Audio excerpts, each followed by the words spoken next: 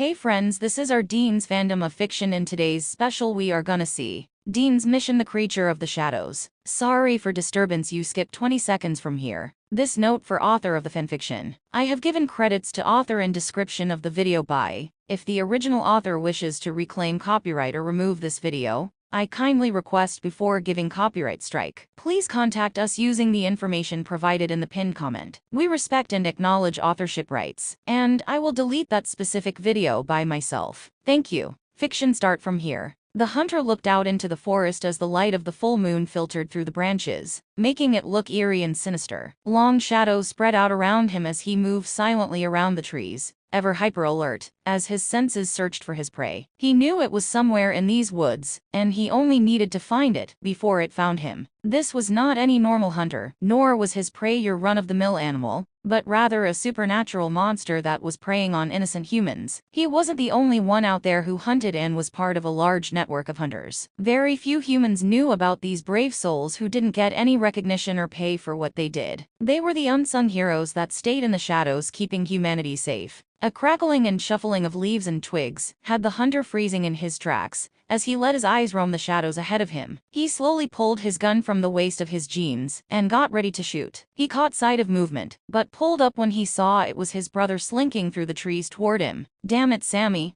I almost shot you," Dean hissed in an annoyed whisper. "Sorry, I found where it is nesting," Sam replied with a shrug. "I thought you might want to know." "Any sign of it?" "No, but we could stake out the nest, and maybe it'll be back." "Sounds better than traipsing through the woods all night," Dean huffed, looking around for a moment. Sam's lead was better than what he had found. "Lead the way, Sam Squash." Sam frowned and gave him a bitch face with the nickname, before turning and heading back the way he had come. He led them deeper into the underbrush and through the variety of trees, until stopping and letting his brother step up beside him. Over there, Sam pointed to a large patch of vines, shrubs, and fallen branches. There was just enough light to make out an indentation that had been flattened out for a bed. Dean took his light and let the beam roam over the area, seeing strands of fur stuck on twigs and briars. "All right," Dean stated, looking around at the area before deciding on a plan. "You find a place over there and I'll go over here. We should be able to see it coming back from either direction." "Okay," Sam nodded, moving in the direction Dean had pointed. He found a place in the shadows to conceal himself, and got comfortable, hoping the creature would come back soon. He watched his brother move in the other direction and disappear. He couldn't see him anymore, but could sense his presence nearby. When they hunted, it was like they were one person who could read each other's thoughts and feelings. SPN. The night slowly passed by until a couple of hours later, crashing and grunting sounded nearby. Something was heading their way, and the hunters tensed as they prepared to take the creature out. They had been hunting it for several days, trying to find where it held up during the day. It had started killing animals and moved on to some unfortunate humans who were in the wrong place at the wrong time. They became the creature's next meal. There wasn't a name for the creature, since it was a hybrid of some kind. Sam thought it was a cross between a chupacabra and either a wampus cat, or one of the larger wolf breeds. No matter the breed, it needed to be taken out before it killed another human. Now that it had gotten the taste of human flesh and saw how easily they could be killed, the brothers knew it would be looking for more. The creature stepped from among the trees into the moonlight. Its eyes glowed an eerie red as it stood about 5 feet tall, with shaggy, dark fur covering its body. The paws had long, sharp 4-inch claws that dug into the soft dirt of the forest floor. The head was large with a pointed snout, and the mouth filled with razor-sharp teeth that could rip chunks of meat from its prey. After raising his head to sniff the air around him, it moved toward the den. A breeze blew through the forest, stirring up leaves and aromas that didn't take away from the smell drifting off the creature. It was a mixture of sulfur,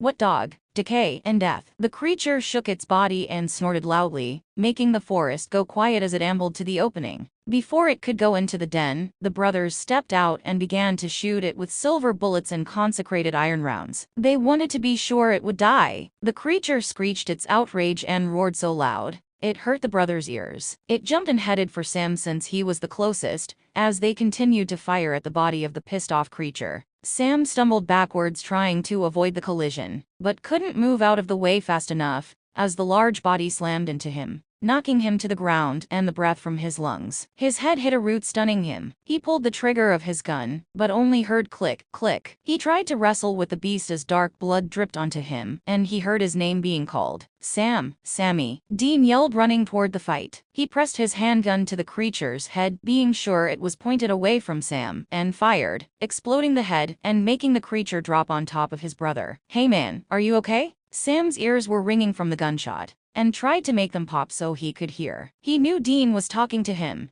but couldn't hear his words. Dean's voice sounded far away as he shook his head. He felt the weight of the creature being removed, allowing him to breathe easier. He blinked rapidly and tried to push away, as Dean's face loomed right in front of him. Sammy, answer me dude. Are you okay? Dean asked again, slower this time. I think so. Sam got out loudly as he started to sit up and grimaced in pain. His head and chest hurt. He looked down at his chest and felt blood seeping through his shirt. I'm fine. Yeah, sure you are. Dean grunted in annoyance, knowing that was their answer, no matter how badly they were injured. Lay still and let me look at you. Dean pulled out his flashlight and quickly undid Sam's shirt to see where the blood was coming from. He found several gouges in his shoulder and chest from the creature's claws, but they weren't serious enough that he couldn't take care of them. After shining the light into Sam's eyes to check for a concussion, he continued. Doesn't look bad, just needs cleaning and bandaging. Pretty sure you're not concussed at least. I need a shower, Sam whined as he wiped at the blood, fur, splinters of bones, and brains that had sprayed on his face and neck when Dean had shot the creature. He batted at the light when Dean tried to check his eyes. Yeah, you stink. Dean agreed as he sniffed while helping his brother to his feet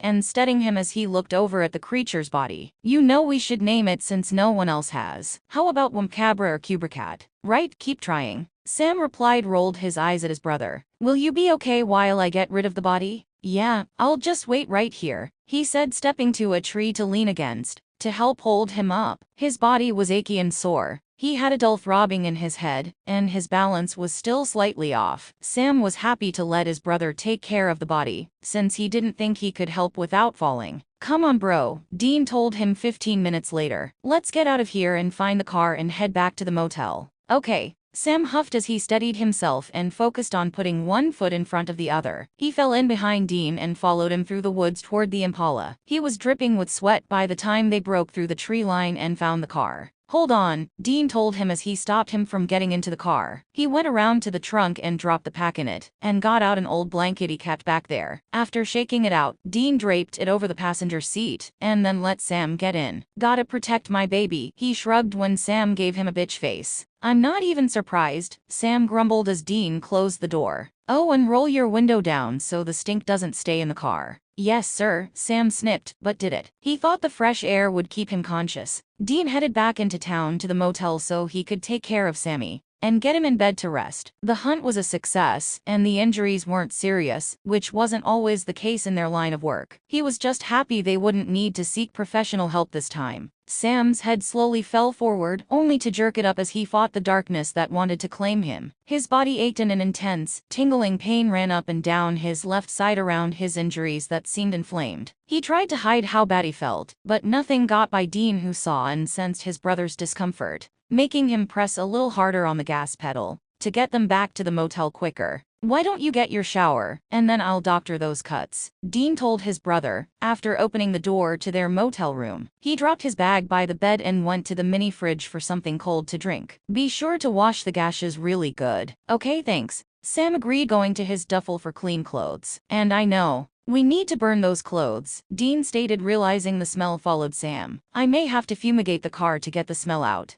I left the window down, Sam snipped, stepping into the bathroom and closing the door behind him. Dean was right. He needed to either try to wash his clothes or throw them away, thinking it would be easier to throw them away and buy more at a thrift store. He emptied his pockets as he took his clothes off. He stuffed them in the trash can. Sam tied the top of the bag and turned on the vent before starting the water in the tub. As the water warmed, he looked at his chest, seeing the bloody holes in his shoulder and chest. that was still oozing blood. Once he tested the water, Sam stepped under the hot spray, shivering for a moment as his body adjusted. He flinched when the water hit his wounds, washing away the dirt, blood, and anything else that might have gotten into the wounds. Sam used the soap to clean the wounds good before shampooing his hair and finishing his shower. He made sure to rinse good before shutting the water off and grabbing a towel to dry his body and hair. After putting on his briefs and sweatpants, Sam opened the door to the bathroom to call his brother. "Hey, I'm done," Sam let Dean know before going to sit on the commode to wait on him.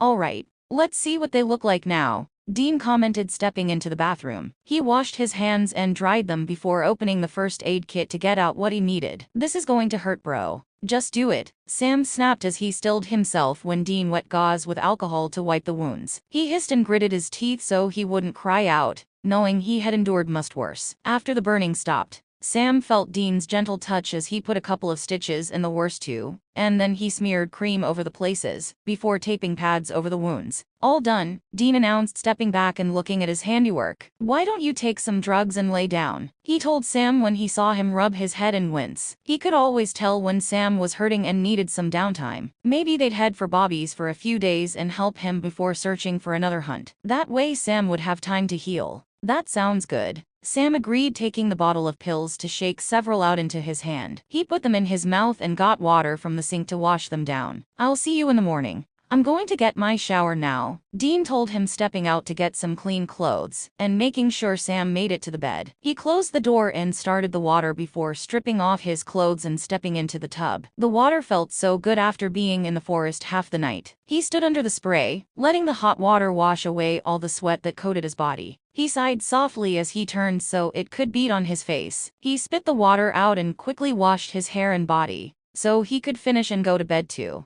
After dressing, Dean stepped into the other room and checked on his brother to see he was already asleep. He felt his forehead to be sure there was no fever and brushed his hair from his face as he smiled down at him. Seeing he was okay, Dean went to the other bed and turned it down so he could crawl in and settle on the soft mattress. He closed his eyes and took a few slow breaths as he let his mind shut down and drift away into the ebony darkness. SPN. Sam woke the next morning to the smell of coffee and turned his head to stare bleary-eyed at his brother, who was sitting food and coffee on the table. He wiped his eyes and moved his body to see how it felt before sighing softly and sitting up on the side of the bed. "Got us some breakfast," Dean called to him as he sat down at the table. "Give me a sec," Sam replied, standing to head for the bathroom first. His chest still hurt but was manageable, and his headache had finally eased off too. "I figured we'd pack it up and head to Bobby's for a few days. I already called to be sure he would be there. Give you some time to heal and time for us to recharge." "Okay, sounds good to me." Sam doctored his coffee and blew across it before taking a sip. He unwrapped a breakfast sandwich and opened it to look at the contents and smell it before taking a bite. He didn't notice his brother shaking his head at his actions or would have snipped at him. "If we get left after eating, we should be there by mid-afternoon.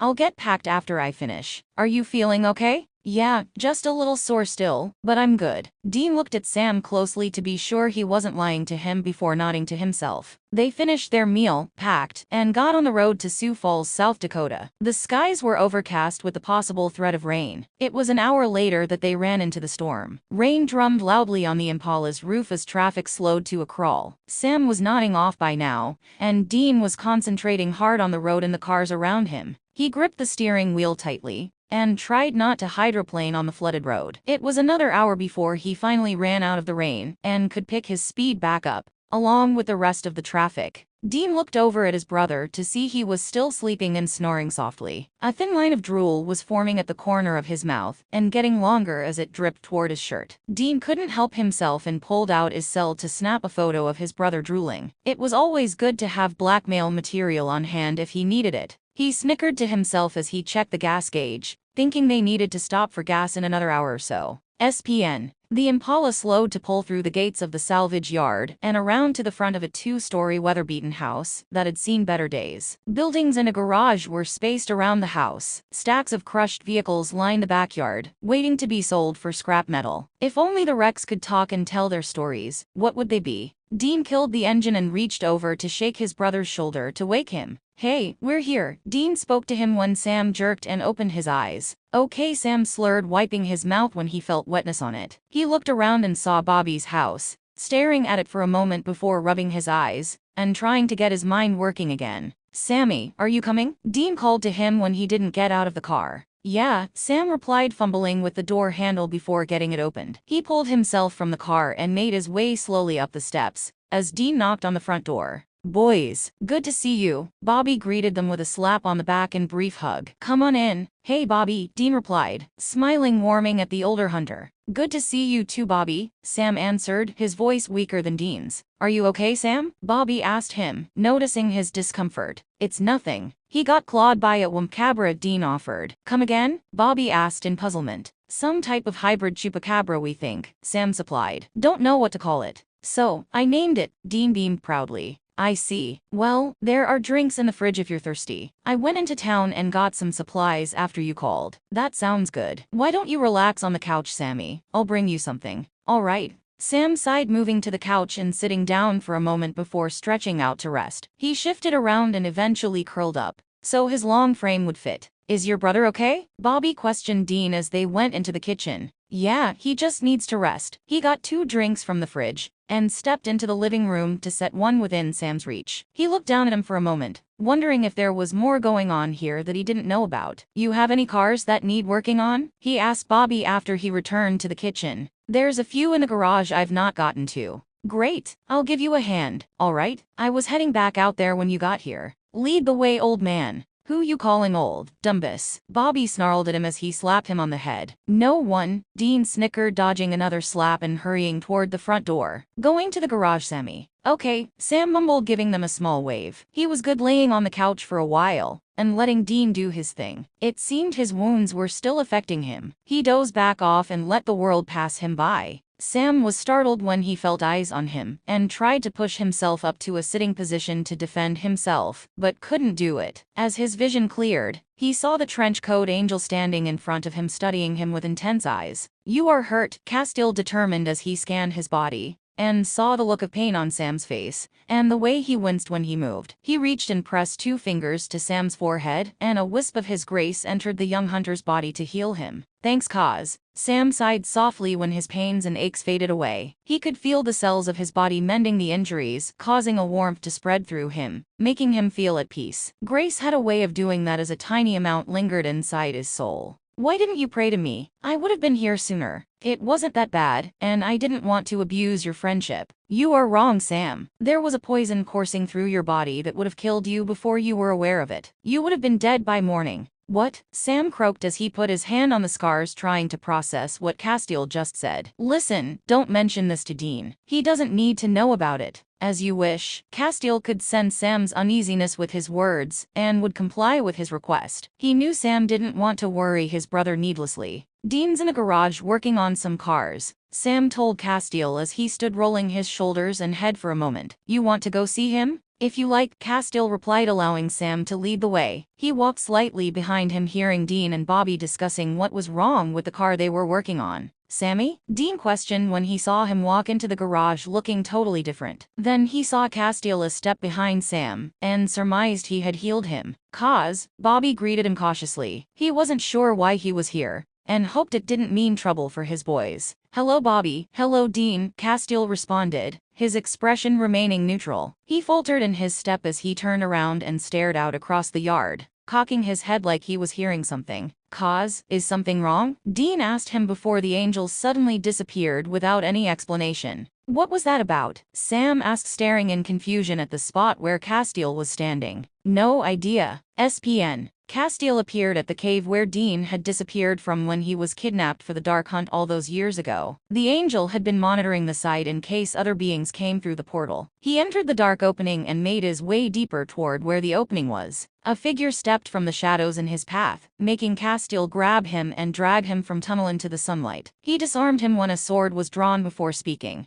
"Who are you?" the angel demanded, giving the stranger a shake and making him groan in pain. He looked closer and saw he was injured and eased up, but didn't let go. "Why are you here? This is not your world." "I am looking for Dean Winchester," the stranger told him through gritted teeth as he fought the pain. "Why do you want to find him?" I need his help. We're friends. Castile frowned as he studied the stranger, realizing he was a being from the realm. He placed a hand on his head and invaded his mind, seeing his memories of Dean and the Dark Hunt. He dropped his hand and transported them to the garage.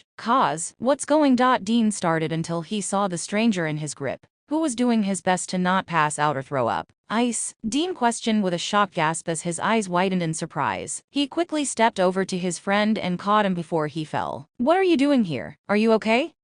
Ice coughed as he drew in some painful breaths. Come on, let's go inside, Dean said as he guided Ice toward the house and the others followed him. If that's Ice, Sam spoke quietly to Bobby. He's from the other realm where Dean was taken for the Dark Hunt. I already figured that much out, boy. My concern is why is he here? Bobby replied. Can you help Ice? Dean asked as they approached the house. I can try, Castile replied. They got inside and Ice dropped to the couch out of breath. He watched with wide, suspicious eyes as Castile approached him and reached to press 2 fingers to his forehead. Ice looked at Dean with confusion when suddenly he felt something move through his body like a spark of fire spreading up a dried branch. When Castile stepped away, Ice looked down in amazement seeing his injuries were gone. He carefully pressed on his chest inside and felt no pain. Okay, Dean started. What's going on, dude, and how did you get here? What just happened, Dean? Is he a magician or powerful sorcerer? Ice asked, staring warily between Dean and Castile. None of the above, Dean laughed for a moment. He's an angel. You know, a heavenly being. Angel, Ice mumbled, frowning as he tried to comprehend the meaning. They didn't have angels in his realm. Yeah, angel. Oh, this is Sammy, my brother, and Bobby, my adopted father. Dean introduced them. Guys, this is Ice, a friend of mine from that other realm. Now, what in the hell are you doing here?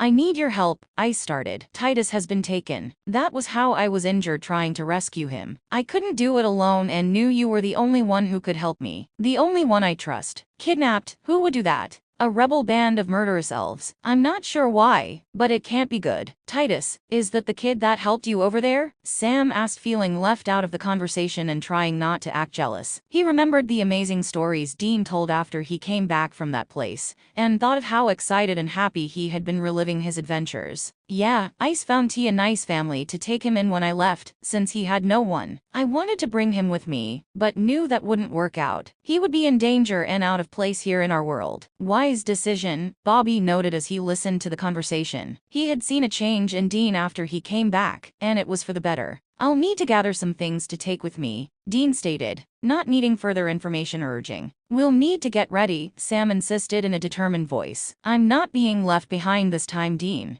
No, you're staying here, Dean said in a stern, big brother voice, as he looked at Sam with steely eyes. You can't make me, Sam snarled back at him, going toe-to-toe with his brother and not backing down. He was the only person who could do that and get away with it, that is, except Bobby. It sounds like you will need all the help you can get. I'm fine, Cause healed me, so quit fighting me on this, and let's get ready. Dean stared in annoyance at his brother, and saw the stubborn look on his face that reminded him so much of their father. There was nothing he could think of to make Sam stay here and snorted loudly before answering. Fine. So, how about you, Cause? Are you going to come too? He asked in aggravation. No, I cannot go there. I would be useless because my powers would be cut off from heaven. I would be just a human with no experience on how to fight or help you. A baby in a trench coat. I believe you previously said I would be a hindrance to you. I will guard the entrance here and wait for your return. Bummer. Well, that's one ace out of play, Dean huffed in disappointment. Bobby, why don't you get Ice something to eat while Sammy and me head into town for some supplies? Alright, Cause wanna give me a hand? Bobby asked, nodding toward the kitchen. You stay here, Ice, Bobby will take care of you. And why don't you show him how to use the shower? He can wear some of my clothes, I think they will fit. We look about the same size. Thank you, brother. I knew I could count on you for help, Ice said, bowing his head to him. Sam glanced back at Ice with a clenched jaw and sour look on his face. He was trying not to show that it bothered him for Ice to call Dean his brother. Damn it, he was Dean's only brother and didn't like feeling second best. Sam pinched his lips into a thin line as he kept his gaze downcast. looking sideways at Dean and then at Ice. Dean had a hand on Ice's shoulder in a brotherly fashion, and that just wasn't right. "Let's go, Sammy. The sooner we get ready, the sooner we can leave." Dean headed for the door, not bothering to check to be sure Sam was following him. He could feel his presence beside him, and heard the creak of the car door as Sam got into the Impala. Dean was concerned about Sam coming, but knew he couldn't stop him. In the back of his mind, he was proud of Sam that he was willing to go with him. He had a feeling this was going to be a dangerous mission. "Come upstairs, young man, and I'll get you set up in the bathroom," Bobby told him, heading for the stairs. He made sure Ice was following him and let him into the bathroom. "Wait here and I'll find some clothes for you." "All right," Ice replied, looking around the room with interest. He looked at his reflection in the mirror, turning his head from side to side. After looking at the commode, he wondered how you would bathe in that. This was all strange and foreign to him. "Here we go," Bobby said, laying clothes on the counter. "This is how you adjust the water," he said, turning on the water in the tub. "And to turn it off, just turn them the opposite way. There are towels there and the shampoo and soap are on the shelf. Oh, and this is a commode where you relieve yourself. You press this lever down to flush it," he demonstrated. "Let it fill before turning the water in the tub on, so you don't get the water too hot. Let me see toothbrush and paste. Yeah, here's one," he continued as he rummaged in a drawer. "All you need to do is put some paste on the brush," he explained, opening the tube and smearing some on the brush. "Then brush it over your teeth to clean them. This is a sink and just turn the knobs to get water. I guess that's it. Will you be okay?" "I think so. This is amazing to have running water inside and all these useful things. I'll go fix you something to eat, so come on back downstairs when you're done." Bobby guessed this was unbelievable and strange to the young man, since he had never seen a bathroom before. "All right, Bobby, that you for your kindness and friendship. You helped my boy when he was taken. I owe you for getting him back safely." Bobby left Ice alone in the bathroom. Ice listened to the commode fill, and when it stopped,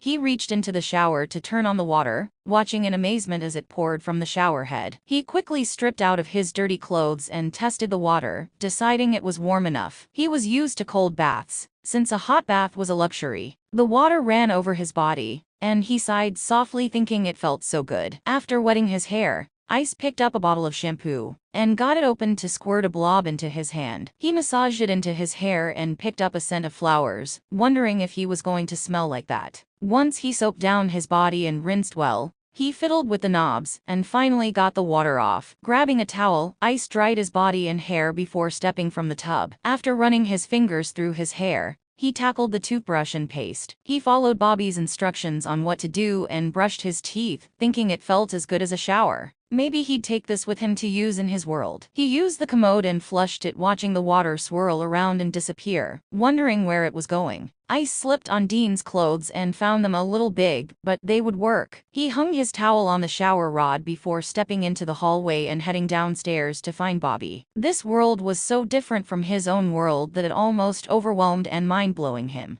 Sam pushed the cart through the store, trailing along behind Dean, who was adding items from the camping section of the store. He watched him toss in a bunch of freeze-dried foods, matches, flint, camping soap, biodegradable toilet paper, foldable shovel, hatchet, a couple of tarps, coffee pot, and a cooking pot with dishes for 4 inside. "Do we really need all this stuff?" Sam asked with an annoyed huff, following his brother to the first aid section. "Well, we won't have a weirdo queen to feed, shelter, and clothe us," Dean surmised. "I'm preparing for the worst and hoping for the best. I've been there, I know what to expect. Mostly. Right?" Sam grumbled, feeling like a third wheel here since he hadn't been to the other realm. Dean was absorbed in his mission to prepare for going back to the other realm, and didn't notice that Sam looked peeved and irritated. He tossed 4 tubes of toothpaste and toothbrushes into the cart, before turning to the first aid side, and adding different types of bandages, gauze, itch, antibiotic and hydrocortisone creams, gauze pads, tape, alcohol wipes, and ace bandages. It took a bit to find zippered cloth bags, because he wanted to make first aid kits for each pack in case they got separated. He knew they couldn't take a lot, but wanted to be somewhat prepared. "Okay, I think this will do it," Dean said. He looked in the cart, and as he went over the mental list in his head, he was going to divide everything between 3 backpacks that were at Bobby's. When they returned to the salvage yard, he would decide on weapons to take. "Let's go check out." "Wait here, there's something I want to get," Sam told his brother as he headed down one of the aisles. He came back 10 minutes later and dropped some disposable cameras into the cart. "What are they for?" To take pictures since our cells won't be any good over there. I want to document our trip. Okay, guess it would be nice to have some pictures to show Bobby and Cause. Sam pushed the cart toward the front of the store and watched Dean grab some bags of jerky to toss into it. He snagged some granola bars and power bars, deciding they might come in handy too. Once the purchases were paid for, they headed back to the Impala and filled the trunk with the bags.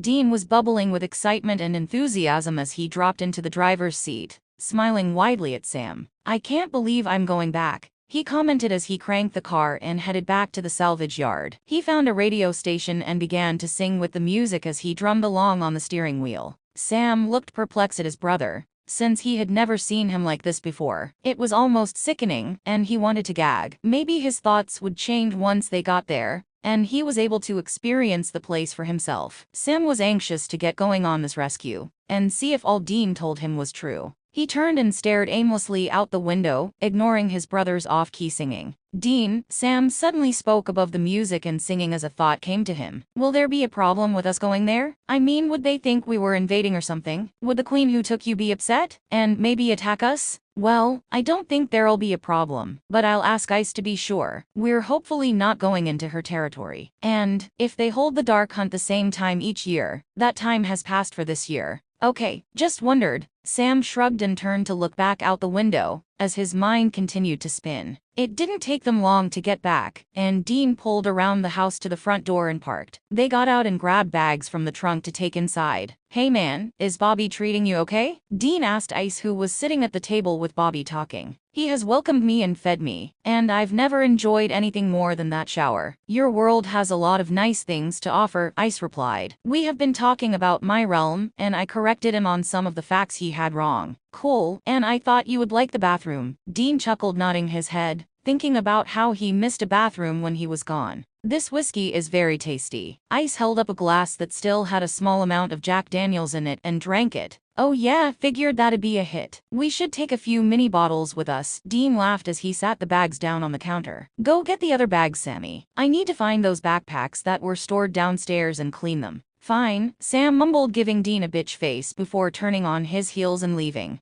"I'll go help him," Ice offered, getting up to follow Sam outside. He sensed the younger brother's annoyance and irritation, and thought it had to do with him. "Let me give you a hand," Ice spoke to Sam, watching him loop the bags over his hands. "I'm fine," Sam said with bitter resentment, giving him a frigid glare. "Sam, you don't like me very much, do you?" Ice questioned, stepping in front of the young man to stop him from going inside. "I don't know you." Sam shot back, a stony expression on his face as he stepped back from him. He couldn't control his bad feelings about Ice. "But you know your brother and trust him, correct?" "Of course, he's my brother. I trust him with my life. So, if he trusts me, doesn't that maybe tell you something? That you can trust me too?" Sam frowned as he looked down at the ground before bringing his gaze back up to look at Ice and study him. He did trust his brother's instincts, and knew he wouldn't have let Ice stay here if he wasn't okay. Liking and trusting someone are two different things, and neither happen instantly. I like to form my own opinion about things. I hope you will at least give me a chance before forming your opinion. I should get inside. Sam didn't want to continue this awkward conversation, and stepped around Ice to walk up the steps back into the house, leaving Ice standing by the car. Ice sighed softly as he shook his head, and hoped there wasn't going to be a problem with Sam. He had a feeling Sam was jealous of his relationship with Dean, and could understand the young man's feelings. Ice thought for a moment and determined, in spite of Sam's size, he was still young and obviously possessive of his big brother. He thought it would be better to treat Sam more gently to establish a better relationship with him. Ice would never come between Sam and his brother. He headed inside with his bags and went to the kitchen to deposit them on the counter with the others. SPN.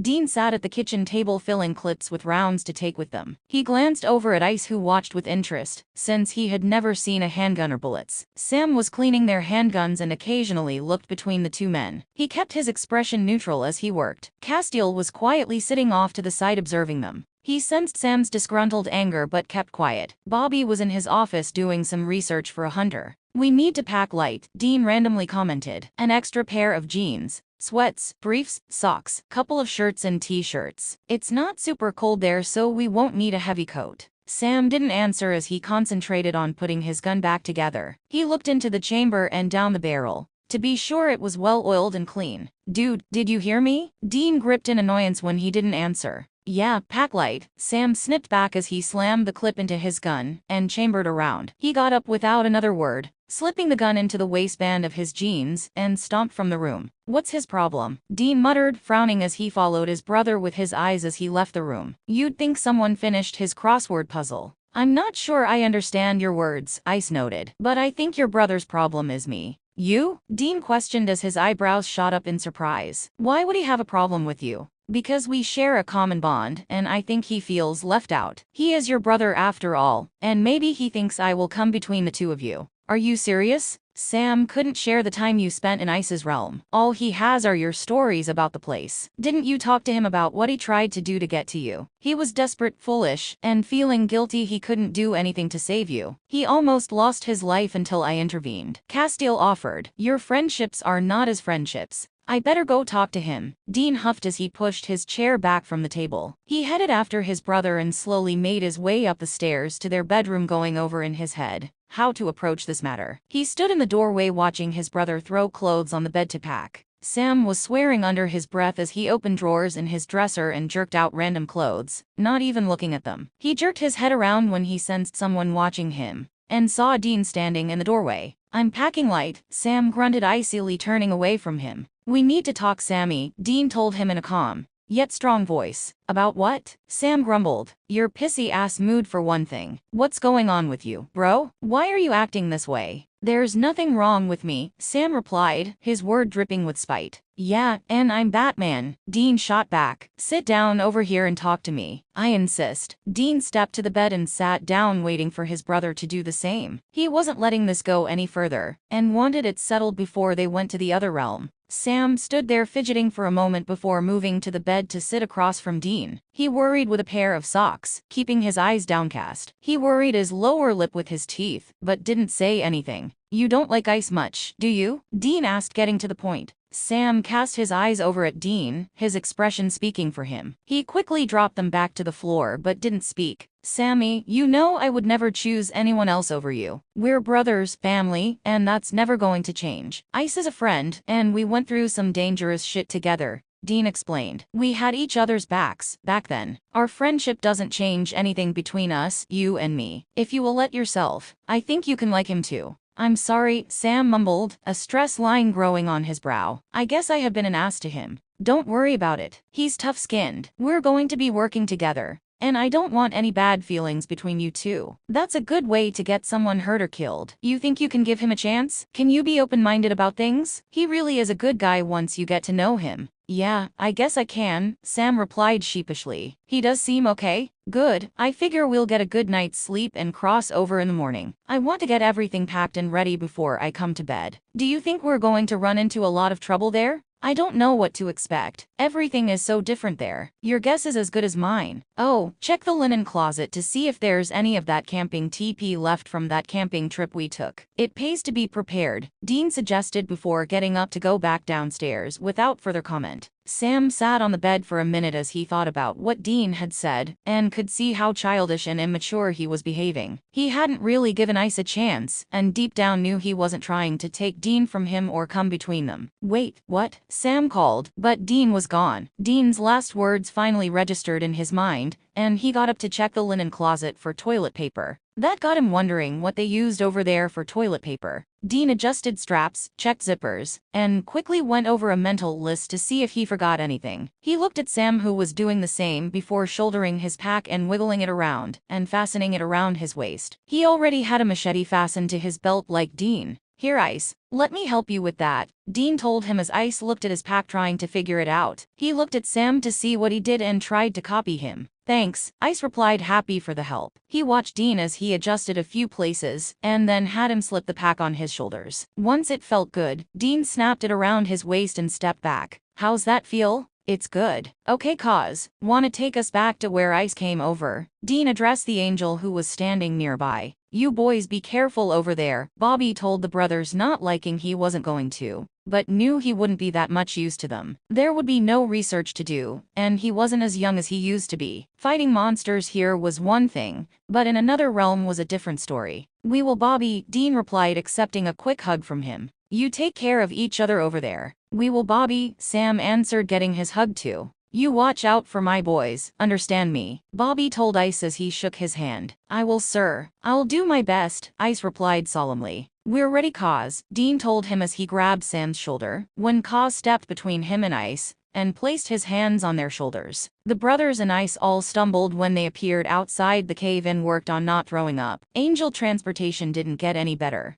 no matter how many times it was used. Never gonna get used to that. Dean huffed as he straightened up and drew in some short breaths. You okay, Ice? He asked when he saw how pale his friend looked. Give me a second, Ice grunted, swallowing hard and squinting his eyes tightly shut to stop the world from spinning. Their way of traveling here was strange and unsettling. Yeah, angel zapping isn't all that fun, Sam huffed as he got his body working again. Before we do this, Sammy had a concern that I wanted to verify, Ice, Dean directed to him before looking to Sam. Okay, what can I help with? Ice asked. Is there going to be any upset rulers or queens that we need to be aware of? I don't think Queen Moa would be super happy that I showed up in her kingdom and brought a friend. She doesn't seem like someone you want to cross. If you get my drift. There is no need to worry. We will not be anywhere near her kingdom, and I don't think we will need to venture that way, Ice explained to them. Good to know. You okay with that, Sammy? Yeah, I'm fine, Sam nodded. Okay, Ice, you want to do the honors and lead us into your realm? Of course. When the portal opens, you need to follow quickly. It will only stay open for several minutes. How are you able to do this anyway? Dean asked as they walked into the cave into the cavern where the portal had been made before. With the help of the moon wizard, he showed me how to do it and gave me the things I needed. Ice stopped at the wall and pulled out a vial from his side pouch. He shook a red-colored powder into his hand and blew it onto the wall. The brothers were surprised when it stuck to the rocks. Ice began to recite the spell, and with the last word, the wall seemed to shimmer and glow.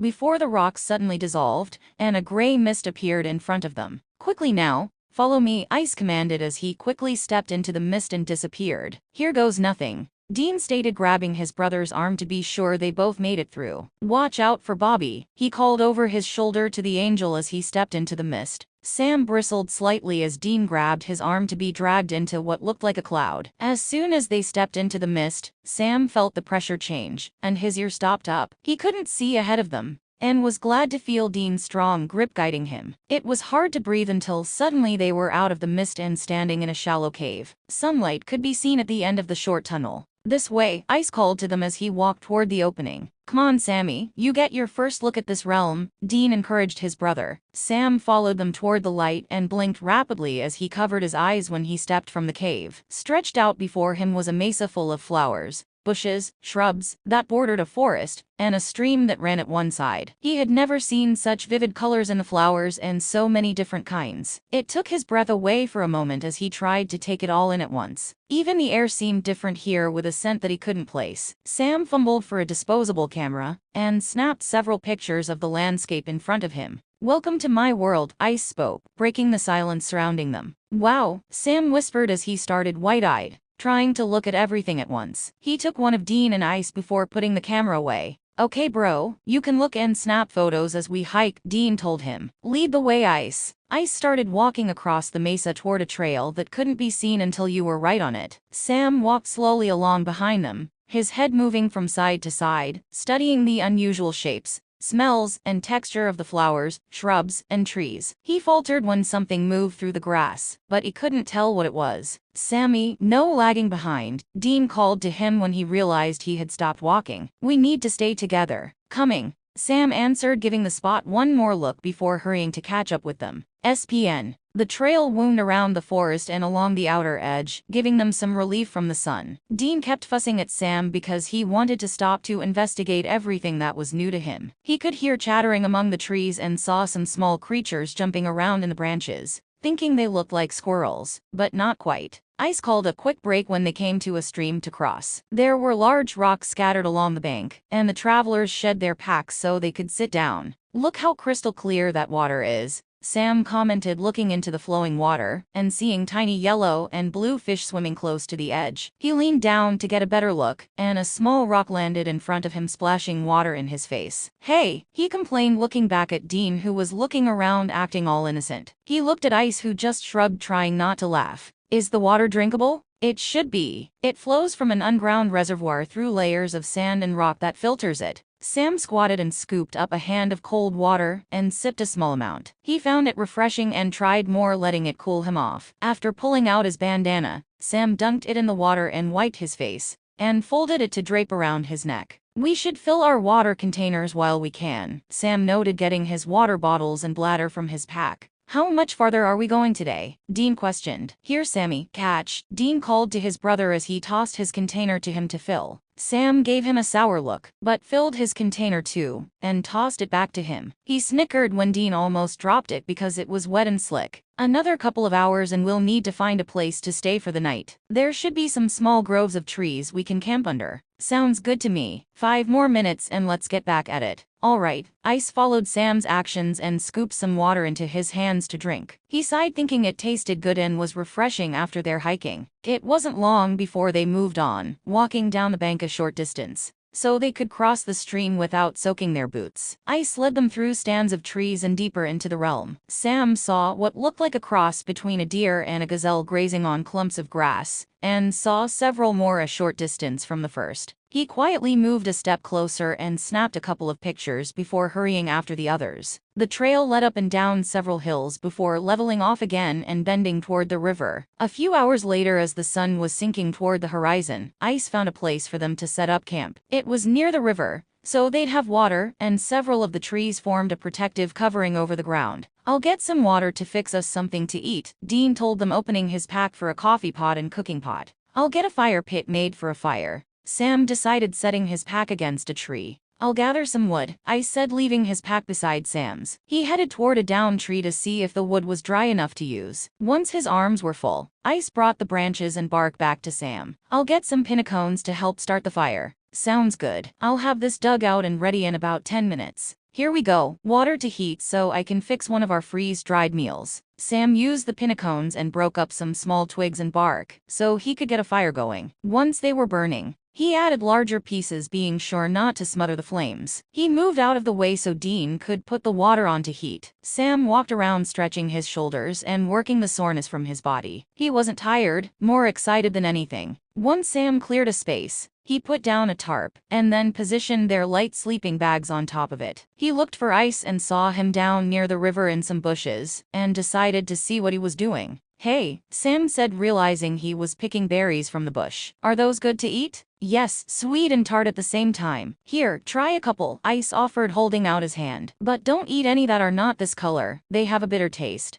Thanks. Sam took the berries and popped them in his mouth. He thought they tasted almost like blueberries. I thought we could have them with our meal. I'll help. Dean can do the meal without any help. Sam began to pick the deep purple berries, being sure to get the ripe ones. He used his bandana to hold the berries like ice. When they had picked enough to go with their meal, they walked back to camp to find Dean dishing out rice and chicken onto metal plates. Okay kiddies, food is ready. Dean passed the plates to his companions and took one for himself. Sam added the berries to each plate before sitting down and leaning against a tree to eat. He listened to Ice and Dean talk about their journey tomorrow as they ate. He was happy to just listen for now. When they had finished their meal, Sam took the dirty dishes to the river's edge and used sand to wash them, and then poured hot water over them to rinse before drying and putting them away. Since they didn't need the fire, they let it die down as darkness descended across the land. It wasn't long before stars began to dot the sky, and a warm breeze blew gently through the trees. What's that? Sam whispered when soft glowing dots of light began to appear in the grass around their camp. He wondered if there were fireflies here. That's forest sprites, Dean told him. They won't hurt you. Sam watched in wonder as the lights moved closer, and he could make tiny bodies with wings that crept closer, curious about these large beings. He was reclining against his pack on his sleeping bag and eased his hand to the ground, palm up. A smile broke out on Sam's face when one curious sprite climbed onto his hand and looked up at him. Very carefully, Sam raised his hand closer to his face to get a better look,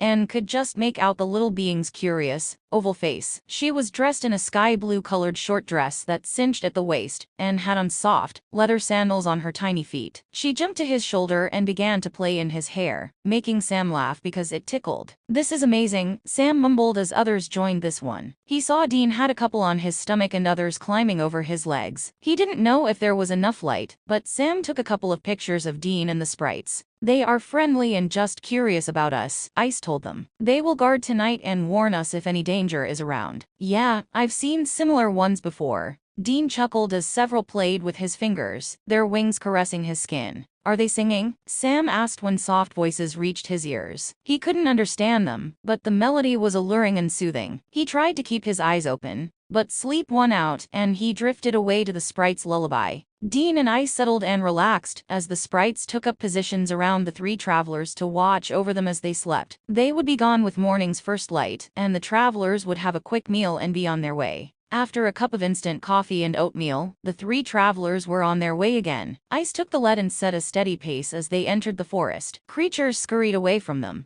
hiding in the foliage and branches above them. We'll be stopping at a friend's abode tonight, Ice relayed to the brothers. He is letting us use the barn to sleep in. That's good, Dean answered. Maybe we can get some fresh food to cook and save our supplies. Mare will gladly fix a meal for us, and I'm sure we can barter for some food. Feels like we are in the dark hunt again. Almost, but we don't have to risk our lives to complete tasks. Anything we should be wary of around here? There are always dangers no matter where you are. You just need to be alert and aware of everything around you. Sam remained silent as he listened to his brother and Ice talking. He looked around him wondering what could be lying in wait among the trees that could harm them. He reached out with all his senses trying to determine any dangers ahead of them, but didn't sense anything. They had been walking for several hours, and the forest was getting denser when suddenly Ice froze, holding his arm up and hand-fisted, signaling for them to stop. Dean and Sam stopped and scanned ahead of them, trying to determine what Ice had heard or felt. A deep rumbling growl echoed among the trees, and noises of something moving toward them had Ice quickly going into action. He motioned for the brothers to move into a stand of trees that partly protected them. They waited in silence as the noises got closer until a creature came into view. It looked like a bear, but its features were all wrong. The hair or fur was too long, and its mouth was full of long fangs. It lumbered through the trees, swinging its large head back and forth, sniffing the air like it was looking for something. The companions did move a muscle as they waited to see what this creature was going to do. Dean's hand slowly went for his gun, in case they needed to defend themselves. The creature snorted suddenly and ran into the brush, scaring some deer-like creatures that fled from the beast. Ice still didn't move for another 15 minutes to be sure the beast was not coming back before he stepped from their hiding place. What was that? Sam whispered, afraid to talk any louder. That was a devilum. It is dangerous and a killer. Good thing we weren't its prey. Kind of looked like a bear on steroids, Dean offered, looking the way the beast had gone. I think we should get moving before it decides to come back. I agree, Sam mumbled. Ice nodded and set a fast pace, wanting to put some distance between them and the devilum. He didn't slow the pace for several hours until he thought they were safe. Okay, let's take a break and eat something, Ice told them as the trees started to thin. He found an area that had a scattering of boulders among the trees that gave them some protection. Great, Dean huffed. He unfastened his pack and sat down using a boulder for support. You should have power bars in the side pocket to eat. Sam wiped the sweat from his face and eased to the ground, glad for the rest. He looked in his side pockets until he found the power bars and pulled one out. He didn't notice Ice watching him as he opened the bar and took a bite. He opened his water to sip on it and quench his thirst. Ice copied him and looked at the bar, looking back at the brothers as they ate theirs. After sniffing the bar, he cautiously took a small bite, frowning and wrinkling his nose in disgust. The taste was different than anything he had experienced before. I hate to say this tastes like the mixture we use back home to fertilize the garden, but at least it's edible, Ice commented before he washed it down with swallows of water. He chuckled under his breath, teasing the humans to get a shrug from Dean and a sorry look from Sam. They rested for 30 minutes before continuing their journey. The brothers were happy when they finally stepped from the forest into the open surroundings. Ice paused long enough to check where the sun was and get his bearings before heading out across the rock field. SPN. Ice led the brothers to a dirt road, which made their trek easier. They trooped down the road, drawing closer to their destination. Wagons driven by local people passed them, and Sam stared in wonder at them, thinking they were not much different than humans. Most were short in stature, with elongated faces, almond-shaped eyes, and pointed ears, dressed in homemade clothes. The people mostly ignored them, giving them a wide berth, but the young ones stared at the tall strangers with curious eyes. Sam smiled at the kids and gave them a small wave as they passed and was rewarded with waves back. He thought kids were the same no matter what species they were. They were curious and not afraid like adults could be. My friend's farm is just ahead. We'll need to take the next right, and it's about 4 miles off the main road, Ice told them. He was anxious to get there so they could rest and get a good meal. Sounds good to me. I'm ready for a break, Dean grunted as he shifted his pack to make it more comfortable. Are you doing okay, Sammy? Yeah, I'm fine, and it's Sam. Sam answered, checking out fields on both sides of the road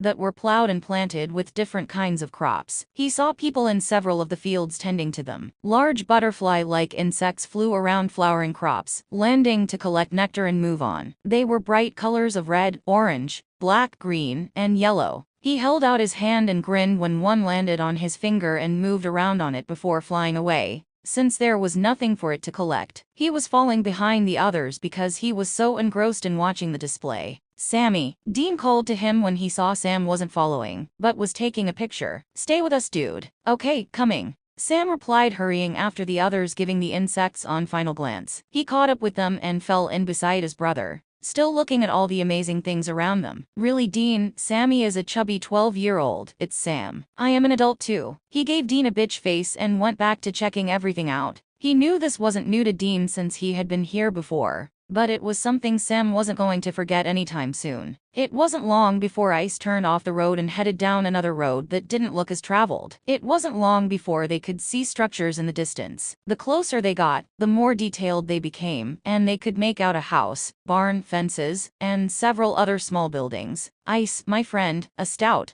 older elf greeted them as he came from the barn carrying a bucket. Zorth, good to see you, Ice replied with a warm smile. I thought you might be showing up soon. Come, Mare has food cooking. He eyed Dean and Sam with interest, thinking they definitely were not from this region. Zorth, my friends, Dean and Sam. Guys, this is Zorth. We have known each other for a long time. It's nice to meet you, sir. Dean greeted Zorth, showing him respect. Hello, Sam shyly spoke, looking at the house when two young kids ran from the doorway and skidded to a stop to stare appalled at Sam. Their eyes roamed up his tall frame, since they had never seen anyone his size. My children, Miles and Nina, Zorth said. Children, it's not polite to stare. Go tell your mother we have company. Yes, Day. The two answered before scurrying back into the house. I've fixed a place for you in the barn. I hope it will suffice. It will be fine, Zorth. I appreciate the hospitality. Any time for you, my brother. Zorth led them to the barn and opened the side door so they could enter. He showed them a corner where hay was piled for them to sleep. They took off their packs and left them there and followed their host back outside. Come, I will bring us drink, Zorth told them. They stepped onto the large porch and took seats in the handmade furniture. Zorth disappeared inside and came back out a short time later carrying a jug,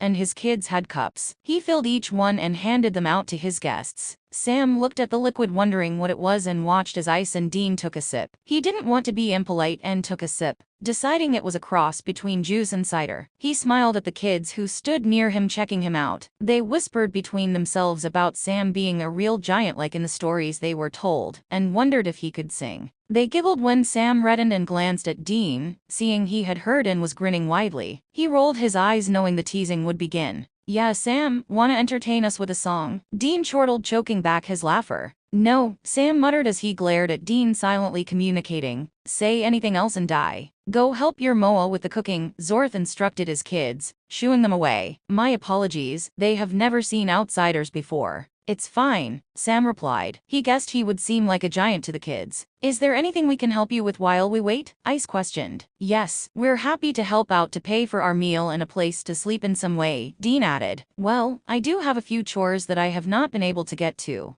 Show us what you need done. They finished their drinks, and Zorth led them to one of the smaller buildings to show where repairs needed to be made. They all pitched in and began to work on the needed repairs. Sam looked up when he heard the neighing of horses and saw them heading their way. He watched as what looked like large dogs herded the horses to the corral at the barn. Zorth went to shut the gate and talk to the dogs, patting them and sending them on their way. The dogs eyed the strangers warily and growled softly before obeying and headed to the barn to have their meal. Damn, I bet they sleep in the barn, Dean whispered to Sam. We'll probably wake up with dog hair and drool all over us. Hush, we don't want to offend Zorth, Sam hissed under his breath, hoping he didn't hear. They were almost finished repairing the building when Miles and Nina ran to them to let them know dinner was ready. They used a hand pump to get water to wash with, and then headed for the house to eat. After a delicious, hearty meal, the three companions went back outside with drinks to watch the night skies, as dozens of stars began to appear in the blue-black sky, and the brothers watched two moons slowly began to trek across the sky. giving off a dim light that cast the world into shadows. Ice and Dean talked about their previous adventures, and Sam sat back and sipped his drink listening to the tales. He was already thinking about what he wanted to write in his journal about what he had seen so far. Sam wanted to document everything he could, so he wouldn't forget this experience. He was glad to have photos as memories. It wasn't long before Dean announced they should probably head on to bed, since they would be getting up early the next day. Ice told them they should reach Titus's home by mid-afternoon the following day, and his friend was going to allow them to use 3 horses to make their journey faster. Dean perked up when told this and smiled happily, while Sam frowned slightly with concern and wasn't as thrilled about the idea. He wanted to get there quickly, but he wasn't a horseman. They retired to the barn and laid out their sleeping bags on the hay for their beds. Once they were settled and almost asleep, the dogs came sniffing about and settled near them. They were not actually protecting them,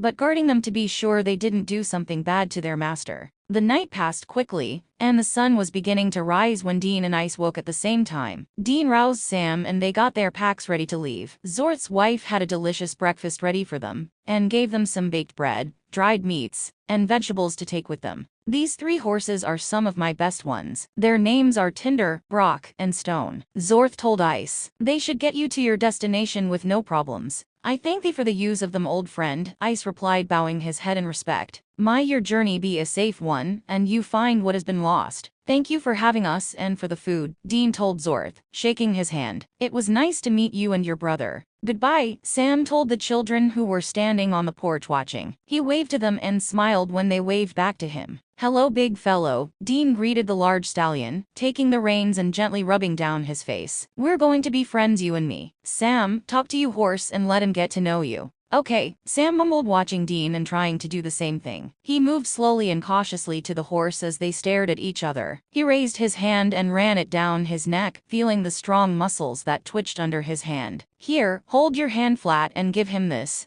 Zorth offered, giving Sam a piece of carrot. He handed a piece to Dean and Ice for their horses. Here you go, Brock. Sam talked to the horse, and let him eat the carrot from his hand, feeling the warm breath and the wet lips take the treat. All right, we should get going, Ice told them, mounting Tinder and reining him in. He waited for the brothers to do the same, and with a salute to his friend, led them down the road to continue their journey. SPN. Sam was feeling every ache and pain of the ride, as they crested a hill and looked down into a valley that had houses scattered across it. A river snaked down one side of the valley. It was picture perfect as the sun shone across the land. We're almost there, Ice told them, pointing to a house off to one side of the valley. Thank goodness, Sam sighed, shifting and groaning. It does take some getting used to, Dean grunted, feeling some of the pains as Sam. I can't feel my ass. Ice snickered and kicked gently on his horse's sides to get him moving again. It was still going to take them a couple of hours to get to the house. They rode on in silence down the trail, entering the valley. When they neared the house, Ice reined his horse in and stopped. Let me go first, he told the brothers. He dismounted and tied his reins to a fence rail before walking toward the house. He knocked on the door and spoke. Tisha, it's me. The door slowly opened and a young blonde woman stood in the doorway holding a knife. She looked over Ice's shoulder at the brothers, and then back at him with a questioning look. I brought help. That is Dean, and the tall one is his brother Sam.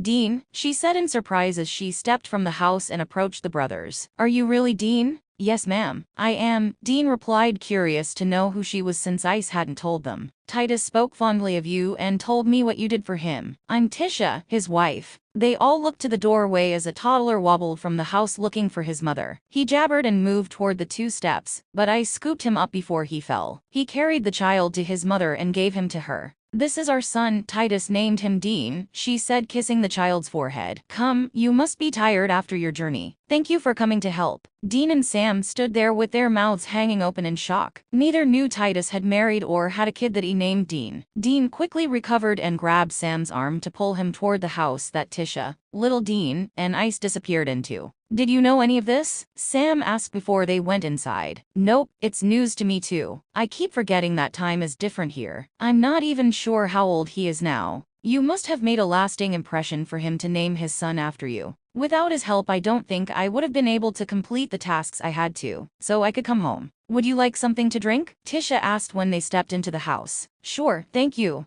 Dean replied, glancing around the room. Half of it was a living area, and the other part was a kitchen dining area. He saw 2 doors at the back of the room, and figured they must be bedrooms. Have a seat, Ice offered, directing them to a couch while he sat in a chair. Here you go, Tisha said. She carried a tray with 3 cups on it, and gave one to each of them. Little Dean was sitting on the floor playing with some blocks, and decided he wanted to meet the strangers. He pushed himself up, and when he got his balance, walked over to the couch between Dean and Sam. With a serious gaze, Little Dean studied each brother before pulling himself up on the couch and flopped into Dean's lap. Whoa kid, Dean cautioned, grabbing him before he fell. Where are you going? He chuckled as Little Dean wiggled around so he could see his face. He began to babble and gibber to him. Sorry, little man, don't know what you're trying to say. Little Dean pulled up to stand in his lap, so he could walk across the couch to Sam and plop down in his lap. Hey there, Sam greeted him, putting an arm around him so he wouldn't fall backwards. If he's bothering you,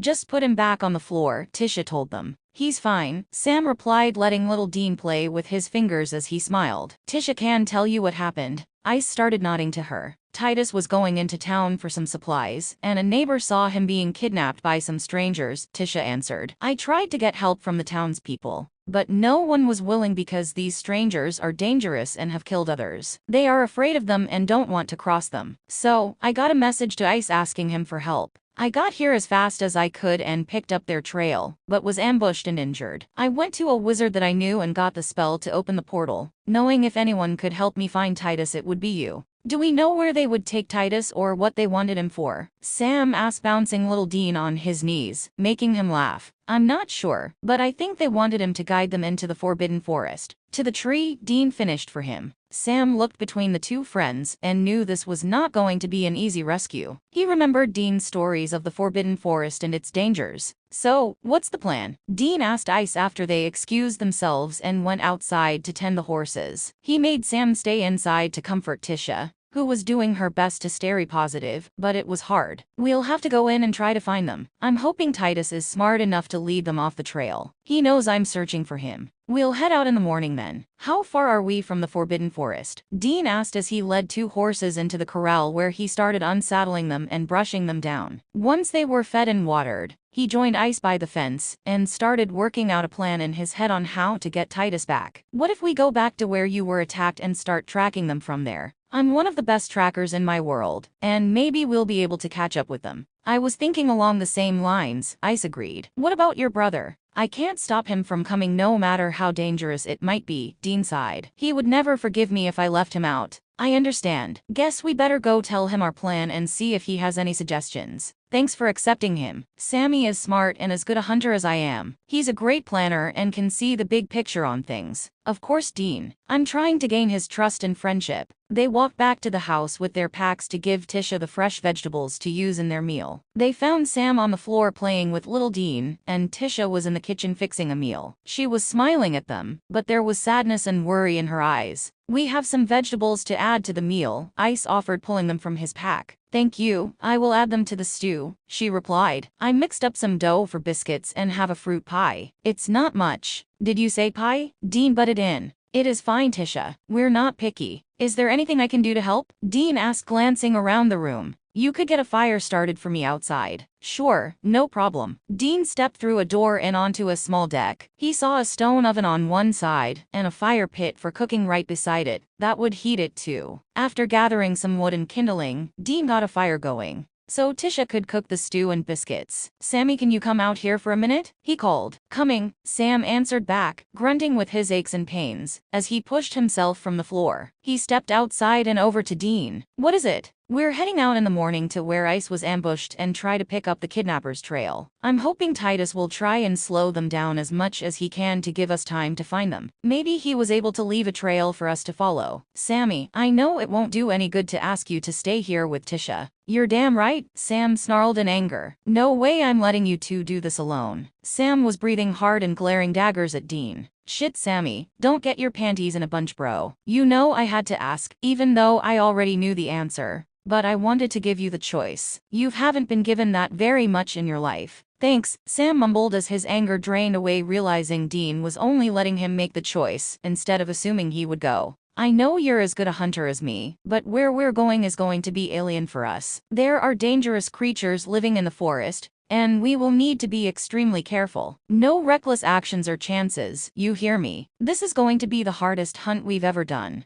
I understand now and thank you for letting me have the choice. One thing is in our favor. We have better weapons than when you had to do the tasks in the dark hunt. That is true, dude. We'll be able to kick some monster ass. Damn straight we will. Dean slapped Sam on the back and smiled at him. He knew this was nothing he needed to fight over, but still wanted to let Sam make the decision himself. He knew he still treated Sam like a kid, and not the adult that he had become. Sam was his own man and had a good head on his shoulders. Why don't we chop Tisha some more wood to be sure she doesn't run out, Dean suggested when he saw the stack of wood was low. Yeah, I'll bring some more up here while you start chopping. Sam agreed. He walked to the woodpile and loaded his arms to carry it back to the porch. He did this several times, stacking it neatly. Ice came out when he heard the noises outside and pitched in too. When that chore was done, they headed to the chicken coop to patch some holes, and Sam gathered eggs. They strengthened one side of the fence and fixed a hole in the roof. Once it had been cleaned and fresh hay put in the boxes, they walked around the corral and checked the barn for anything that might need repaired. They headed back to the house when Tisha called them that the meal was almost ready. When the food was ready, Tisha set the small table off the kitchen for them. The food was placed on a counter so they could serve themselves and then take a seat. Tisha took little Dean and fed him while they ate. Dean offered to take him when he finished so she could eat easier. With a full stomach, it wasn't long before he curled up on Dean's lap and went to sleep. Sam snuck and took photos of Dean and little Dean, knowing he would want them. Everyone enjoyed the food, and Dean raved over the pie, making Tisha blush and shyly thank him. Sam helped with the dishes, while Ice and Dean fixed beds for them in the living room. Little Dean had been put in a crib in his room, and Tisha retired to her bedroom, leaving the others alone in the living room to settle down for the night. SPN. Ice, just how bad are these kidnappers? Dean asked quietly, not wanting the words to be heard by Tisha. From what I could find out,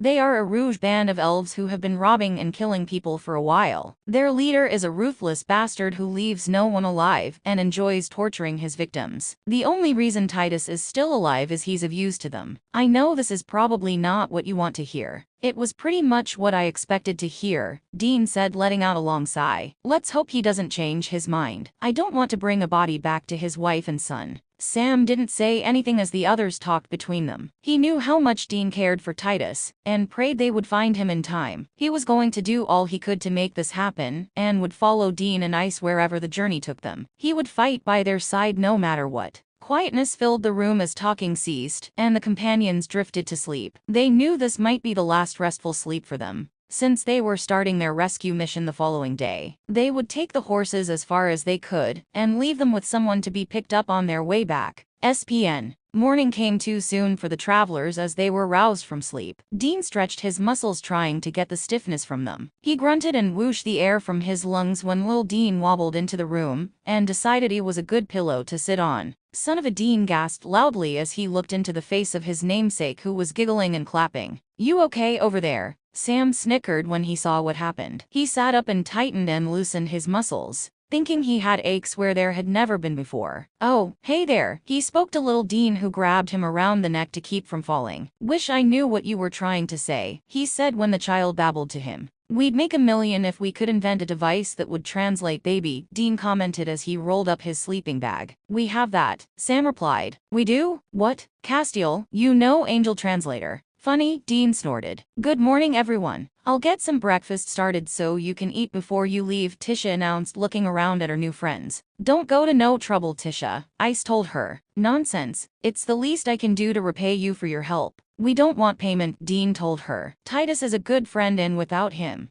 I couldn't have completed the dark hunt and got back home. Tisha smiled sadly as she stepped into the kitchen to start a meal. She blinked back the tears when she heard little Dean saying da da da. She prayed they would be able to find and save her husband. I'll get a fire going outside, Ice offered as he sat his sleeping bag aside and strolled toward the back door. Let me help with that, Dean added, following him out the door. Can I help? Sam asked Tisha as he carried little Dean with him. No, I'm fine. You can entertain Dean for me. Okay, Sam replied, tickling the child and making him laugh. You are good with children. Sam, Tisha noted. Thanks. It's usually Dean who's better at it. He raised me after our mother died. I'm sorry to learn about your mother. That must have been hard on both of you. What about your father? He's gone too. It's just me and Dean now, but we do have a surrogate father, Bobby Singer. At least you have someone. Ice has been a blessing to us. He was the one who encouraged Titus to court me, and it wasn't long before he asked me to marry him. It was love at first sight for me. He was the only one. Tisha sighed sadly as she remembered the good times. Don't worry, Tisha. We'll find Titus and bring him home to you. The fire is going, and the oven is heating, Ice told Tisha. I'll have the bread ready in a moment if you want to take the eggs and water out. No problem. Once the food was ready, they sat down and ate their meal. Ice and Dean went to get the horses ready, while Sam helped Tisha clean up and keep little Dean occupied. It wasn't long before Dean and Ice came back in to let Sam know they were ready to leave. Goodbye, Tisha. Don't worry, we'll find him, Ice said to her, kissing her on the forehead. Goodbye, Sam said, giving them a wave. You be good little man, Dean spoke to the child. Take care, Tisha. We'll bring Titus back to you. Safe travels, Tisha replied as she hugged little Dean to her. The travelers nudged their mounts and rode away from the farm to begin their quest. It was mid-afternoon when Ice slowed his mount and scanned the area carefully, knowing they were getting close to where he had been ambushed. It's just up ahead, guys. We'll stop and look around, and hopefully can determine which way they went, Ice told the brothers as they rode up beside him. Sounds good. It's a place to start, Dean agreed, glancing over at Sam to see how he was faring. His face was pinched in discomfort as he slowed his horse to a walk and surveyed the area. You okay, Sammy? I'm fine, Sam lied, his voice clipped and short. Here it is, Ice noted, stopping and dismounting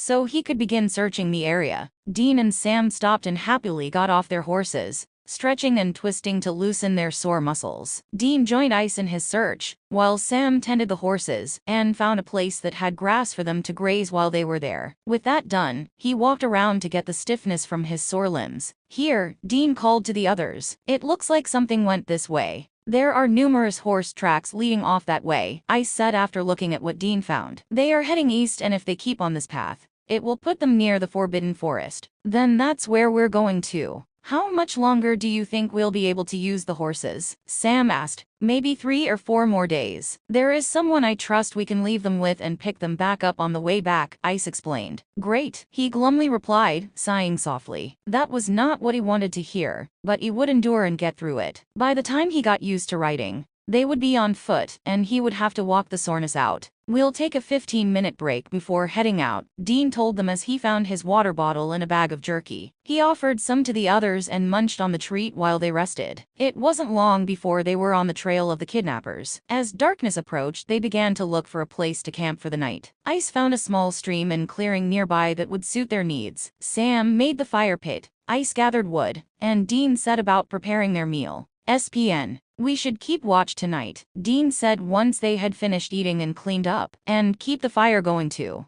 I'll get some more wood, Sam offered, pushing up from the ground. He walked away from camp and began gathering broken branches. He came back with his arms full and dropped them by the fire. Sam, don't move, Dean cautioned him as he slowly got up and reached for a knife. Sam knew that tone and did exactly what Dean said, not knowing what was going on. He saw Ice stiffen as his eyes went wide, and his hand went for his blade too. He lowered his eyes and saw something moving at his feet near the branches he had brought in. Dean never took his eyes off the intruder as he suddenly threw his knife with deadly accuracy, pinning the snake to the ground at Sam's foot. Ice quickly followed through and chopped the head off while jerking Sam backwards out of the way. You were lucky, Ice informed Sam, helping him get his balance. If it had bit you, there would have been no medicine that could have saved you. You must have picked it up with the wood, Sammy, Dean told him, taking a stick to flick the dead snake away from the camp. I'll be more careful, Sam gulped, realizing just how close he came to dying. He hid his shaking hands as he sat back down on his sleeping bag. I'll take first watch. I'm too hyped to sleep right now. You sure, bro? Dean asked him,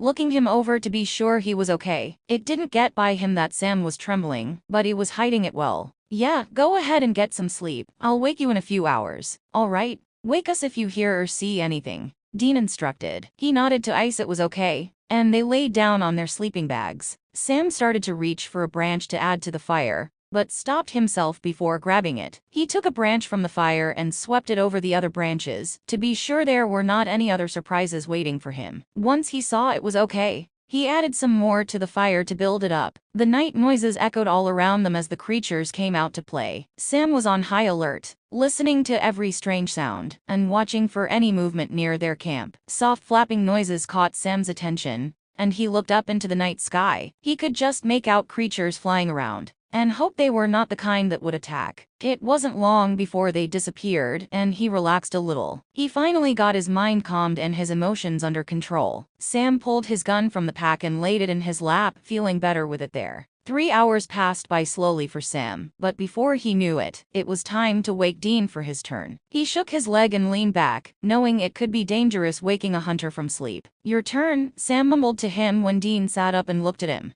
"Okay, get some rest," Dean grunted as he cleared his throat and wiped the sleep from his eyes. "Everything seems quiet," Sam told him as he stretched out on his sleeping bag. He drew in some slow, even breaths as he let his tired body relax, so he could drift to sleep. Dean moved to the fire and stoked it. While he scanned beyond the light of the fire, things seemed okay as he listened to the howling that was far away. It didn't seem to be getting any closer, and he was glad of that. His time passed without incident, and he woke Ice for the last watch, and tried to get a few more hours of sleep before dawn. SPN. As the first light streamed through the trees, Dean and Sam were awake and getting ready for a quick meal, so they could head out. The travelers didn't speak as they continued to track the ones that took Titus. They lost the trail several times over the course of the day, but were able to pick it up again after some searching. They drew closer to the Forbidden Forest with each passing day, and had to dodge a group of orcs that cut across their path, and a pack of wild boars, which provided them with fresh meat. On the 4th day, Ice led them to a farm where they would leave their horses and continue the journey on foot. They had questioned travelers and found out horses were found roaming the area, and knew the kidnappers had abandoned them. After resting at the farm, the 3 travelers were up early the following morning, packed and were on their way on foot. They entered a forest, but not the one they were searching for. Ice determined they would be to the Forbidden Forest in 2 days. Dean had found buttons, strips of cloth, and markings on trees, knowing it was Titus trying to leave a trail. They were closing in on the kidnappers and hoped Titus could slow them down. When the 3 companions stepped from the forest, they saw a worn trail across the clearing and headed for it. Ice knew they needed to head west to get to the Forbidden Forest, and estimated they should be arriving at it by the end of the day. They were going to camp outside the forest and start fresh the following morning to try and pick up the trail again. "That looks like a decent place to camp," Dean suggested, seeing a grove of trees that gave shelter, and far enough from the Forbidden Forest to be safe. He looked up at the sky, seeing clouds gathering, and thought it might rain tonight. "We better stretch one of the tarps out in case of rain." "My thoughts exactly," Ice agreed. "The clouds are gathering quickly." "How bad do the storms get around here?" Sam asked, studying the sky too. "Some are damaging and others just a gentle rain. It's hard to tell about this one until it forms more. We'll need to use some leafy branches to protect the fire as long as we can. There's a dead tree over there that we can use for firewood. Just be careful, Sammy. Make sure you don't have any more hitchhikers in your wood," Dean teased with a chuckle. "Don't worry, I'm double-checking from now on." Dean slapped Sam on the shoulder as they veered from the road, and headed to the stand of trees to get their camp set up before nightfall. Sam stood still as he gazed at the looming forest ahead of them. A sense of dread creeped into his mind the longer he stared. It was like his sixth sense was telling him something was wrong with the forest. He had always been able to feel when something was off or danger was nearby. He wasn't sure what was causing these feelings he was having, except that he had never seen a forest like this one. The trees were tall and huge, but didn't have the lustrous green color of the ones back home. The place wasn't inviting or had no appeal to it. Even being this far away from the beginning of the forest, he could still sense a heaviness in the air and a different smell. He wondered if Dean had noticed this the first time he went into the Forbidden Forest. Sam's mind began to process a logical solution to this puzzle, and wondered if a spell or incantation had been placed on it to keep local people out of it. He did remember Ice telling him about a wizard, and wondered if they were powerful enough to do something like that to protect the people. Or maybe whatever malevolent spirits or beings that live in the forest were projecting a spell over it. It was something to ponder, and maybe he'd ask Ice later about that. "You going to stand around and do nothing?" Dean questioned Sam when he saw him not moving. "What?" Sam answered before giving his body a short shake, and started getting the fire pit ready without commenting further. Dean frowned as he studied his brother's form, and wondered what was going on with him. He was spacing out about something, but maybe it was just this place and the unknown about it. He didn't press the issue for now, deciding to let it go. SPN. The rain came after dark and drenched the surrounding forest. Sam was on watch and stared out into the wet night, thinking he didn't believe anything would bother them in this downpour. He saw movement out of the corner of his eyes, and gripped his gun tighter as he got ready to fight. A wet mound of fur hopped under their tarp and looked around, staring at the figure sitting nearby. Sam let out the breath he was holding when he saw the creature didn't look dangerous. It resembled a rabbit, but the portions weren't quite right. He watched with interest as the small being began to wipe its paws over its face to clean it. Very slowly, the being moved closer to Sam and the remains of the fire. "Hi there," Sam spoke softly as he reached out his hand and gently stroked the creature's back. He found his bandana and wiped it over the fur to help dry it. The small creature remained still as Sam ministered to its needs. When he was done, it settled down beside Sam and seemed to chitter to itself. Sam turned his attention back to the surroundings, letting his eyes roam over the land. He looked up at the night sky and saw the rain was letting up, and it wouldn't be long before the sun would be up. He moved and startled the small creature, who squeaked and jumped back. "Sorry about that, little fellow," Sam apologized to it. "Need to get the fire going again." He moved from under the tarp and added the last of the wood, stirring it until it caught, brightening the area. He turned to sit back down and noticed several other furry mounds along the edge of the tarp, trying to keep dry. "So, you brought some friends. Guess no one likes getting wet," he chuckled. "Smile," Dean slurred from his sleeping bag as he lifted his head to look at him. "Who you talking to?" "Sorry, didn't mean to wake you," Sam spoke in a low tone. "We had some visitors who wanted to get in out of the rain." "Where?" Dean asked, looking around. He looked to the side and saw a ball of damp fur and huge eyes looking at him in fear. "It's okay, guys, he won't hurt you," Sam tried to assure the creatures. "Just don't roll over too suddenly, one is at your butt. Thanks for the warning. Don't need squashed whatever these things are on my ass." He scooted over a little so he could lay flat on his back and see the creatures huddled under the tarp with them. Looking back at Sam in the light of the fire, he saw him holding one and gently rubbing it with a content look on his face. "It'll be dawn soon," Sam offered. "I can just see it getting light off in the distance." "A little early to be up," Ice mumbled from his bed, and he looked at the brothers with one open eye. "Didn't mean to wake you," Sam told him. "I see you've met some of the Lopabans. They won't hurt you, they're just curious creatures." "Is that what they're called, Lopabans?" "Yeah, they came in out of the rain a while ago." Sam sat the one he was holding down and watched him chitter and squeak for a moment like he was calling the others. He arched his eyebrows when the others moved closer to him and snuggled together against the side of his leg. "You've made some new friends. That's good, now wake us when the sun is up," Dean grumbled, rolling to his side to sleep some more. Sam sighed softly and let his hand brush over the little creatures, making them twitter happily. The fur felt like silk, softer than he had ever felt before. He was happy there were things here that weren't deathly and dangerous. His thought drifted back to the forest that they would be entering in a few hours, and wondered what they would run into in there. He knew even in this world there were monsters that could kill them without hesitation. Sparks spit from the fire, breaking Sam from his thoughts as he stared into the flames. The warmth of the fire heated his face and hands, and kept the dampness at bay. He listened and could hear huge drops of rain falling on the tarp from branches above them. A light mist rolled across the forest underbrush after the rain, making it seem eerie. Sam was glad that the first rays of the sun were chasing away the night. He was going to wait a little longer before putting water on for coffee and getting the others up. The nearness of the Lopabans seemed to calm him, and he started rubbing their backs again. "Ice, can I ask you something?" Sam questioned as they broke camp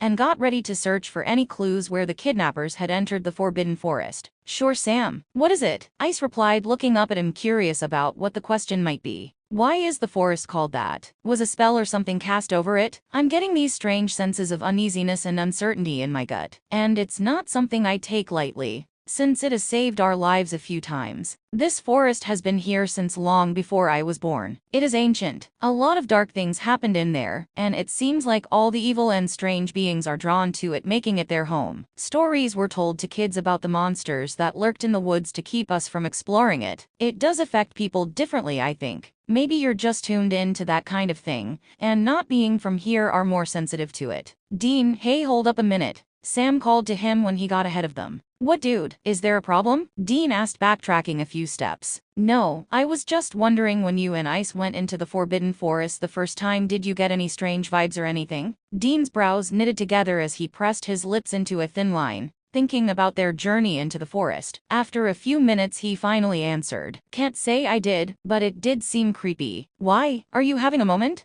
I don't know, Sam huffed, looking at the forest that loomed close by. Maybe Dean didn't feel any effects because he has been to this land before. Ice shrugged, thinking Sam seemed like a complex person with many layers. Doesn't matter, we need to get going, Dean told them. We'll be extra careful. He turned on his heels and stalked ahead. If you get any more feelings, let me know, Ice told Sam in a low voice. I trust them. All right. Sam nodded as they hurried after Dean, falling in step with him. He looked over at his brother's stern face that was focused on the task at hand, getting to the forest, finding Titus, and rescuing him. It took them almost 30 minutes before coming to the beginning of the forest. They looked up and down the dense trees before heading to the left, checking for any clues of where the kidnappers had entered. Another 30 minutes passed before Sam saw something in the brambles and went to check it out. I think this is the spot, he called to the others. I found some strands of fabric in these thorns, and look over there. The underbrush seems to be trampled. Dean stepped into the forest to check the area out, brushing dead leaves and twigs out of the way. He found footprints in some soft mud and scuff marks or drag marks that led deeper into the woods. I think Titus is trying to leave us a trail. I found prints and scuff or drag marks heading this way. They've got a big lead on us, so we need to move fast and close the gap. Let's do this. Ice nodded as he shifted his pack and let Dean take the lead. Sam didn't say anything as he scanned the area while he fell in behind them. He let his senses go on hyper alert, trying to watch their back. The atmosphere changed and Sam could feel it. A chill ran down his spine, making him tremble slightly, but he didn't say anything. Dean moved as fast as the overgrown forest would allow, checking for prints or other clues as he hiked. He found more strands of fibers low on bushes and marks, like someone dragging their foot in soft dirt. They caught a break when the way cleared and allowed for faster travel. Hours later, Ice called for a short break. They got out water and power bars to eat, not wanting to take time to fix anything else. We need to be looking for a camp for the night. It's going to get darker earlier here in the woods. Okay, let's keep moving and search for a place ahead, Dean said, sipping some water and storing the bottle in a side pocket. He shouldered his pack and adjusted the straps before snapping it in place. The others followed suit, and they ready to continue the hunt. SPN. That fallen tree looks like a good spot, Dean suggested, stopping at the large roots that stuck up in the air, and looked at the gaping hole in the ground. It had been down for a while, and they moved around it to a spot where branches were broken, and they could clear a place to bed down. It gave them protection at their backs, and a small fire wouldn't be as easily seen. Each did their tasks, and the camp was quickly set up and sleeping beds rolled out. Sam fixed the meal this time and served it up with hunks of bread. He listened to the noises around them, trying to identify them, and if they were a threat. He watched Dean fix several torches in case they were needed during the night. I'm going to find a tree, Dean sighed, getting up to go relieve himself. He walked away from the camp a short distance, ever mindful of his surroundings. That sounds like a good idea, Sam sighed, getting up to do the same. You know, the smell of your urine will keep some creatures away, Ice commented, to hear a guff of a laugh coming from one of them. Maybe we should form a circle around the camp, Dean said when he came back and plopped on his bag. Who's taking first watch? I will, Ice told them. You guys get some sleep. I'll take the next one then, Dean told him before settling back and using his pack for a pillow. Guess that means I have last watch, Sam mumbled, stretching out on his bag and turning to his side away for the light of the fire. He tried to relax as he listened to the crackle of the fire and the humming coming from around them. It seemed to be coming from high up in the trees and almost seemed like a lullaby. He closed his eyes and drifted to sleep. SPN. Wake up, your turn at watch, Dean grunted, shaking Sam's leg to roust him. Okay, Sam slurred as he wiped his eyes and shook himself awake. He sat up and moved closer to the fire. After adding a few pieces of wood, he looked out into the darkness and listened to his brother settling down to sleep. A strange call pierced the darkness and echoed among the trees until it faded away. Sam wasn't sure what kind of creature it was, and hoped it stayed away from the camp. It wouldn't be long before it was dawn, and they'd have a quick breakfast and pick up the trail again. Being in the forest made it hard to judge when dawn happened. Ice woke first and helped Sam get the fire going to heat some water. They looked at Dean, who hadn't got up, and Sam used a stick to poke his leg. Hey bro, time to get up, Sam called to him and frowned when he didn't answer. Dean? He questioned, moving closer, and froze when he realized something was moving under the blanket Dean had draped over him. What's wrong? Ice asked, going on alert when he saw Sam's body language. There's something under Dean's blanket, Sam cautiously said as he reached to remove the blanket from his brother's body. Sam gasped in horror when he saw a humongous snake had coiled itself around his brother. He traced the snake with his eyes starting at the head that was laying on Dean's calf, and followed it up his back over his shoulder, and saw coils tucked into his stomach, and finally the tail was wrapped around his ankle. There was no way Dean could move, and he saw his brother staring wide-eyed at him begging for help. Sweat was trickling down his face, and his shirt was sticking to his body. "Get out of its way," Ice cautioned as he jerked Sam backwards away from the huge head of the giant snake. "Don't startle it, and it should go away on its own." Sam couldn't help himself as he dug out a camera and took some pictures to prove this happened. He wanted to help his brother, but trusted Ice's judgment and stayed back, allowing the snake to move on its own accord. They watched the snake begin to move finally, its head gliding over Dean's legs,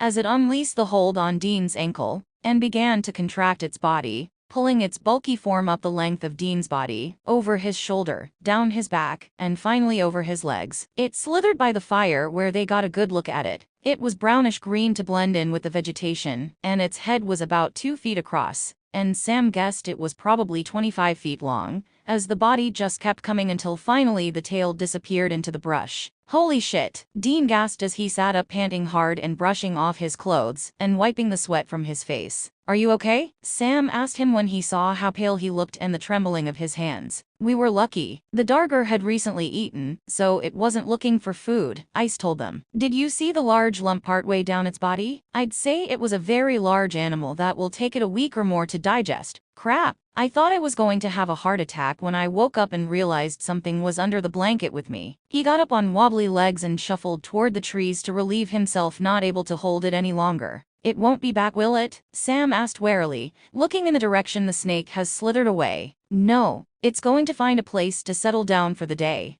so it can digest its meal. I vote to pack it up and get the hell out of here. We can have a cold meal later once we're away from here," Dean announced, grabbing his sleeping bag and rolling it up. "Put the fire out, Sammy. I don't want to hang around here." "Okay, Dean. Give us a minute to get ready to leave," Sam fussed, kicking dirt on the fire, and then rolling his sleeping bag to tie to his pack. He could tell the darger unnerved Dean and couldn't blame him. He was not a fan of snakes either, especially one that could probably have eaten him. They were on their way in record time, with Dean leading as he headed in the direction of the last tracks he had found. "What I wouldn't give for a nice, long, hot shower," Dean mumbled to himself as he wiped the sweat that was dripping into his eyes. He had pushed them hard to put as much distance as he could from the darger, not wanting to be a warm body for it to snuggle with again. "Are we still following a trail, or have we lost it?" Sam asked, panting for breath. "Think we can slow down now, dude?" "Okay, 10-minute break," Dean huffed. "I think I hear running water that way. We'll stop there and refill our bottles." "Sounds good to me," Ice agreed. They headed toward the sound of rushing water, and found a fast-moving river that cut through the forest. Dean found a place where they could easily get to the water, and where it wasn't moving so fast. They dropped their packs and pulled out water bottles to fill. The water was icy feeling, and they sighed with relief when they splashed it on their faces, and cupped their hands to drink some.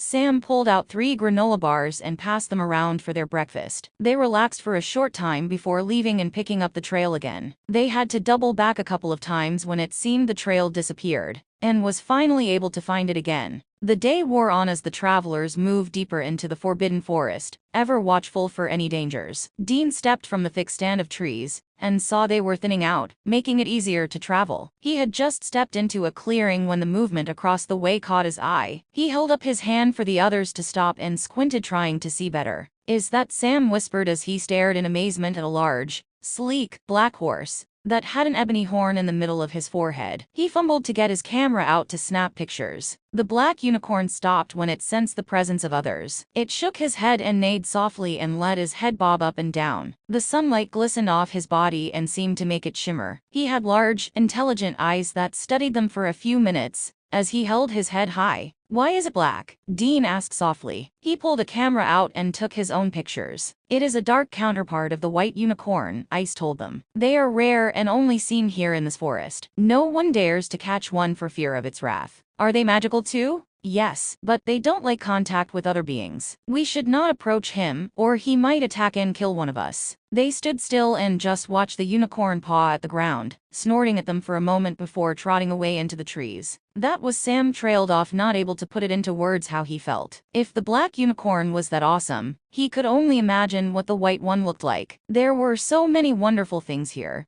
but there was also the darker side of this realm that he didn't much like. These creatures and monsters were not like what they had in their world, so it made it hard to defend themselves from them. I know, right? Dean nodded with a smirk. You never know what you're going to see or find here. And it's even more surprising to us since we're not from here. Yeah, it takes your breath away, and words can't describe it, Sam replied. I found more tracks over here, Ice called to them from across the clearing, where he was kneeling to look at something on the ground. The brothers walked over to him to see what he had found. There were scuffled footprints where the ground was soft, and noticed trampled weeds around the undergrowth. They followed it across the clearing to where the forest started again, and found where they disappeared between the trees. These look fresh, I think we're catching up to them, Dean said, excitement in his voice. He made note of the sun overhead and the direction they were going before slipping between the trees to pick up the trail again. That means we're going to have to start using stealth, Ice added. We don't need to alert them that we're close. SPN. The next couple of hours were rough and hard going. Sam was on his last leg when Ice insisted they needed to stop and find a place to camp. He could see how determined Dean was to continue, but knew they needed to rest and eat something. We won't be any good to Titus if we're not able to fight Dean. We need to eat and rest, and you know it, Ice told Dean after stepping in front of him to stop him. Ice is right, man. We need to stop.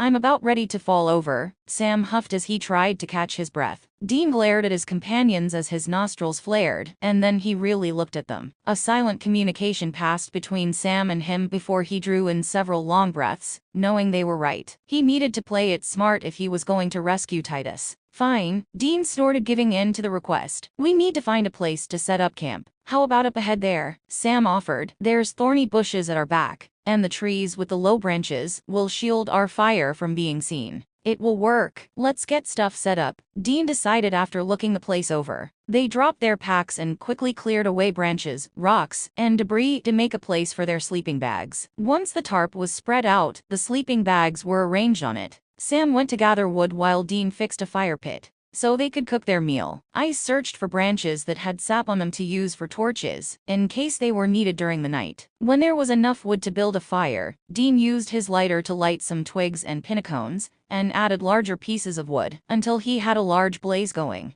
I found some stones for the fire, Sam offered, sitting them by Dean, so he could put them in the fire to use for sitting the coffee pot and cooking pot on. I'm going to see if there's a stream nearby to get some water. Be careful and don't go too far, Dean instructed him. Don't need you getting lost out there. I won't, Sam replied, pulling his machete off his pack to take with him. He gathered the empty water bottles in a small pack, and wandered into the trees listening and looking for a water source. It was starting to get dark, and he wanted to get back before all the light was gone. Sam marked the trees with the machete, so he could follow them back to camp. It took him nearly 20 minutes before he ran across a small stream that bubbled out of the ground. He followed it a short way to where it got deeper, and filled one bottle to check it. Seeing it was crystal clear, he took a small swallow and nodded it was okay. After filling the bottles, Sam hurried back to camp and was happy that Dean had put up a torch, so he could see it to guide him back. Once they finished a meal of beef stew and crackers, they bedded down, with Sam taking the first watch this time. The night passed without any incident, and they were up early the next morning. Sam fixed a quick breakfast for them, and then they got back on the trail of the kidnappers. The travelers had been following the signs of a trail for about an hour, when suddenly rustling and snapping of branches ahead of them had them stopping. Stay here and I'll check it out, Dean told the others as he eased slowly ahead of them and worked his way through the trees. Ice waited patiently while Sam paced back and forth, glancing where Dean had disappeared in the trees. He didn't like him going off on his own like that, but he couldn't stop him. He listened closely, trying to hear his brother, when suddenly Dean ran from the trees toward them, fear showing on his face. Climb, he yelled to them as he pushed Sam toward some trees nearby that had branches low enough for them to reach and boost themselves up into the trees. What is it? Sam questioned. Don't ask, just climb like the devil's on your heels, Dean insisted, looking to Ice to see he was already doing as asked. Now damn it. Sam snorted angrily, but caught a branch and pulled himself up into the tree. He looked back and saw Dean was doing the same and climbing beside him. He continued until they were about 40 feet from the ground. After getting wedged into a fork where he wouldn't fall, Sam looked back down at the ground in time to see something scrambling between the trees. The creature looked like an overgrown scorpion, but was the size of a German shepherd with a long tail that curled up toward its back. At the end of the tail was a wicked-looking stinger. The creature was a dark brown with streaks of red down its back. Long claws snapped together in a strange cadence as the eyes that were on stalk scanned the area. Within minutes, more of the creatures appeared under the trees they had climbed until they numbered 10. No one moved in the trees, afraid they would attract their attention. Sam or Dean didn't know if they could climb trees or not, and didn't want to take any chances. Very slowly Dean took out his camera and snapped a few shots, being as quiet and careful as he could. They watched with trepidation as several scorpions started fighting between themselves, making odd clicking noises, until one flipped the other over on its back. They moved around the trees like they were looking for something until after 20 minutes the leader moved away, and the others followed. "Holy crap," Dean whispered as he let out the breath he had been holding. "That was close," Sam mumbled as he clung to the tree, not willing to climb down yet. "I say we give them another 15 to 20 minutes before we go down," Ice told the brothers. "That should give them time to be far enough away that they won't sense us and attack." "What the hell were those things?" "I mean, they looked like scorpions on steroids. Did you see the size of that stinger?" "They are called scorchers," Ice replied. "And they eat meat, any kind of meat," he continued, stressing the last part. Sam paled slightly with that information, and thanked the higher powers that they were able to get up the trees in time. He sure didn't want to become breakfast for them.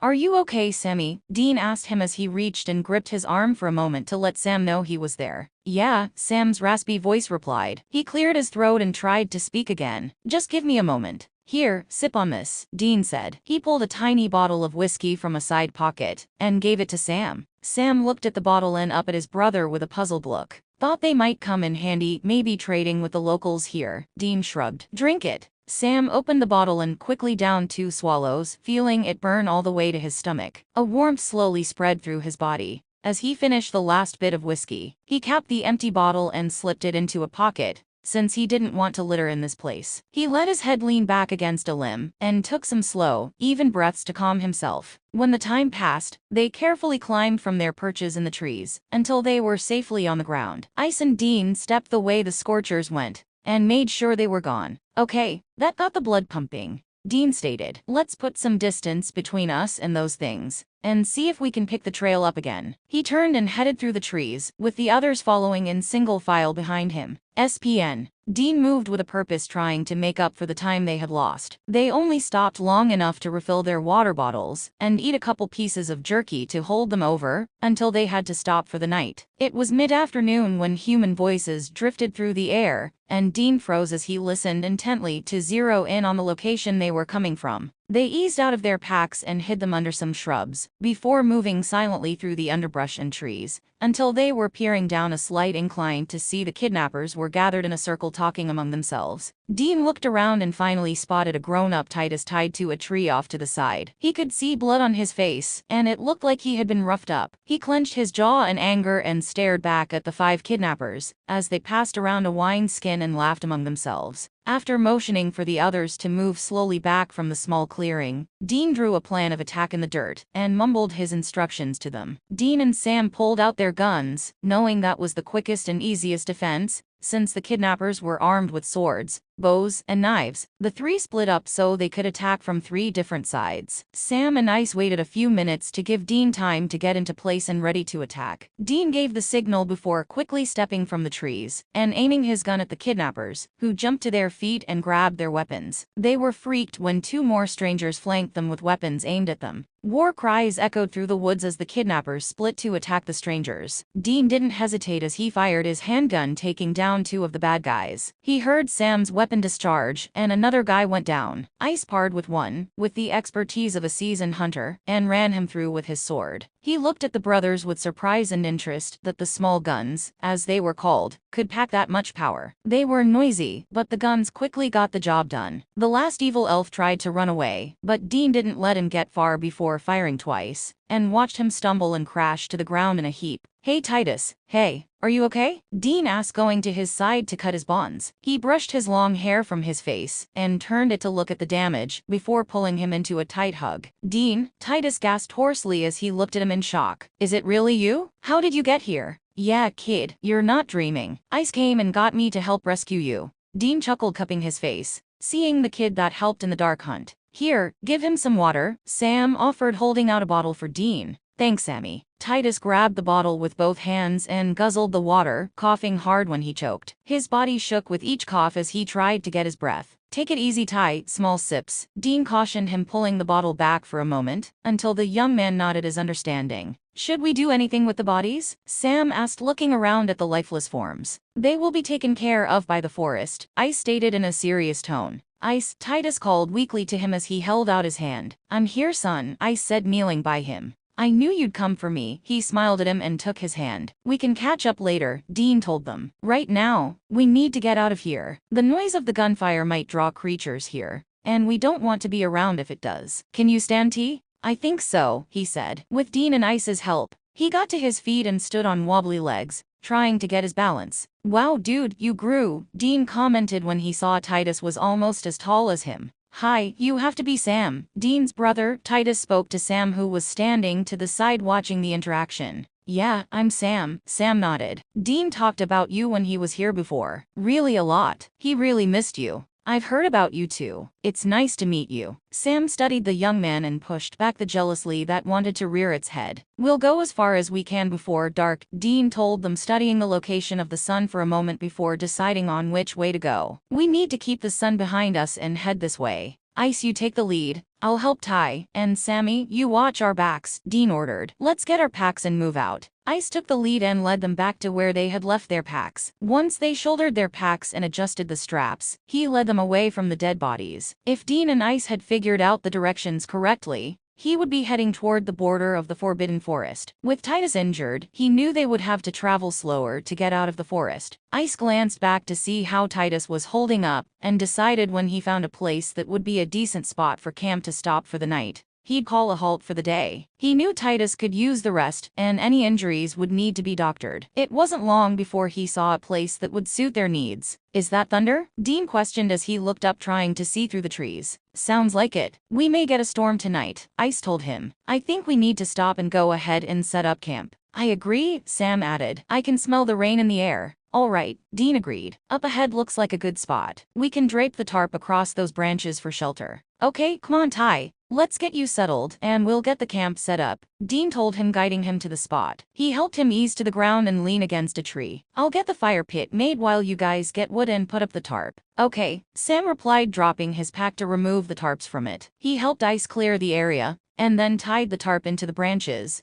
letting it drape down to protect them. The other tarp was spread out on the ground to keep them dry. I'll go that way and look for wood. All right, but watch out for these white-flowered plants, Ice offered, pointing to an innocent-looking plant that was growing nearby at the base of a tree. They're only dangerous when they're blooming, like now. It's not poisonous, but will give you a nasty rash for days if you touch it. I'll watch out, Sam replied, looking closely at the plant for a moment. I'll go this way and look for wood. Sam wandered from the camp in search of wood, being sure to mark his trail, so he could find the camp again. He knew how easy it could be to get turned around and lost in these woods. He hadn't gone far when he found some broken branches that would be suitable once they were cut up with a hatchet. He pulled them back to camp and went back into the trees to look for more, so they could keep the fire going all night. When Sam broke through some bushes, he found a body of water nestled among the overgrowth. He frowned as he neared it because it didn't look like the other water they had run across. It was dark and murky looking and wasn't moving very fast. He stepped closer to see if it might be usable as a water source. Something made a ripple on the surface of the water, making Sam freeze as he knelt on the bank. He looked out over the water but didn't see anything. He started to reach his hand down to dip some water, when suddenly a tentacle shot from the murky depth and wrapped around his wrist. Intense pain radiated up his arm, as he tried to pull away only to be jerked toward the water. Help! Sam yelled as his boots went into the water. He grabbed his gun from his waistband and fired into the water, trying to make the creature let go. Help! Ice heard Sam's cries for help, and then a gunshot. He dropped the wood he was carrying and raced through the undergrowth and trees. He skidded to a stop when he saw Sam was knee-deep in water and was being pulled deeper. He pulled out his sword and, with one swift swipe, cut the tentacle, trying to drag Sam away.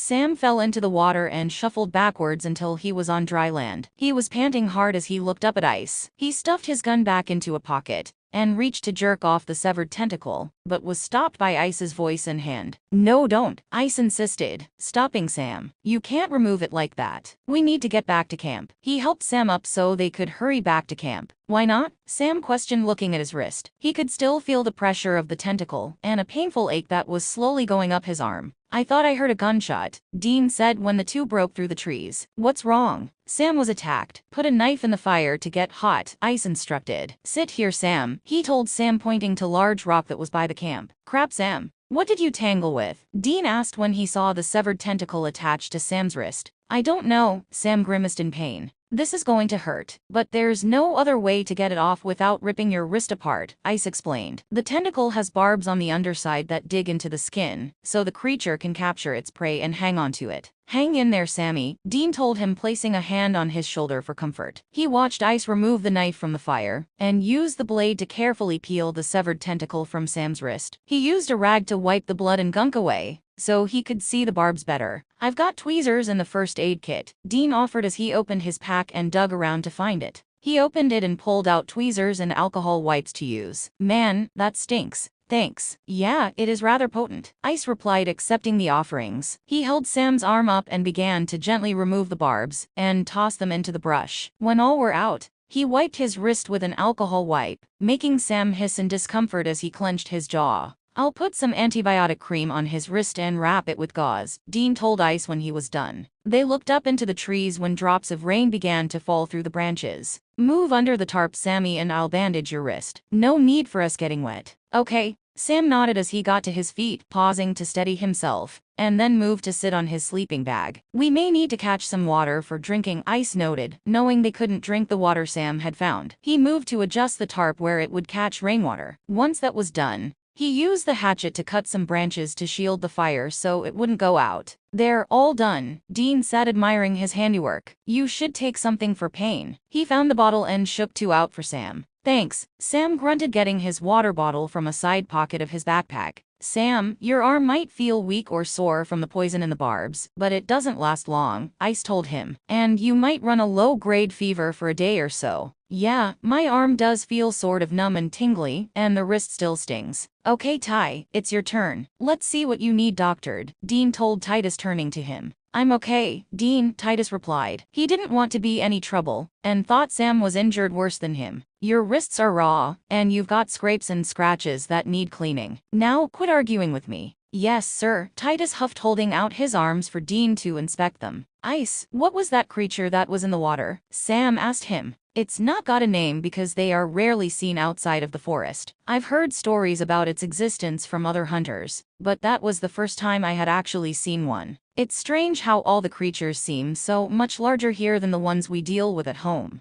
I noticed when I came to your world that the air seemed heavier there, much denser. Maybe that's one of the reasons, but the scorchers aren't natural. They were made by a mage who wanted to use them as guards for his castle, but the spell went wrong, and he couldn't control them. The creatures killed him and all his servants, before escaping and making a home here in the Forbidden Forest where they are thriving. Wow, that's interesting. What else can you tell me about this land? Dean told me some, but I'd like to know more. Watch out, Ice. Sammy's showing his nerdy side. Dean chuckled. Bite me, Sam snipped, giving Dean a bitch face before turning back to Ice. I'd like to hear more, only if you don't mind telling me. I'd be glad to discuss it with you, Sam, Ice replied, smiling at his interest and feeling like they were bonding now. So, Ty, how'd you meet your wife? Dean asked him as he cleaned his injuries, glad they weren't bad. He tuned Sam and Ice out and focused on Titus. I had gone to town for some supplies and saw her in the market. Titus began, getting a faraway look on his face. She was the most beautiful girl I had ever seen. I asked around to see who she was and where she lived. I was in luck and found man, that stings. His hissed when Dean cleaned a couple of deeper scrapes. Sorry about that, but I need to be sure they don't get infected. I know you're only looking out for me. Anyway, I found out where Tisha lived, and after talking to York and Ice about her, they encouraged me to tell her how I felt, and well, the rest is history. We courted and then were married. A year later, our son was born. I am honored that you named your son after me, Dean said warmly. I'm happy you are pleased. Tisha and I both agreed on the name. Are they okay? Yes, we stopped and saw them on our way to find you. She is holding up but is worried about you. We did a few chores around the place to help her out, That's good. I was worried about them and blessed that she didn't want to come with me that day. I don't know what I would have done because I think those monsters would have killed her and Dean or sold them. Let's just be glad that didn't happen. I swear I can't believe how much you have grown since I last saw you. Dean sighed. You seem like a fine young man. Your adopted family raised you well. I took your advice and learned all I could from York. I'm a farrier and blacksmith. York and I work together in town at a shop we opened together with the money from the pearl you gave me, and I visit outlying farms to see to their horses. Well, that sounds great, Tai. I am so proud of you. Pride and respect beamed in his voice as he patted him on the back and gave him a hug. That means the world to me, Dean. You treated me like a person and made sure others did too. Not many in this land of higher statute would do that. You gave me confidence and taught me so much. And you taught me too, Tai. Well, I better get some dinner going before we lose the fire, he noted when the rain started coming down harder. Ice, I think your water trap needs emptying. Thanks. I'll fill your pots first and then the bottles. Ice got up and took the cooking and coffee pot to the trap and filled them for Dean to use. He gathered the water bottles to fill when the trap had enough water. Once the water was boiling, Dean fixed some stew and smiled when he found Sam had packed a sleeve of crackers, and they had survived the trip. When the stew was done, he dished it out and added some crackers to each plate. As they ate, Dean kept an eye on Sam, since he wasn't eating very much, and he could tell he wasn't feeling well. He made Sam take some more drugs, and gave Titus some pills too, and then told them to get some rest. After talking with Ice, they decided to do the watch and not wake Sam for a turn. He wanted him to rest so they could continue their journey tomorrow. The companions sat side by side under the tarp as the rain continued into the night, only stopping before dawn. The air was crisp and fresh smelling, even in the forbidden forest, but Dean wasn't seeing that since he was paying close attention to his brother. He was the last to wake and didn't seem alert like he should be. They had a cold breakfast before packing the camp and getting ready to leave. Sammy, I want you to help Tai today, Dean told him as he swung his pack to his shoulders. Ice will lead and I'll watch our backs. Why? I'm fine, Sam countered, trying to hide how bad he actually felt. He was going to pull his weight, and had already complained about not being woken last night to have his turn at guard duty. He couldn't stop the hacking cough that had him feeling lightheaded. And I rest my case, Dean stated firmly in a big brother tone. No use arguing with him, Titus whispered. He has a way of getting what he wants. Believe me, I know, Sam sighed, rolling his eyes and letting out a long breath. He adjusted his pack and grimaced when he used his hurt arm the wrong way. Sam knew he was running a slight fever, and felt a chill run down his back. After helping Titus to his feet, they followed Ice into the forest with Dean coming up the rear. I've gotta say, Sam, you're not what I expected, Titus told him in a soft voice, not wanting to be too loud. Why? What did you think I would be like? Sam asked, curious about his statement. When Dean talked about you, I thought you would be well smaller. Sam couldn't help but laugh softly when he got what Titus was trying to say. His laughter turned into a cough, and he choked back the last one when he saw Dean staring hard at him.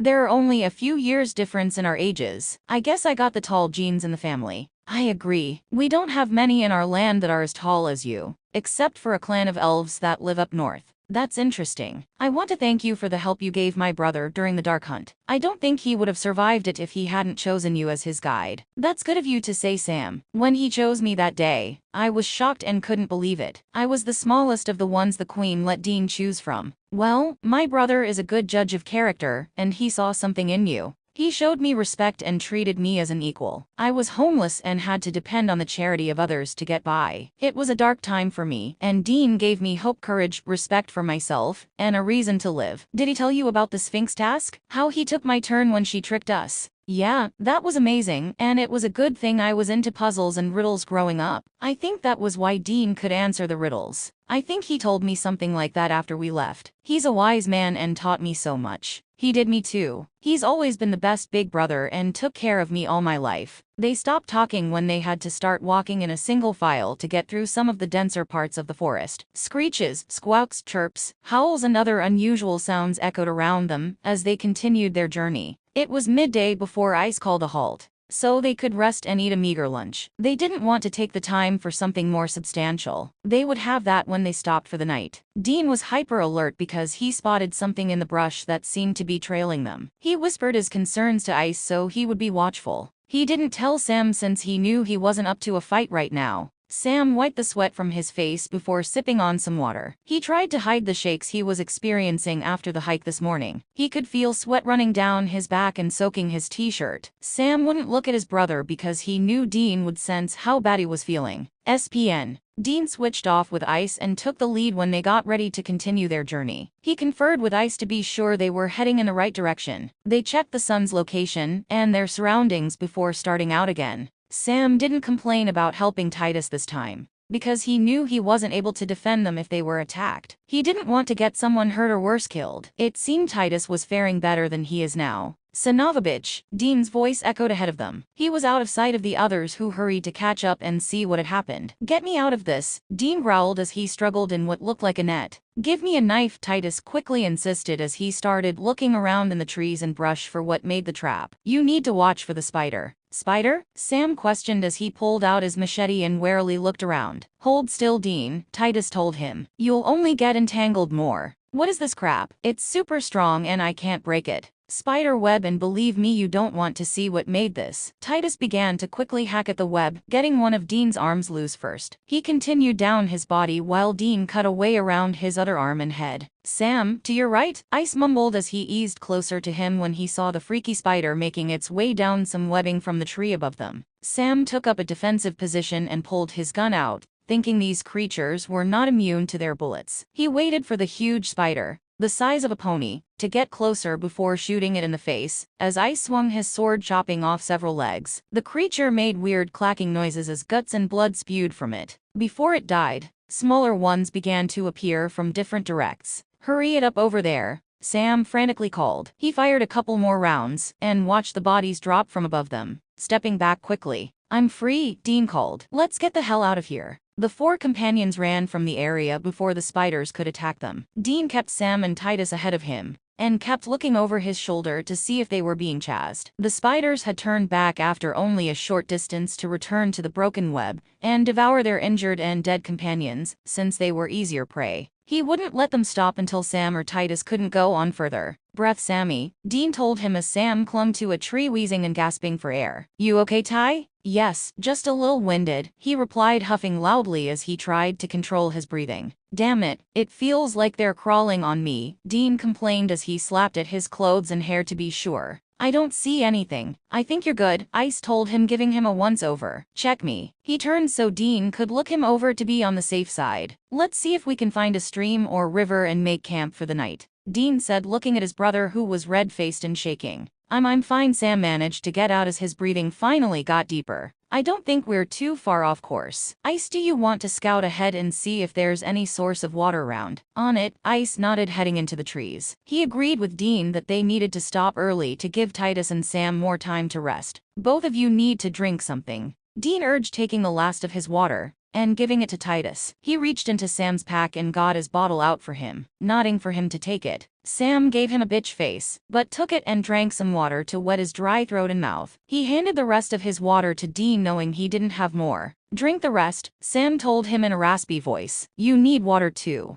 Reluctantly, Dean accepted the bottle and finished it off. They were going to need water and hoped Ice was lucky and could find a creek or stream nearby. It was about 20 minutes later when Ice returned with good news of finding a stream with drinkable water. They set out following Ice through the trees, Titus helping Sam along the way. It took them twice as long to get to the stream, and they shed their packs to kneel by the running water and quench their thirst. Sam splashed water on his face to cool it, and used his bandana to wet it and wipe his neck. He let water run down his chest and back, not caring he was soaking his clothes. It felt good on his hot skin. There's a place back from the stream that will work for camp, Ice told them. We don't want to be too close to the water in case of night creatures coming to drink. Smart. Show me and I'll get started on setting up camp, Dean replied. Sammy, you and Titus fill our water bottles, the coffee pot, cooking pot, and bring them back to camp. All right, Sam answered, accepting all the empty water bottles. I'll get these, Titus offered, picking up some bottles to fill. Sam was finally starting to feel a little better after the cold water bath. Once they had the water, they joined the others where the camp was being set up. Sam made himself useful by gathering what wood he could, before sinking onto his sleeping bag exhausted. You're done, Sammy. No more work, Dean told him. No arguments either. Yeah, I am feeling better, but still weak, Sam confessed. Hopefully getting some sleep tonight will help. I'll have some food ready shortly and then you guys turn in. Sounds good to me. Dean busied himself with getting the food ready, while Ice gathered more wood and cut branches to make a barrier for protection. After eating and cleaning up, Ice and Dean sat by the fire relaxing, while Sam and Titus curled up and went to sleep. How many more days do you think before we're out of here? Dean asked Ice as he pulled 2 mini bottles of whiskey from his pack. He offered one to Ice and kept the other. I'd say maybe 2, 3 at the most, he answered, accepting the bottle and opening it to take a sip. Depends on how fast we can travel. I wanted to thank you for saving my brother. I don't think I told you that back then. No need for that. I was the closest and know any of you would do the same for me. I should be thanking you for coming back here and helping save Titus. I told you before I left if you needed me, I would come. You're like a brother to me, so that makes you family. He clinked his bottle to Ice's bottle in a salute and finished it off. I am honored, Dean. I feel the same way. I'll take first watch if you want. That's fine. I think we can handle it again tonight without waking Sammy. I agree. He does seem to be getting better now, so that's a good thing. Tell me about what's been happening with you since you went home. Dean began to tell Ice of hunts they had been on and the monsters they ran into. They talked quietly for another hour before Dean decided to turn in and left Ice on watch. He checked on Sam, laying a hand on his forehead to feel for fever, and was happy he seemed cool again. He brushed his long hair from his face and adjusted his blanket before lying down beside him. Titus was curled up on the other side of Sam, snoring softly. He would be glad when they were out of this forest and one step closer to returning Titus to his wife and son. He relaxed and after a few cleansing breaths, drifted to sleep. You're looking better today, Sam, Ice commented as he looked the young man over. I feel better. I think whatever was in my system has finally worked its way out. No fever today and the wrist is better. Your bandage still needs changing, Dean told him, pulling out the first aid kit. Let me get that done before you start packing. Okay, Sam replied, holding his arm out without protest. He looked around and saw it was just getting light in the forest, and hoped they could make up some time today, so they could get out of this place. It still gave him a weird feeling, and he would feel a lot more at ease when they were free of it. Dean took the kit and quickly replaced Sam's wrapping, and taped it securely in place. He cupped his chin and turned his head to check his eyes closely, to be sure he was better and not fibbing. Sam snarled and pulled his head away, so he could get up and finish packing. Don't get snarly with me, dude, Dean snipped at Sam, knowing how ill-tempered he could be when he wasn't feeling good. I said I was better, Sam told his brother. Now let's get going and try to make some time up today. Is everyone ready? Dean asked, looking at the other 2 travelers, who nodded yes. You want to take the lead first, Ice, and I'll take over later. No problem. Hopefully we won't run into any delays today. Ice glanced up through the leaves to locate the sun to get its position, and then started through the trees. I can take the rear this time, Sam offered, waiting for Dean to go ahead of him with Titus. He returned Dean's icy stare until he snorted and followed Ice. Titus smiled and nodded at Sam for a moment before following Dean. He knew Sam needed this and wasn't going to say anything. Sam fell in behind them as he went on alert, scanning the area to check for any danger. He has his gun within easy reach and his machete at his side. They made sure their water bottles were full, since they didn't know when they'd find water again. SPN. It was the second day of the travelers' journey out of the Forbidden Forest, and Ice and Dean both noticed that the overgrowth was starting to thin out, and they could make better time. That only meant one thing. They were getting close to the border and would be out of the forest. The only problems they ran into were a nest of meat-eating bats roosting in the trees that they gave a wide berth, not wanting to disturb them. We're getting close, I can feel it, Dean commented, looking around the forest. I agree. It's getting easier to travel again too, Ice agreed. Maybe by tomorrow afternoon we will break free of the forest. Hear that, Sammy and Ty? I think we're almost out of this place, Dean called to them. That sounds great. Maybe one more night camping here, Sam commented. He wiped his face and took a couple of sips of water, trying to ration it. They were all sharing with Titus, so he'd have water too. I say we hike as long as we can today before stopping for the night. That will put us that much closer to the border. After you, fearless leader, Sam teased, giving a sweep of his hand only to get the finger from Dean. Dean took the lead now,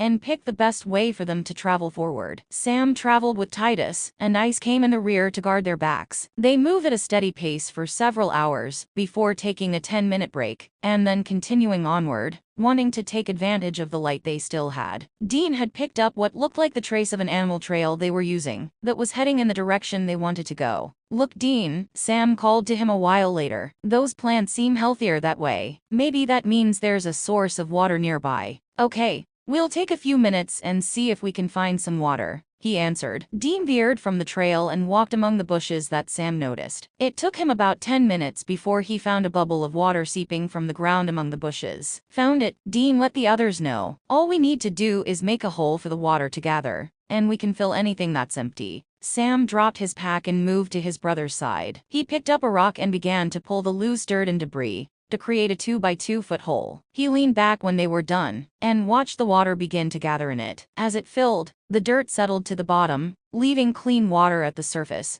Okay, there's enough to start filling empty containers, Dean noted, taking out the bottles from his pack. He was also going to collect water in the cooking tea and coffee pot. He was going to have Titus carry them to their next camp. I think we can travel another hour or so before finding a place to camp, Ice commented. Sounds good to me. Dean moved so Ice could take his place. Think you can carry these, Ty? Sure, no problem, he replied, accepting the containers. He adjusted his grip and prepared to continue their trek. Here, use this around the handle, Sam offered, pulling his bandana out for Titus. It'll help cushion the handle, so it won't cut into your hand. Good idea. Here, Ty, use mine for the other one, Dean said. He pulled his bandana out and wrapped it around the other pot. Thanks, guys. That does feel better. They got back on the trail and followed it for nearly 2 hours before they lost the light and had to stop for the night. Dean found a couple of trees that would make a suitable shelter, and they got busy getting a fire going, gathering wood, setting up their sleeping bags, and then cooking their meal. After cleaning up and settling down, Sam insisted he would take the first watch, so the others could sleep. He settled near the fire and added wood to keep it going. Titus moved to join him for a bit to keep him company. They talked about random things until Sam told him to get some sleep. SPN.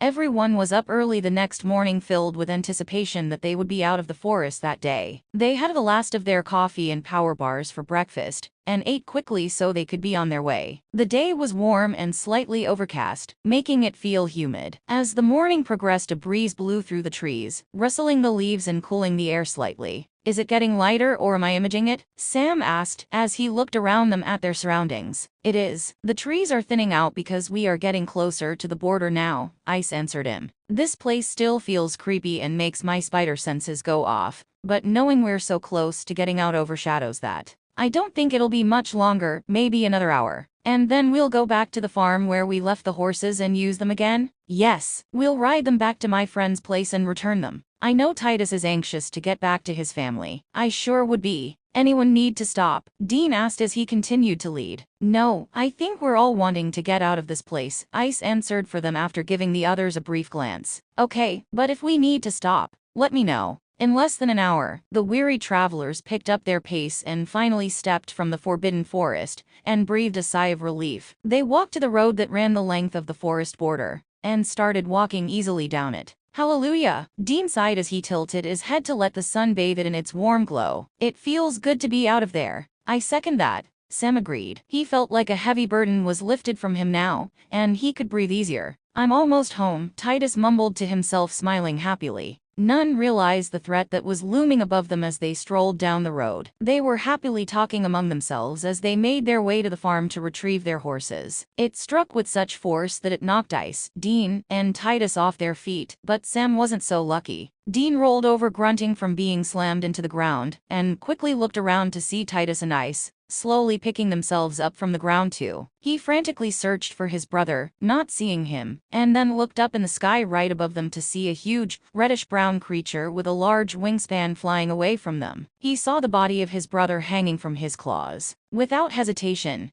Dean pulled his gun and took aim, preparing to shoot, but stopped himself. He blinked a couple of times and realized if he did hit the creature, Sam would fall. He knew from that altitude, Sam would either be seriously injured or killed. He let the hand holding the gun fall for a second, before jerking it back up to sight the creature again. Shit, shit, shit, Dean screamed in frustration as he stomped around pulling at his hair. There was nothing he could do to save Sam. Sammy. Dean cried softly as he fell hard to his knees, letting his head fall to his chest. He squeezed his eyes shut, allowing a tear to escape and run down his cheek. Sammy, he wailed in despair. Black Beauty, if only you were here to help. He mumbled softly as he rubbed the scar from the harpy attack that the dragon had healed. He could really use her help right now. but it didn't look like fate was going to allow it. Dean Titus spoke to him, laying a hand on his shoulder. "Will you be okay?" Ice questioned in a low tone. He reached down and picked up Sam's gun that became dislodged when he was taken. Dean swallowed back his feelings of hopelessness, squared his shoulders before swiping a hand down his face and getting up. He couldn't help his brother if he gave up now. He replaced his handgun and turned to Titus and Ice. "Ice, make sure Titus gets home safely. I'm going after my brother." Dean started to walk the way the creature had flown, determining he was going to find his brother or die trying. He was not giving up on Sam and finding him. "No!" Ice growled at him, grabbing his arm to stop him. He swallowed hard when he saw the dangerous look in Dean's eyes, as he looked at the hand stopping him from going after his brother. "We are less than a day from the farm. We'll continue there and get the horses. Titus can head home on one horse, and we'll go in search of your brother," Ice told him. "No, you won't," Titus butted in, stepping to the men. "You guys risked your lives saving mine, and I will not desert you now when you need help. I agree we need the horses to make traveling quicker and should continue to this farm. From there we all will go in search of Sam." "I can't let you do that,"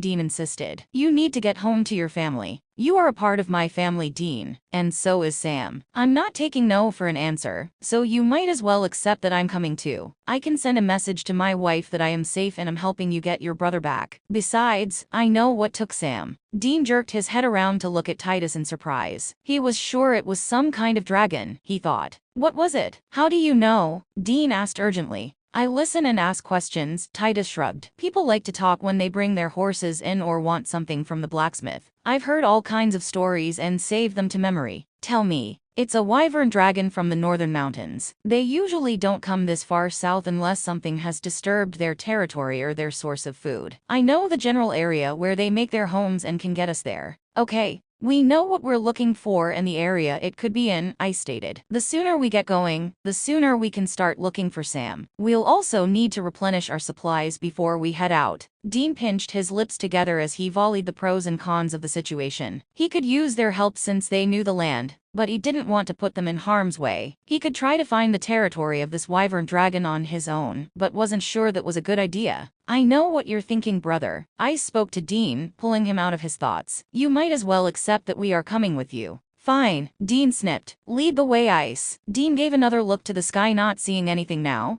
and prayed his brother was okay. He had no idea why the dragon would take him, and didn't want to think about that, because it would put him in a deeper, depressed mood. He accepted the gun from Ice and looked at it for a moment, rubbing his hand over the cold metal, before putting it in his backpack. They started off at a quick pace, knowing time was not on their side. SPN. Sam didn't know what hit him when he suddenly felt an intense pain in his side, and was jerked from the ground by an unseen force. He turned his head to see large wings flapping on either side of him, and could feel the breeze they were making. He couldn't fight since his arms were pinned to his sides by large claws that were holding him around the waist. Bile spilled from his mouth as his stomach churned from the bouncing and jarring his body was be subjected to. He looked down and saw he was moving away from the ground. Blackness was claiming his mind as dizziness and lightheadedness pushed him over the edge into unconsciousness. He hung limply in the dragon's clutches as he was taken farther away from his brothers and friends. He didn't know what fate lay ahead for him, or if he would survive his ordeal. A black shape appeared above the wyvern dragon, and followed it for a short distance as it closed in on him. She had been out hunting for a meal when she caught this dragon invading her territory, and was not going to let this go unchallenged. The closer she got, the black dragon caught the scent of blood, and a familiar scent mixed with it. This scent was one that brought back memories of a human who had helped her when she had been injured. A rage began to build in her, and she was not letting this enemy get away without a fight. Whatever it was carrying, she sensed it needed to be saved. The attack was violent, as the wyvern dragon's left wing was ripped apart. Long gouges were torn into the side by vicious talons, causing the dragon to screech and wail. A flame of fire hit the dragon in the face,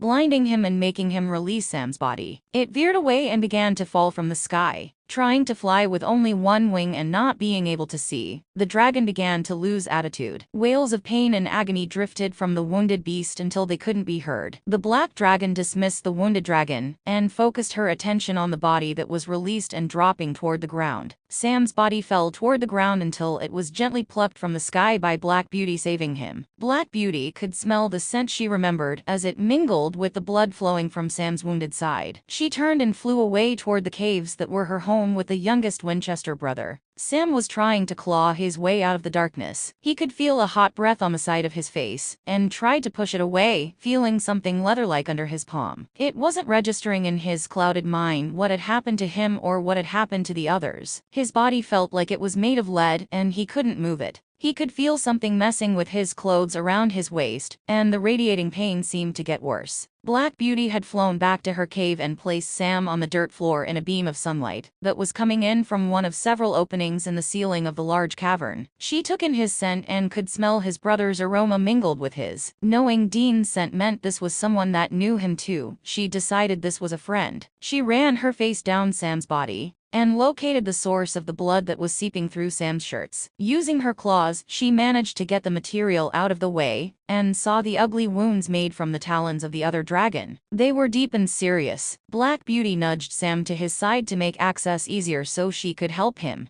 Nightmares invaded Sam's mind as he fought the clutches of the darkness that didn't want to let go. They had gotten out of the forest and were heading toward the farm, when a great wind knocked everyone over but him. His body became weightless as he was clutched and pulled off the ground. He could feel intense, sharp pain in his side, but couldn't move. He tried to scream for his brother, but the air was taken from his body, and only gurgling, gasping breaths were expelled. It was hard for Sam to breathe with the vice-like grip around his body. Sam couldn't pull himself from his nightmare as his body trembled and jerked on the dirt floor. Black Beauty huffed a hot breath onto the wounds, and let her salvia drip over them. She covered the wounds with her mouth and blew enough heat to heal the injuries. She gave him a dragon kiss, just like his brother. Sam cried out and squirmed under her ministering. As he fought to break free from the darkness, he could feel streaks of pain racing through his body and an intense heat on his side. He got his eyes open enough to see a dark shape beside him, before he was sucked back under, and let his mind shut down. When Black Beauty was finished, she moved back to her nest and settled down to wait for Sam to gain consciousness.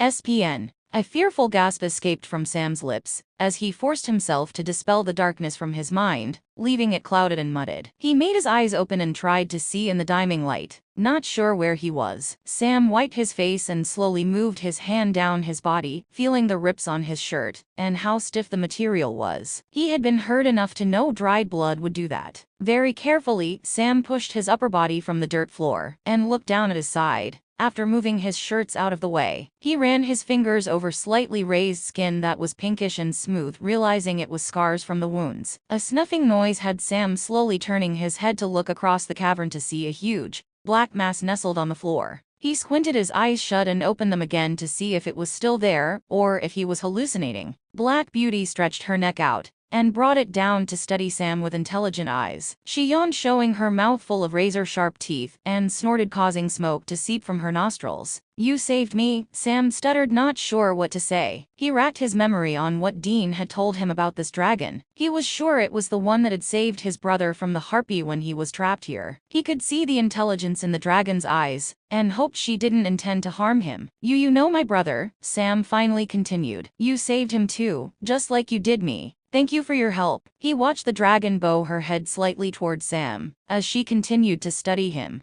Sam pulled his pack from his back, and saw it had been ripped by the other dragon's talons, and saved him from probably deadly injuries. He looked through it to see if anything was salvageable. The sleeping bag had been spared, but the food and his blanket had not, along with a couple of shirts that now had rips in them. At least his cameras were still intact and still usable. He looked around him and saw a large pool of water back in the corner, and slowly got to his feet to make his way to it. After kneeling and checking the water to be sure it was drinkable, he cupped his hands and quenched his thirst. It was cold and had a slightly mineral taste, but was good. Once he had his fill, Sam stood again and looked at the dragon. "Dean named you Black Beauty, and I can see why," Sam spoke to her. "Thank you again, but I should be going. I need to find my brother. He must be worried sick about me." Sam eased toward the entrance after picking up his pack, but was stopped when the dragon moved her tail to block his way. Sam stammered, not sure what to do. He could try and make a run for the entrance, but didn't think he'd get very far. Black Beauty used her long tail to make Sam move closer to her before stopping. She moved her heavy, cumbersome body and looked down at what lay beside her. Sam watched and was amazed at what he saw when the dragon shifted her body. He was looking at a dragon's egg nestled in some type of fur bed. It was greenish-blue in color and not quite the shape of a hen's egg, but much bigger. Curiosity got the best of him, and he dropped his pack to move closer to the egg. It was about 3 feet tall and looked like a palm union-size egg. After glancing at the dragon to be sure she wasn't going to attack, Sam carefully laid his hand on the top of the egg. The outside layer was rough and felt like an eggshell, but thicker. It was warm and emitted some type of energy that made his fingers tingle. "So, you're going to be a mom," Sam spoke to Black Beauty. He startled slightly when she lowered her head down to his body and seemed to hum to the egg. Sam watched in shock as it seemed the eggshell was starting to show signs of spider web cracks. Black Beauty nudged Sam closer to the egg and looked from him to it like she was trying to tell him something. "It's trying to hatch, isn't it?" Sam questioned. He ran his hands over the surface and could feel vibrations. "You want me to help your baby?" Black Beauty huffed softly and grumbled deep in her chest as an answer. "Okay," Sam replied. He pulled his knife out and used the hilt to tap on the hard shell several times. He tried again, a little harder to see the cracks enlarge. Very carefully, Sam finally got a small piece broken free. He worked to extend the crack down the egg so it could break open. He exposed the membrane inside the egg and used the knife tip to slit it enough to get his hands into it. "All right, here goes nothing," Sam mumbled to himself as he pushed his hands into the slit. Grimacing at the gooey slime that was leaking out, he pulled in a long breath and began to pull the shell apart with all he had. He could hear cracking, but the shell didn't give. Bracing his feet firmly on the ground, Sam tried again, only to have the egg suddenly break open, causing him to fall on his butt, as a small dragon emerged from the egg and landed on his chest. Black Beauty hummed and lowered her head to smell the baby dragon that was squeaking and gurgling. "Holy crap!" Sam cried out in surprise when the fluid and the baby landed on him. He wasn't sure what to do as he tried to move the little dragon off him. "Hey little fella, hope you're not going to eat me," Sam giggled nervously. The little dragon stumbled, and its small wings trembled and jerked uncontrollably. Black Beauty used a front foot to help her baby to stand. She growled softly and cooed to it. "Oh, this is just gross," Sam whined as he pulled his jacket and long-sleeved shirt off, since they were soaked with the fluid from the egg. "Guess I could wipe the little one off for you." Black Beauty watched Sam move to her baby and use his shirt to wipe his face, and then each wing, being careful and stretching them out to dry. The little dragon butted Sam and rubbed against him as he tried to clean him. Sam looked at Black Beauty when she turned to lumber from the cave and disappeared. "Hey, where are you going?" Sam called,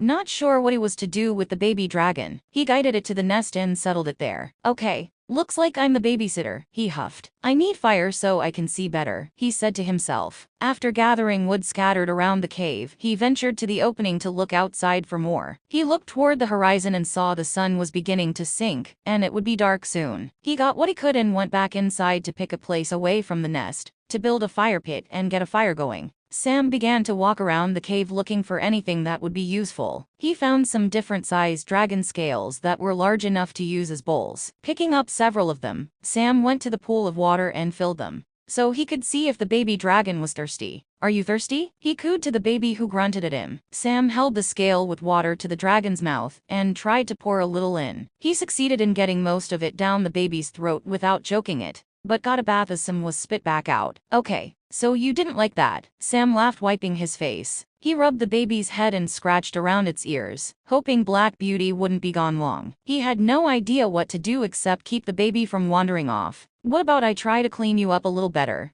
Sam suggested. He found one of the largest scales and went to the pool to fill it with water. After cutting up his shirt, Sam dipped a torn piece into the water and began to wash down the baby dragon's back. He continued to clean all the sticky goo from the baby, going back several times for fresh water. "You are a vocal one," Sam laughed as the little dragon chuffed, snorted, and chirped at him as he nuzzled and butted at Sam's hands, seeming to enjoy the bath. "When it's late tomorrow, I'll get some pictures of you and your mama." "Man, this is something that I thought I'd never see." He was almost finished when the little dragon decided to dry his wings by flapping them, quickly sending sprays of water onto Sam. "Hey!" Sam cried out in amusement as he got a face full of water. He splashed the baby dragon back and laughed hard as he shook his face and fell from the action. Before Sam could recover, The little one snorted into the water and sent it over Sam's lap, soaking his jeans. No fair, you dry quicker than I do. He smiled when it sounded like the little dragon was laughing at him. It pranced around swishing its small tail back and forth, and tried to huff fire.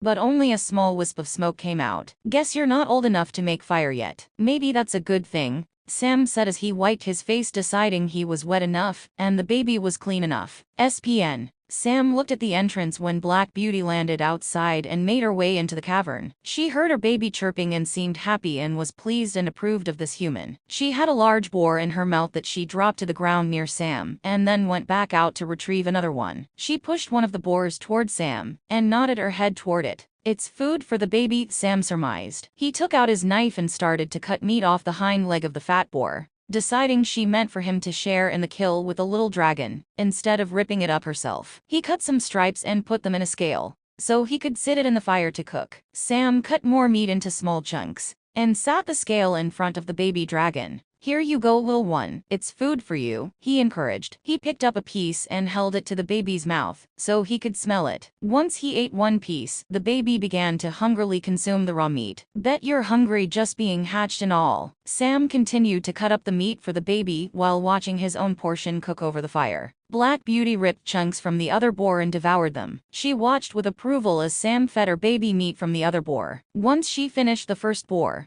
she moved to the other and saw Sam had stopped feeding her baby. She lowered her head and began to eat what was left of the second boar. After she was finished, she lumbered to her nest and settled down. I think he is full, Mama Dragon. Sam talked to Black Beauty. He guided the baby dragon to his mother's side and let it curl up with her. I'm going to eat something now, and I hope maybe you'll take me to my brother tomorrow, since your baby is okay. Black Beauty snorted and rubbed her face over her baby's body, and cupped a wing around it. She watched the human sitting at the fire as he ate the cooked meat. Her eyes tracked Sam as he went to get some water, and then spread out his sleeping bag near the fire. He rummaged in his pack for another t-shirt, jeans, and long-sleeve shirt to replace the dirty wet ones. These were all the clothes he had left now. He laid his jeans across a boulder to dry, thinking they were salvageable at least. Sam emptied his pack and tried to figure out a way to patch the rips, so he could use it. He found some cord in one of the pockets, and used his knife to cut small slits, so he could weave the cord through it, and tied the torn part closed. Once he was satisfied it would hold, he repacked what he could still use. He used the pack as a pillow and laid down knowing he needed to rest. Sam was hoping either Black Beauty would let him go or take him to Dean the following day.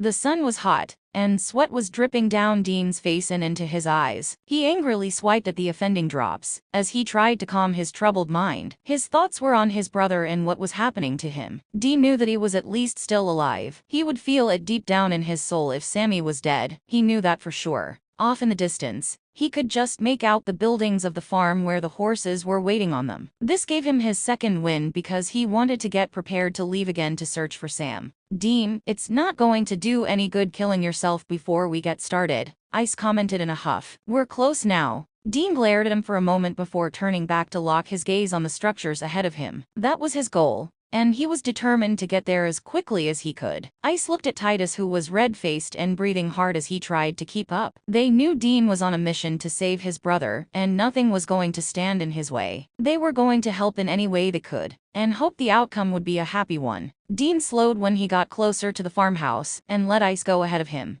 since he was the native here, and made the bargain for the horses to be kept on the farm until they returned. He knew he wasn't in the mood to deal with people right now. Ice climbed the steps of the porch and went to the door to knock. He glanced back at Titus and Dean, who were waiting in the yard. "Hail, traveler," the farmer greeted Ice as he bowed his head. "Fair weather to thee," Ice replied and nodded also. "Your steeds are in the corral and have been well taken care of. My oldest has seen to them. My thanks to your son for his services. He will be paid for his duties. Will thee and thy friends be leaving?" "No, I ask that you sell or barter with us for supplies, so we may go in search of my friend's brother, who was taken by a dragon. That is very unfortunate. I will let you have what I can, and there are neighbors close who will help also." "That is very kind of you, my friend. I will have my wife fix some food for you, and you can bed down in the barn like before." "Thank you kindly, sir." I stepped back and walked back to the others. "He will help us with supplies and has neighbors who will help also if needed." "How long before we can leave?" Dean asked. "Sometime tomorrow or the next day." Why not today? Dean demanded. Dean, you're not thinking straight. We need rest and time to gather what supplies we need. Hariam's wife is making food for us, and we can use the barn again to sleep in.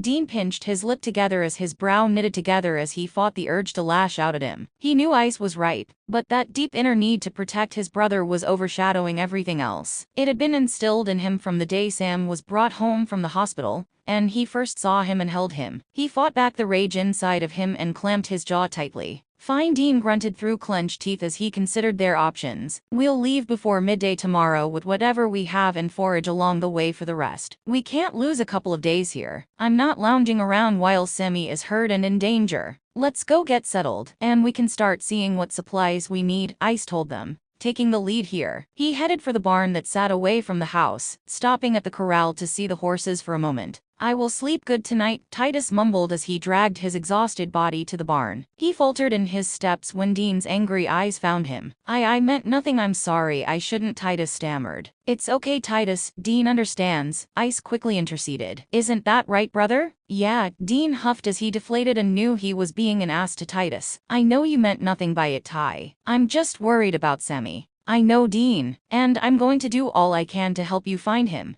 I know you will. Dean dropped his pack near the mounds of hay, and just stood there looking around like he was lost, and in a way he was. Why don't I get our beds ready? Titus offered in a soft voice. He reached down to unfasten Dean's sleeping bag and blanket, and shook them out before spreading them over the hay. I'll do yours too, Ice. Thanks, Titus, Ice replied, letting him take his pack. Dean, I know you're carrying a heavy burden, but if you need to talk, I am here. I'm fine, Dean muttered. Before he could say anything else, the barn door opened, and Hariam stepped in carrying a basket and jug. The missus fixed some food for you, and I brought some mead for you to try. It's my own brew. He handed Ice the basket and Dean the jug. Thank you so much for this. It smells great, Ice thanked him. He put the basket on a barrel, and uncovered it to find a pot of stew with bowls and spoons, and a loaf of homemade bread. He smiled when he removed a pie pan with 3 slices of pie. Come on, guys. This looks great. Let's eat. Dean opened the jug and took a sniff of the homemade brew, before picking up a cup to pour some for himself. He took a taste and grunted his approval, taking a bigger swallow. It wasn't whiskey or beer, but there was still a little bite to it to take the edge off. He poured 2 more cups and sat them on another barrel for the others. I'm all for that, Titus agreed, eagerly picking up a bowl and holding it out to be filled. He broke off a chunk of bread and went to sit on a sleeping bag.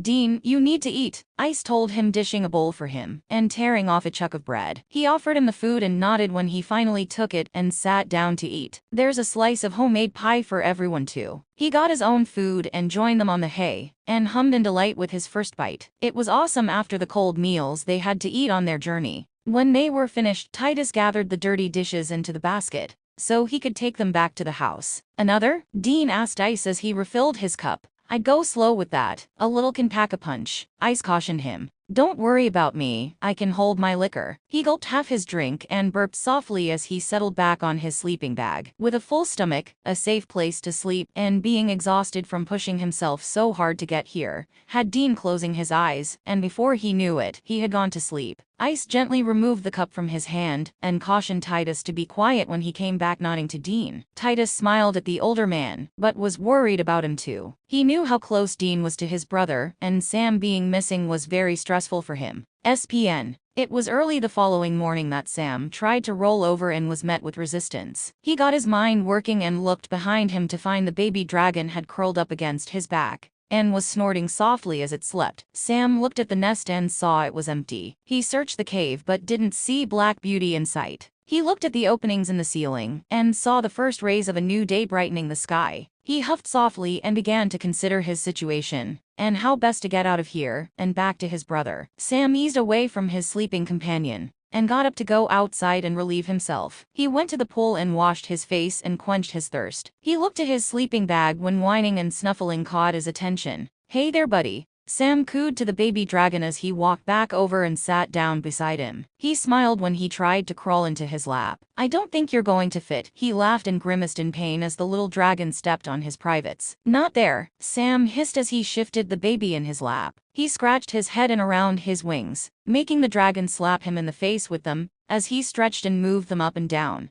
A darkness filled the entrance of the cave as Black Beauty moved inside. She focused on the two occupants and dropped the back half of a deer onto the ground. Her baby got to his feet and called out to her in recognition. I see you brought breakfast, Sam spoke to the mama dragon. He got up and walked to the kill to look at it. The hind legs were all that was left of it. He pulled out his knife and caught the skin to cut it out of the way, so he could get to the meat. The little dragon roared a baby roar and chomped in the air when he caught the smell of blood and fresh kill. He tried to crawl over Sam and almost knocked him over. Hold on, little man. I'm working as fast as I can, Sam told him, pushing him back down. He quickly cut some strips and laid them on a rock to appease him, so he could cut more. He heaped a scale with chunks of bloody meat and sat them on the ground for the baby. You know, I need to come up with a name for you, Sam told the little dragon as it attacked the food. Sam cut several long pieces for himself and went over to where he had a fire last night. Black Beauty was watching Sam and saw what he was trying to do as he looked around for more wood. She stepped closer and bent her head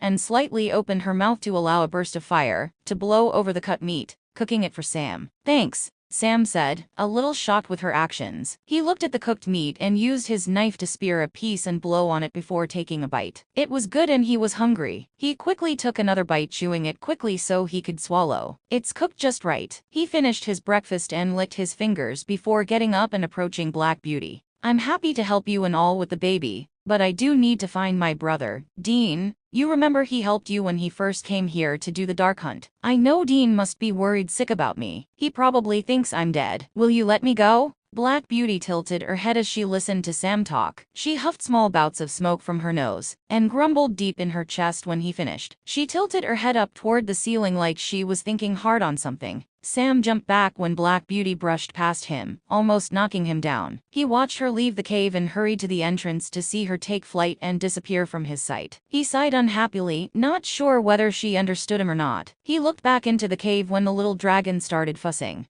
Hey, it's okay. Why don't you come outside with me and get some sun? Let me get a camera and I'll get some pictures. He called to the baby, motioning for him to join him. He grabbed a camera as the little dragon moved toward him. Let's see, what am I going to call you? Sam asked, guiding the dragon outside the cave and sitting on a large rock as he played in the grass. Author after King Author Samson Merlin Drago, Latin for dragon, smoky or firestorm. Because you will be breathing fire like your mama when you get older. The little dragon butted Sam's leg with his head to get his attention. He looked up at him with golden brown eyes and showed his sharp little teeth as he chirped at him. Sam smiled down at him and took some photos. He got him to spread his little wings out and snapped a few more, finishing that roll of film. I see you, Drago, Sam laughed softly. Do you like that name? He asked, rubbing his soft leathery skin. Then Drago it is. They stayed outside for a while longer, until the little dragon started acting droopy, and Sam decided it was nap time. He led him back into the cave and settled Drago in the nest, where he curled up and went to sleep. Sam went back outside and looked around, trying to determine where he was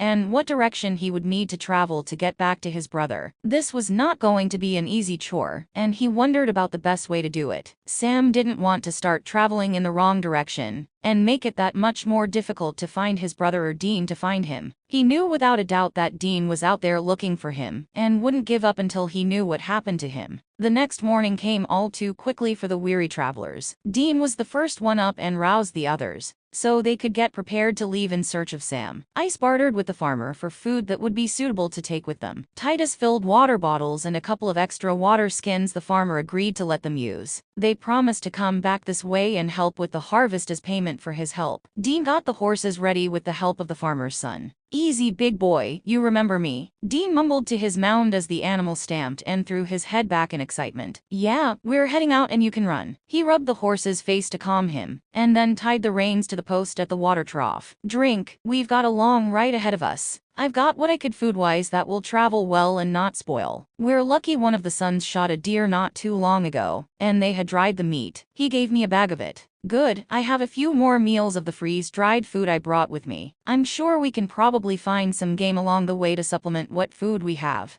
I've got extra water bags, Titus offered, holding up the water skins. The missus fixed some bread and cheese for your breakfast, Harriam offered, holding up a bag for Ice. You can eat them when you want. It is much appreciated, Ice replied. And tell your wife she is a blessing and a wonderful cook. Thank you for all your help, sir, Dean told him. I'm a man of my word, and we'll be back this way to help you out as soon as we find my brother. I thank you kindly, young man. Harriam nodded. Sir, would you send this letter to my wife with the next passing person that is heading west? I want to let her know I am okay and helping my friends, Titus asked the farmer. Of course. One of my sons can take it to town and see that it is given to travelers heading that way. Let's mount up and get started, Dean ordered, gathering the reins of his steed and swinging into the saddle. He reined Stone in and clicked his tongue at him as he neighed softly and pranced around. He waited until the others were mounted, and then lightly kicked Stone in the sides to get him going. The riders headed east after going over all Titus knew about where the Wyvern Dragon lived. They had plotted their course, and Dean let Ice take the lead as they galloped toward the sunrise. The horses were lively and anxious to run, since they hadn't had a good one lately.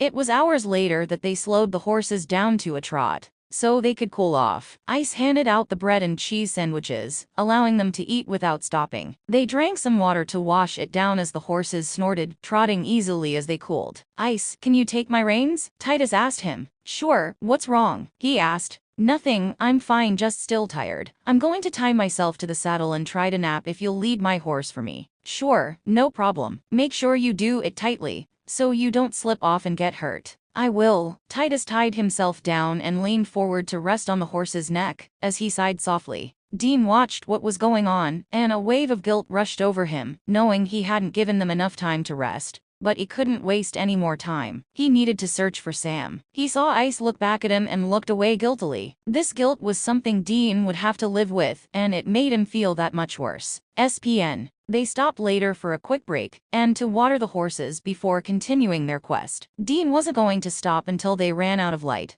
and had to find a campsite for the night. He wanted to get as far as he could in the next few days, in hopes of finding anything that might be a trail leading them to Sam. There's a river up ahead, maybe another hour's ride, Ice spoke, breaking the silence among them. We should stop and let the horses drink. It'll be getting dark soon. Might be a good place to stop of the night. Dean didn't say anything as a sour look crossed his face. We can't kill ourselves this first day, Dean. It won't help Sam. Ice spoke calmly to him, hoping he would see reason. We need to rest after riding all day, and have a hot meal. It'll do us all good. You're right, Dean finally answered. We'll find a spot near the river and set up camp. Good. That sound good to you, Titus? Ice asked the young man who rode beside him. Yes, my backside is numb, Titus replied, wiggling around in his saddle and grimacing with discomfort. They rode on until the river came into view. Ice dismounted and led his horse to the river's edge to drink, and surveyed the area, searching for a suitable spot for their camp. He handed Titus his reins and walked back from the river, looking around at the trees that grew along the bank,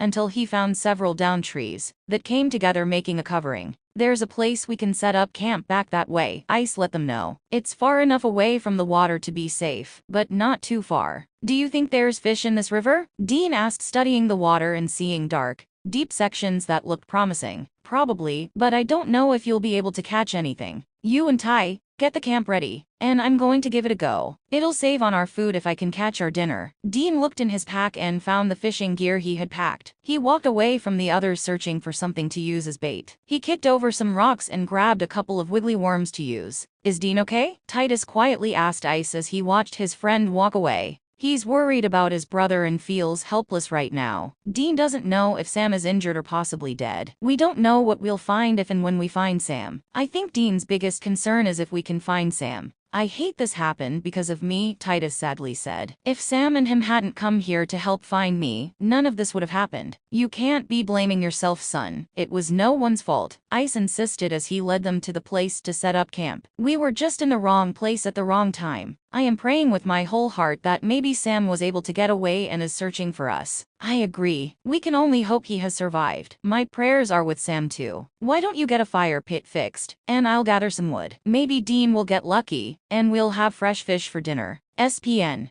Dean ignored the others as he walked away, dodging rocks and mud, until he found a place where the current was slow, and the water looked deep enough to fish. He fixed his line and slipped a worm onto the hook. He didn't have to toss it far, and let it sink into the water with a float bobbing on the surface. After settling on a large boulder, Dean drew in some slow, deep breaths, while keeping an eye on the float. His mind was in turmoil and was racing. This thing about not knowing whether Sam was alive was tearing him apart. There was an emptiness inside of him, and a gnawing fear of what he might find if they did find Sam. Images of blood and guts and Sam's accusing face staring at him made him jerk from his daydreaming. He saw the float was bouncing up and down, and quickly rolled the line in to find a good-sized fish flopping around on it. One down, two to go, Dean mumbled to himself. He caught the fish through the gills and used a branch to secure it in the shallow water. He rebaited his hook and tossed the line out again to a different spot, and sat back down to wait. He tried to not let his thoughts go back to the images of Sam broken, bloody, and dead. Dean only had to fish for 30 more minutes to catch 2 more fish, and used his knife to kill and gut them. He was pleased with himself and strolled back to camp to find ice, and Titus had it set up with a fire going. He held up his catch and received applause from them. He bowed and let Titus take the fish to cook. After their meal and once things were cleaned up, Dean moved to sit down beside Titus. "Ty, I want to apologize for making us leave before you were rested," Dean told him as he put an arm around his shoulders. "I get a little crazy when Sammy's in trouble." "Dean, it's okay. I know how much you love your brother, and you only want to find him." "I'll be okay, honest," Titus replied, smiling to let Dean know he understood his actions. "We're all worried about Sam, and I hope we can find him soon." "Thanks for understanding, Ty." Dean smiled back, a sadness in his eyes. He looked away, trying to hide his emotions and put on a strong front. He squeezed Titus's shoulder and patted his back before getting up and moving back to his bed. "Go on and get some sleep. I'll see you in the morning." "Good night, Dean." "Ice," Titus said before laying down and turning to his side. "Night, son," Ice replied softly, looking to Dean to see a faraway look on his face. "I'll take first watch if you like." Dean blinked a few times, breaking out of his thoughts, and looked at Ice. "It's fine, go on to bed. I'll take first watch. I'm not sleepy anyway." "All right, but wake me so you can get some rest too."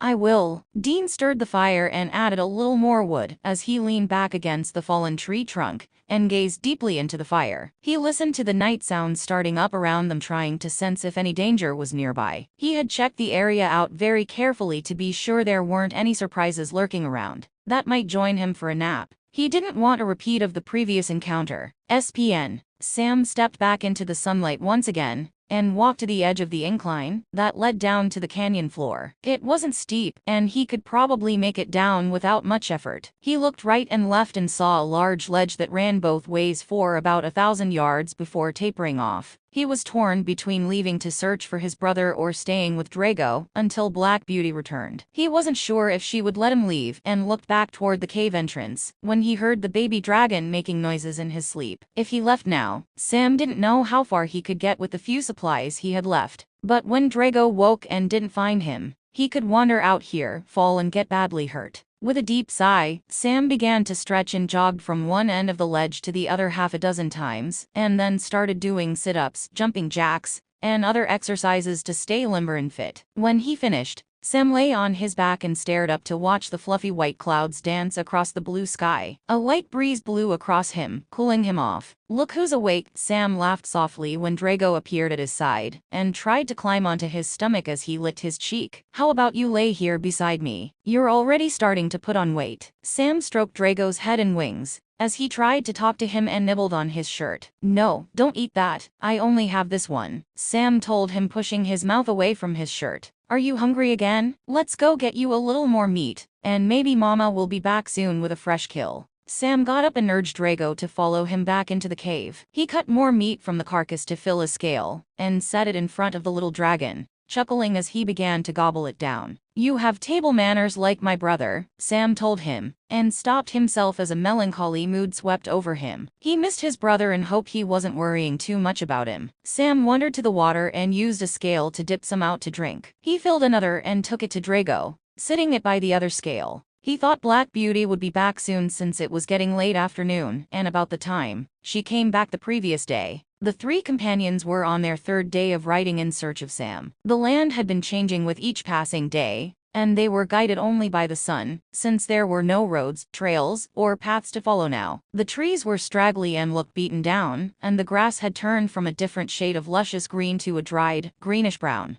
Shrub brush dotted the terrain and barred their paths at times, making them choose a path around them. The water was getting scarce, and they made sure to stop and fill all their containers whenever they ran across drinkable water. The day had started off sunny, but quickly became overcast with gray clouds building in the distance. It looked like rain might be on the way, and none was looking forward to having to ride in it. They would continue their search for Sam until they knew one way or the other what had happened to him. They were riding along single file with Dean in the lead. His spidery senses kicked in, and he stiffened and looked around trying to pinpoint what he was feeling. Something caught his attention in the sky, as a dark spot seemed to be drawing closer to them. He held up his hand for everyone to stop, as he kept his eyes on the spot, watching it get bigger. The others followed his gaze and saw the black spot too. "Isn't that?" Titus started as he nudged his ride forward while he squinted and shaded his eyes. "It is. Look, Dean, I think that's Black Beauty," he cried out excitedly as the dragon took shape the closer it got. "Yeah, you may be right," Dean cautiously said, wondering if there were other black dragons around. They watched as the dragon circled slowly above them, before gliding to the ground far enough away to not scare the horses. She turned and looked at the travelers, waiting to see what they would do. "Ice, take the horses so they don't run away," Dean told him, dismounting and handing over his reins. "Here's mine." Titus rushed as he slipped from the horse's side and ran toward the dragon. He was halted when Dean grabbed his arm to stop him. "Easy, Ty. We need to be sure it is her," Dean told him as he studied the dragon. Ice stayed back and cooed to the horses to keep them calm as he watched the interaction between his friends and the dragon. Titus had told him about a black dragon that they helped during their first task on the Dark Hunt. It was during the last hunt that the dragon had saved Dean's life when a harpy attacked them. He was amazed to see one this close and studied its huge body, large extended wings, long tapered neck, and a mouthful of deadly teeth. She was regal looking, and he could see wisdom and intelligence in her penetrating gaze. "It's her, Dean. She knows us," Titus insisted, pulling loose and walking closer to the dragon. "Hi, Black Beauty." He spoke to her, raising his hand as she lowered her head and allowed him to rub her face. She stuck her face near Titus's head and sniffed deeply before blowing warm breath on him. "Hey, that tickles," he laughed. Dean walked closer and looked into her eyes, seeing recognition as she blinked and stretched her neck toward him. "Hey girl," Dean said to her, scratching behind her ears and rubbing down the middle of her forehead. "What are you doing here?" Black Beauty drew in his scent and sent puffs of gray smoke at him as she growled in her chest. She flapped her wings slightly and raised her long neck up. After turning, she looked back at them and then toward some distant mountains. Once she did that a couple of times, she took flight and stayed above them, waiting to see if they understood her. "Dean, I think she wants us to follow her," Titus told him. "Did you see how she kept looking that way? What if she knows something about Sam?" "I don't know, but it's worth checking out, I guess. We're not finding anything to help." Dean headed back to the horses with Titus. "We're going to follow her," Dean told Ice as he mounted and watched the dragon circle one more time before flying ahead of them. "All right," I said, trusting Dean's judgment. "So, that's your dragon," he commented. "Very impressive. I wouldn't say she's my dragon by any means, but Black Beauty did help us back then." They kicked the horses into a gallop and kept the dragon in sight. If she got too far ahead, she would circle back to be sure they were heading the way she wanted. She was leading them more to the south than their previous trek. Hope was building again in Dean that maybe by some sheer miracle Black Beauty was leading them to Sam. How she found him or what shape he was in, he didn't know. Dean surmised that there was a reason Black Beauty had showed up and was guiding them somewhere. The horses kept a steady gallop for several hours until the riders slowed them to a trot, so they could cool down and not overtax them. It was getting darker as the clouds kept building and a few drops of rain began to fall. "Dean, we need to stop before the storm gets worse," Ice called to him. "We're not going to be able to see the dragon when it hits." Dean looked at the churning clouds overhead and felt drops of rain hit his face. He knew Ice was right, but he feared if they didn't continue to follow Black Beauty, they would lose her. A streak of lightning bounced around in the clouds before striking the earth. Up ahead, Titus pointed. "There's some trees for shelter over there." "Fine," Dean finally gave in, since he could barely see the black dragon anymore. They reined in the horses and headed for the stand of trees to set up a quick camp. They got the tarp hung in the branches of several trees for shelter from the rain that was beginning to come down harder. The horses were tied under the biggest tree with a tarp over them for protection and unsaddled. Luckily the ground sloped, and the rain ran away from them. Guess it's a cold meal tonight. Dean sighed, listening to the rain hitting the tarp and gazing out into the downpour. He was deflating and hung his head, trying to rein in his emotions. It'll be okay, Dean. I know the direction Black Beauty was flying. There are canyons out that way with caves, Titus offered. If she wants to show us something, I think she'll come back, Ice added, wanting to give Dean the encouragement he needed to hear. Titus dug into the packs and got out dried meat, hunks of bread and 3 apples for their meal. He passed the food around and they ate in silence, hunched together against the coolness and dampness. They used the cooking pot to catch some rainwater and filled several water bottles to drink. SPN. Sam was standing at the cave entrance looking out at the rain, when Black Beauty suddenly dropped from the sky and landed on the ledge. She shook her body as she entered, spraying Sam with water. "Hey!" Sam cried out, stumbling back out of the way. "I'd like a shower, but not this way." Black Beauty looked down at him and gurgled, sounding like a laugh as she dropped some meat to the floor of the cave. She lumbered to her nest as Drago squeaked and squealed at her, rubbing against her legs. Sam moved to the kill and picked it up to set it on a rock he was using as a table. He got some water to wash it off before he started cutting it up. He had fallen into a routine over the past days of fixing food for Drago and himself, exercising, playing with Drago, sleeping and starting another day. Black Beauty watched Sam for a moment while Drago was eating, waiting for him to fix his meat so she could cook it. She had no way of relaying to him that his brother was near and they would be seeing each other soon. The storm raged on for most of the night until it moved on just before dawn. "Am I glad the storm has passed?" Dean groaned as he rubbed his horse down before saddling him. "I agree," I said. "It wouldn't be pleasant to be riding in the rain." "Ty, are you sure about the direction we should going?" Dean questioned him. "Yes, I can guide us," Titus answered with a vigorous nod. "I think we're close," Dean mumbled as he tightened the cinch and patted Stone on the neck. "I feel it deep in my soul." Ice and Titus glanced at each other as they got their mounts ready and hoped Dean was right. They were all weary after last night's storm, and none slept very much. Once they were ready, Titus took the lead and headed toward the distant mountains. They had the horses galloping at a steady pace, hoping that Black Beauty would find them again and lead them to wherever she wanted them to go. Dean kept scanning the skies looking for her, but didn't see her. "We're lucky these are fairy horses with strong, incredible endurance that can travel fast in this terrain. Horses from my world would never be able to cover this much distance." The sun was moving across the sky and was almost overhead when Dean spotted something ahead of them. He pulled Stone to a stop and studied the mound on the ground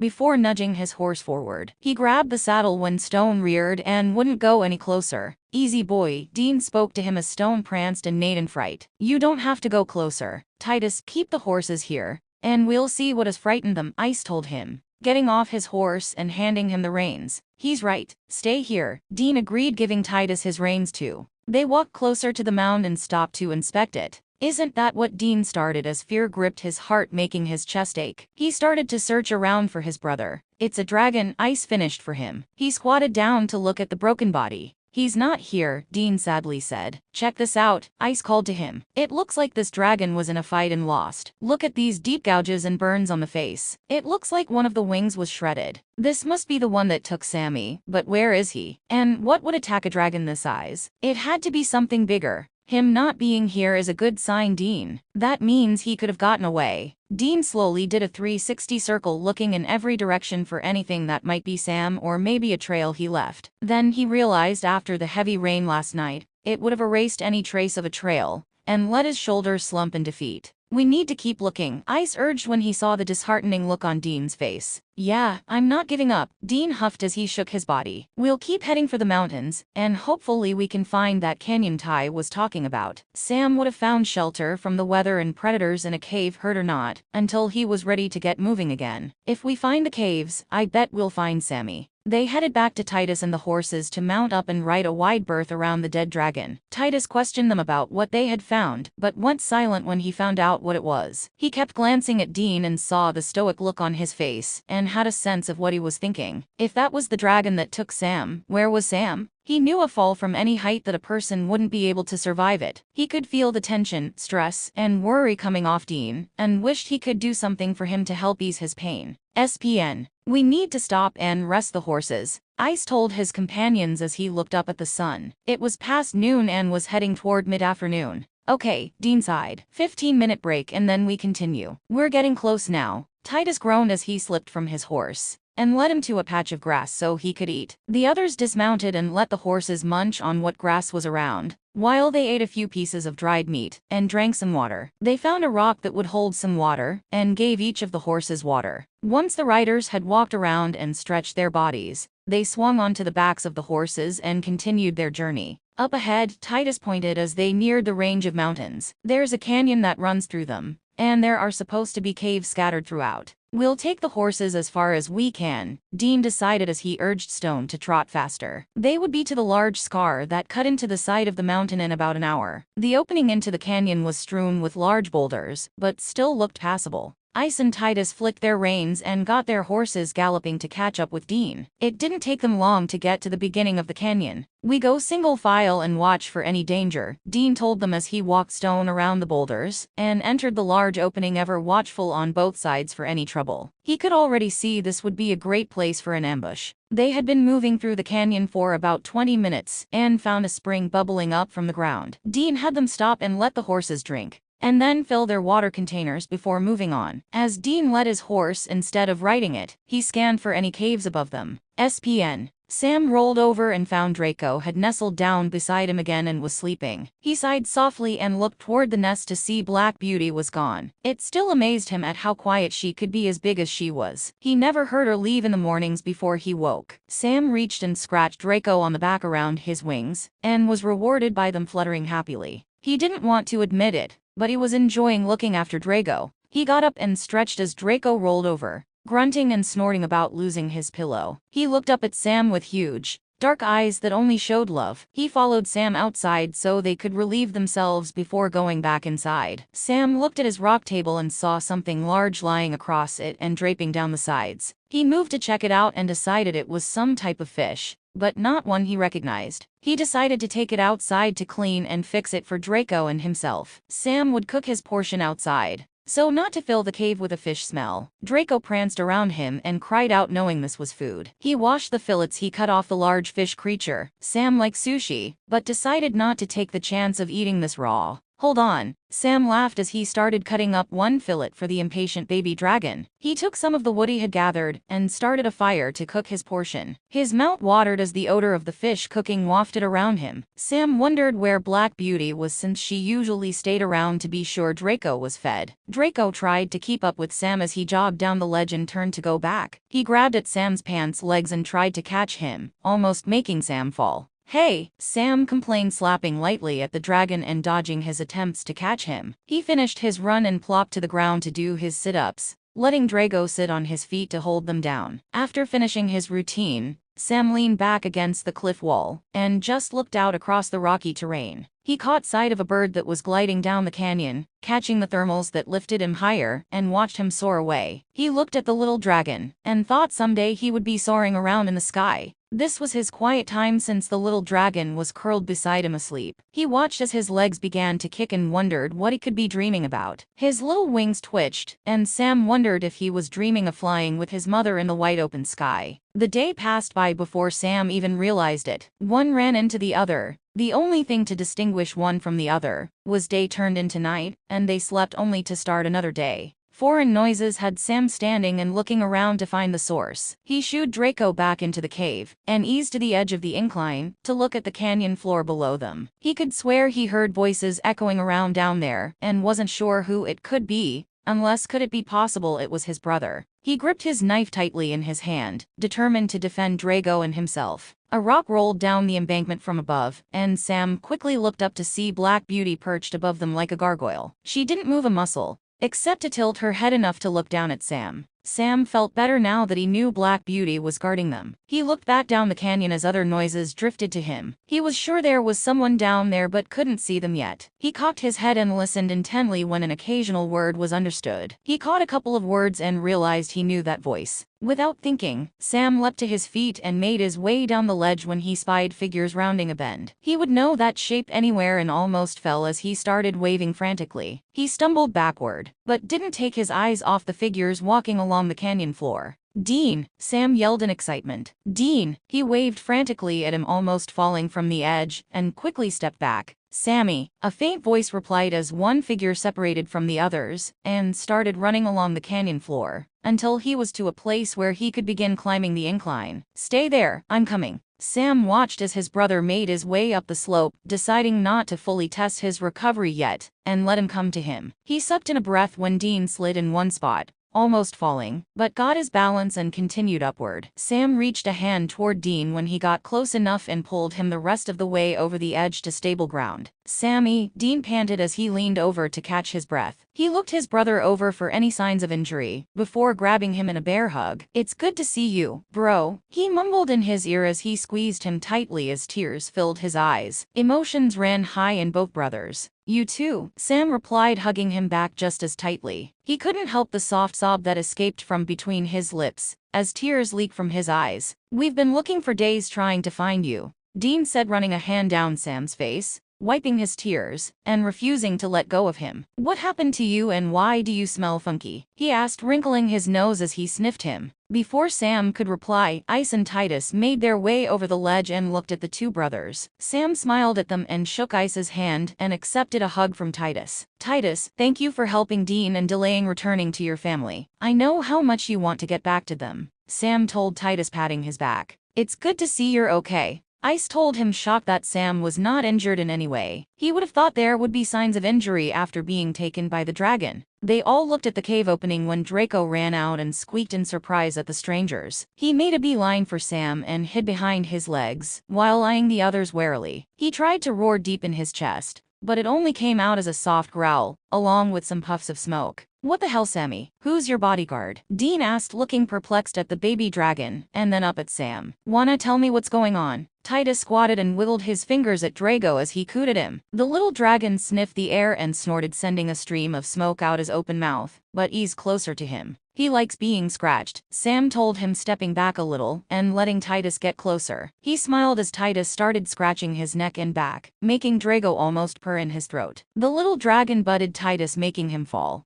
so he could climb on him and play. Black Beauty was on the cliff above us. I'm not sure where she went, Sam told them, looking up. Better not get too boisterous so we don't upset her, since she might think we're going to hurt her baby. Black Beauty, as in the one who saved Dean. She led us here, sort of, Ice asked. His interest piqued because Dean had told him the story. Okay, Sammy, spill it. How did you end up here? Dean questioned. They sat down on the ledge around Sam so he could tell his story. We were walking across the meadow, and suddenly I was up in the air, Sam recounted as he looked out across the canyon. I didn't know what had happened until I realized I was in the clutches of a dragon. I couldn't fight since my arms were pinned to my body by his talons. Sam paused and absently rubbed his side where he was injured. We saw Sammy, Dean said, softly patting his arm. I was going to shoot it, but was afraid it'd drop you. I didn't know, Dean faltered and looked down at the ground. It's fine, Dean. I know if you could have done anything you would have, Sam assured him. Black Beauty saved me, he said proudly. This is her baby. She did how? She attacked the dragon, and I passed out. So I don't know what happened, but when I woke I was in this cave. She healed my injuries like she did you, Dean. Sam pulled his shirt up and showed them his scars that were still pink and tender looking. You got a dragon kiss. Dean smiled, looking over at the baby dragon with interest when Titus laughed loudly. He didn't say what he was thinking, not wanting to spoil the mood, but by the look of the scars, Sam would probably have died without her intervention. They all looked up when Black Beauty glided to the ledge and landed. She looked the humans over and eyed her baby to be sure he was okay. The scent of two of the humans was familiar to her, and she wasn't concerned. The dragon eyed the third member closely, not sensing any danger from him. She snorted and grumbled before settling down nearby to watch over them. There she is, Dean mumbled, looking into Black Beauty's eyes and nodding his thanks to her. A moment of understanding passed between them before he turned back to his brother to listen to him talk. I helped Draco to be born by helping to break the shell open and free him, Sam explained to them. I used my knife hilt to make the cracks bigger, and the blade to slit the membrane inside. With one hard pull, it came open and Draco was released. I fell backwards and he landed on top of me. Sam laughed as he remembered the scene, thinking how funny it would have looked to the others. So, you got dragon slimed, Dean surmised as he tried to picture it in his mind and chuckled. Draco? Ice asked about the name. Oh, it's Latin for dragon. Watch it, Sammy, your geeky side is showing. Sam gave him a bitch face and rolled his eyes before continuing. We sort of bonded and Black Beauty brought food for us, and I fed Drago and myself. She didn't want me to leave, but I think she understood I needed to get to Dean to let him know I was okay. I told her stories about us growing up and how you looked after me. Black Beauty is wise, and I believe she does understand us, Dean offered, looking back at the mama dragon who seemed to be listening. So, you became a babysitter, he teased with a chuckle, making the others snicker too. What else was I to do? Sam snipped, giving Dean his best bitch face glare. I had no supplies really, since when the dragon snagged me he ripped my pack and destroyed some of my supplies. Plus, I didn't know where I was or how to find you guys. Even if she did let me go, I had no idea which way to even go. You know, Sammy, if you weren't so tall maybe someone else might have been taken. I figure the dragon zeroed in on you because you're bigger and would make a better meal.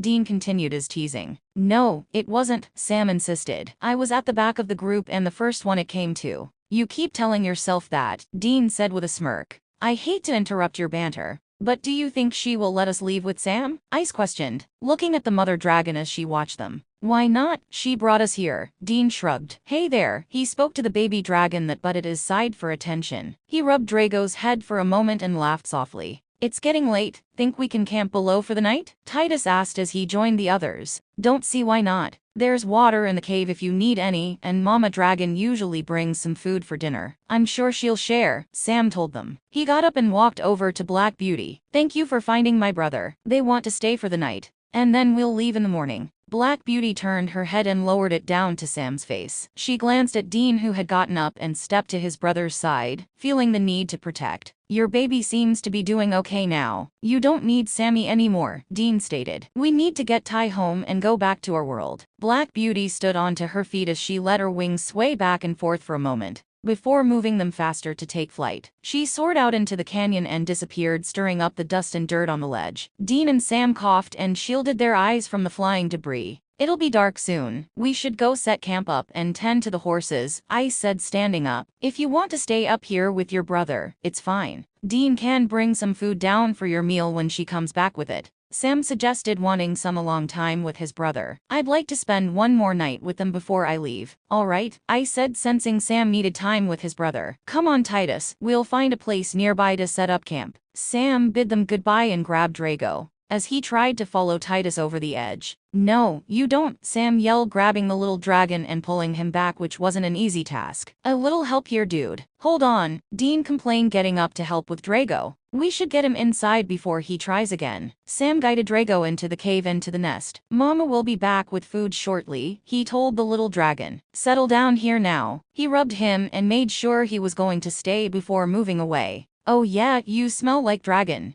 Dean decided, coughing a couple of times as he looked around the cave. He saw Sam's sleeping bag lying on one side and the large pool of water near the back. Can't smell anything, Sam shrugged. He went to his sleeping bag and sat down, waiting for Dean to join him. I was really worried about you, bro, Dean told his brother in a serious voice. I didn't know if you were alive or Dean couldn't say it as he looked away. I didn't know what to do, where to even start looking, and I had no idea what I'd find if we found, he trailed as his voice cracked. I understand, Dean, but I had faith you would find me, Sam softly whispered, bumping shoulders with him. I don't think anyone else would have even looked for me, surmising that I was dead or would soon be a dragon snack. It's all good. I wish I could have gotten a message to you, but there wasn't any way to do that. You've found me now and we can get Titus home and go home ourselves. Yeah, now you'll have some stories to tell Bobby about all this. I know, this was an adventure of a lifetime, and I'm still pinching myself to see if it's real. Oh, we'll need to make a stopover at the farm where we left the horses. I promised to help Harry him out on the farm for the supplies he gave us. That's fine. I don't mind doing that. A lot of people have helped along the way, and we should repay who we can. They sat in silence, since words were not needed, watching Drago play in the nest. They were just happy to be reunited again. It wasn't long before Black Beauty returned with food. Sam divided it and gave some to Dean for their meal. He bid him goodbye with assurances they would see each other the following morning. Dean was hesitant at first to leave Sam now that he had found him, but he knew he would okay with Black Beauty and Drago. Sam woke early the following morning, excited about being reunited with his brother, and that they would be heading home with a couple of detours, of course. He saw Black Beauty had already left to hunt and bring back food for Drago and him. He planned on taking some down for the others when he joined them. "Hey, sleepyhead," Sam chuckled as Drago stirred and yawned widely, before shaking his body and wings. He flapped his wings hard for a moment before squeaking and giving a small roar. "I hear you, buddy, but we have to wait on your mama to bring food." Sam shook out his sleeping bag and packed what little he had into his patched backpack, and sat it outside the cave, so he'd be ready to leave. He added some small scales that he had collected to take with him as souvenirs. He walked to the edge of the incline and looked to the canyon floor, searching for the camp below. At first, he didn't see it, and his heart skipped a beat and sped up until he spotted it a little further down, and sighed with relief. They had camped under an overhang that stuck out from the canyon wall, and it was hard to spot unless you really looked for it. It had flashed through his mind that something had happened to them during the night, but pushed that out of his mind, knowing Black Beauty would have heard any disturbance, and would have gone to investigate it. Humming to himself, Sam waited for Black Beauty to return with food for her baby, that would also be shared with them. He was going to prep a double portion, so there would be more food for Drago when he got hungry later. Sam felt a twinge of regret at leaving while he was still so young, but he couldn't stay. Now that Titus was found, they needed to return him home and return to their own world. It wasn't long before he heard the flapping of wings, and watched as Mama Dragon lightly landed at the entrance of the cave. She carried an animal carcass in her mouth and deposited it beside his rock table. Drago already knew that food was coming and scampered around his feet chirping and trying to roar. "I hear you," Sam laughed. "You have to give me time to fix it." He decided to cut bigger chunks of meat for him so he could get used to it. When the scale was full, Sam sat it on the floor near his mother, and continued to cut strips of meat to take with him for their breakfast. Once he had enough, Sam cut more meat and set it aside for the little dragon. "So, this is goodbye, Black Beauty and Drago," Sam addressed her as he stood in front of her watching.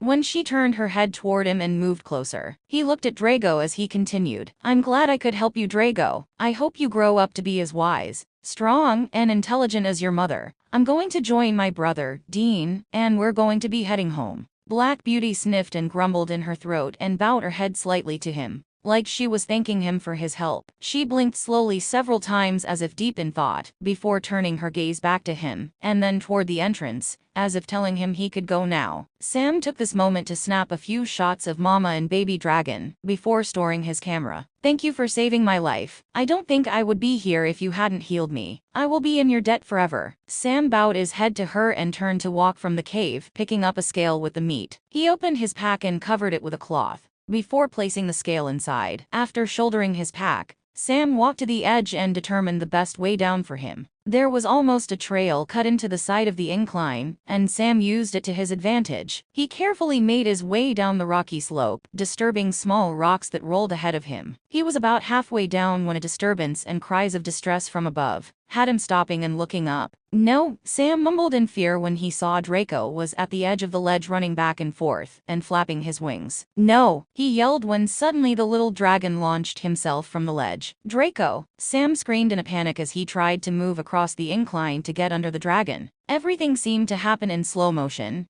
as the little dragon jumped from the edge out into the air, and seemed to hang there for seconds before gravity interceded. He began to fall toward the canyon floor below, when the thermals caught his wings and lifted him upward as he started flapping hard for a moment, until he seemed to get the hang of it, and he got a rhythm. Sam was slipping on his bottom and almost tumbled down the incline, sending rocks and dirt down ahead of him. He scraped the palms of his hands on the sharp rocks, as he tried to stop himself from falling. He tried to keep his eyes on Draco and slowed when the little dragon began to fly. He never saw Black Beauty as she lifted from the ledge and glided down into the canyon after her baby. None of them saw Dean, Ice, and Titus running across the canyon floor when they saw what was happening above them. Dean was the fastest, and he kept his eyes on Drago as he got closer to the ground. He reached up and grabbed for the dragon when he got close, catching his feet as he stumbled backward, and fell to the ground with Drago on top of him. "Dean!" Sam yelled as he made his way toward the others. He skidded to a stop when he heard a few choice curse words coming from his brother, because Drago was licking his face. Everyone braced themselves when Black Beauty came down, flapping her long wings to slow her descent, so she could land. She roared at the humans but didn't attack when Drago climbed off Dean and ran toward Sam. He butted his legs until Sam stroked him and shooed him to his mama, so she'd know he was okay.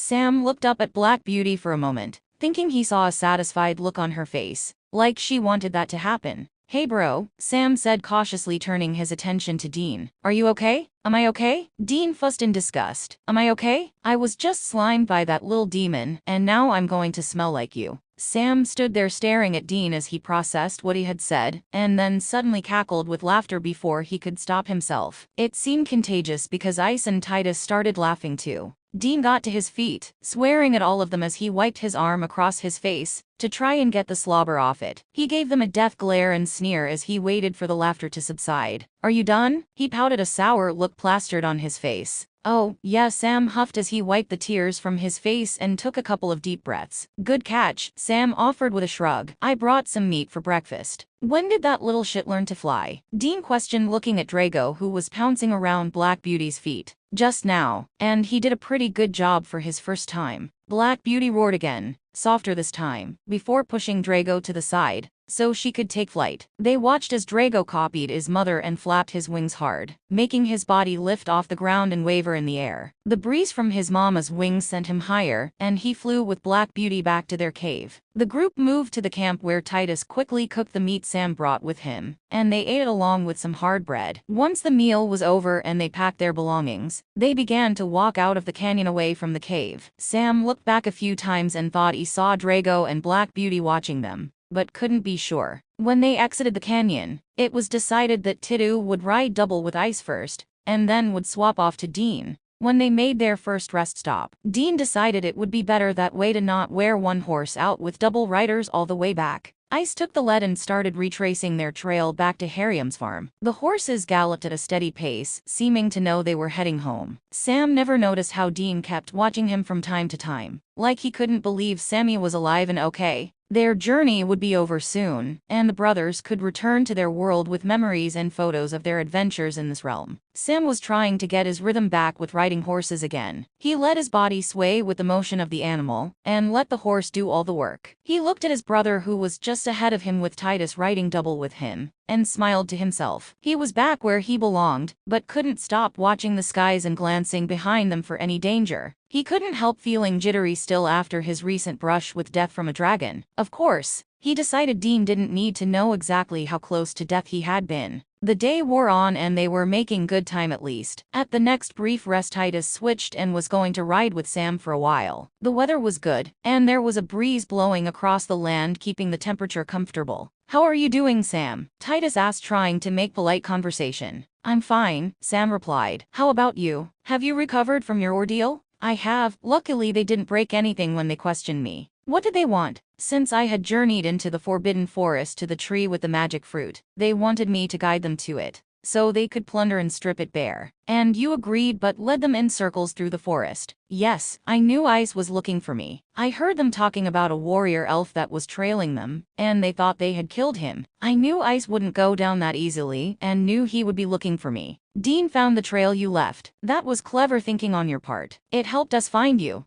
I never dreamed you and Dean would be with Ice, but I'm glad he asked for your help, and you decided to do it. I don't think he could have rescued me by himself. As soon as Dean found out you were in trouble, he didn't hesitate, and I wasn't let him come by himself this time. You are a good brother, Sam. I know Dean was worried about you when he was here. He was afraid of the lengths you might go to try and rescue him. Yeah, well, I wasn't in the greatest place after he was kidnapped. Sam trailed off as he thought about what he had almost done. If Castiel hadn't stopped him in time, Sam was sure he probably would have died when he tried to summon the witch. You don't have to say anything. I saw the same thing in Dean when you went missing. You two have a special bond that most could only dream of having with their siblings. Yes, I guess we do. We've had it our whole lives, though there were a few times it was tested over the years. You were lucky to have a big brother. I wish that I had had one growing up or any family. That must have been hard on you being alone like that. It was until Dean came alone and picked me as his guide. He changed my entire life. Your brother treated me as an equal and wouldn't let anyone do otherwise. He gave me confidence, courage, and respect for myself. I was blessed when he asked Ice to find me a home. Dean knew I didn't belong in your world. That's true, Sam nodded. There are those in our world who would want to hunt you and kill you because you are different. I think any place has good and bad people, Titus said. That is true. You grew into a wise young man.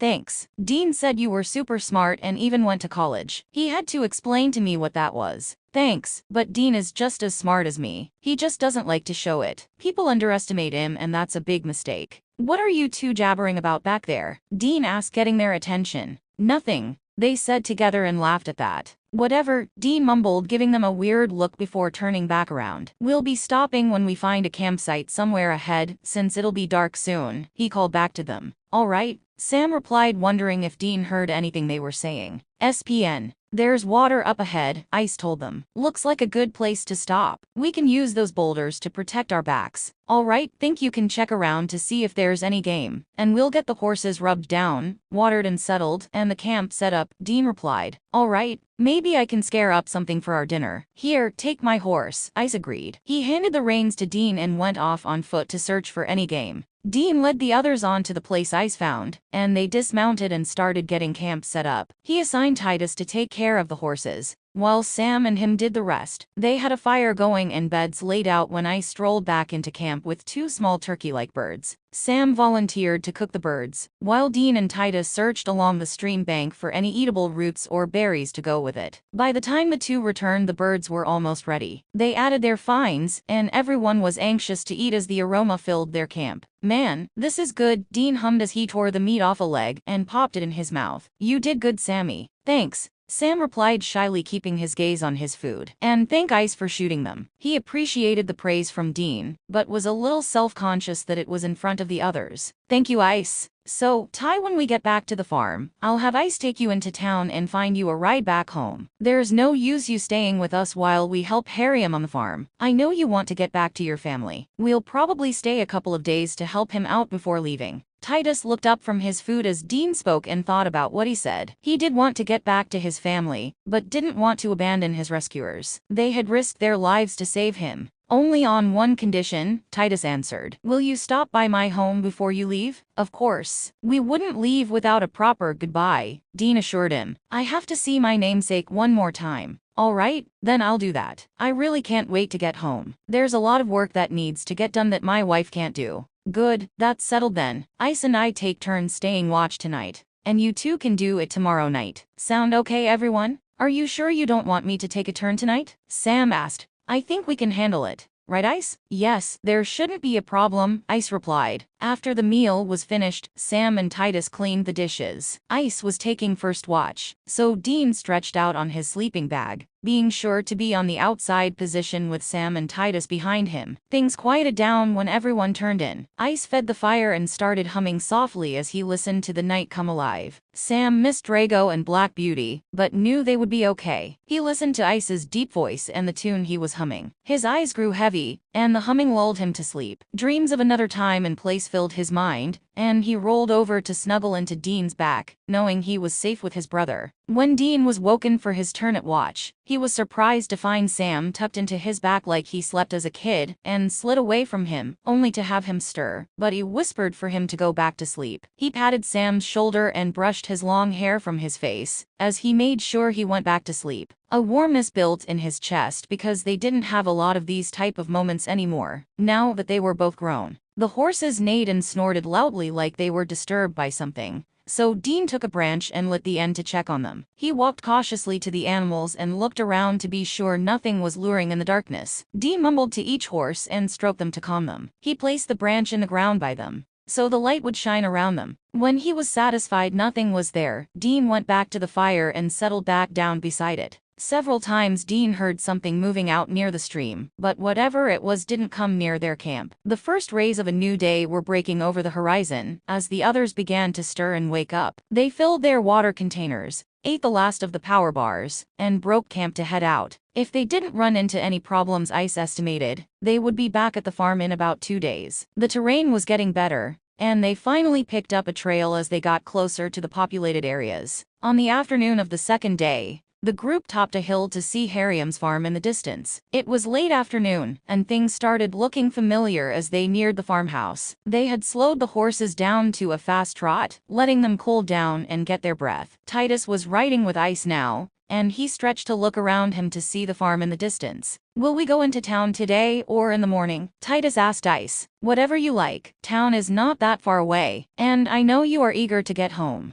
Do you think Dean would mind me leaving today? No, he knows what it feels like to be away from family. Then, yes, I would like to go to town and find a ride home. I thought as much. After we get to the farm, you can tell them goodbye, and we will leave. All right? Titus leaned back and swayed with the motion of the horse, as he thought about what he would say to Dean. He was like a big brother to him, and he risked his life to come and help. He was going to be sure Dean kept his promise and stopped by on their way home to see him and his family. Thank goodness we're here. Sam groaned as he dismounted and walked around trying to get the feeling back in his butt and legs. He stretched and hissed as his back popped in several places. Right back at you. Dean grunted as he rolled his shoulders and his head. After a short rest, I'm going to take Titus into town, Ice announced, letting Titus slide off first and then dismounted. Yes, I am anxious to get home, Titus added. You are still coming by after you finish here, right? Titus addressed Dean with a hopeful look on his face. He knew the brothers must be anxious to get home too.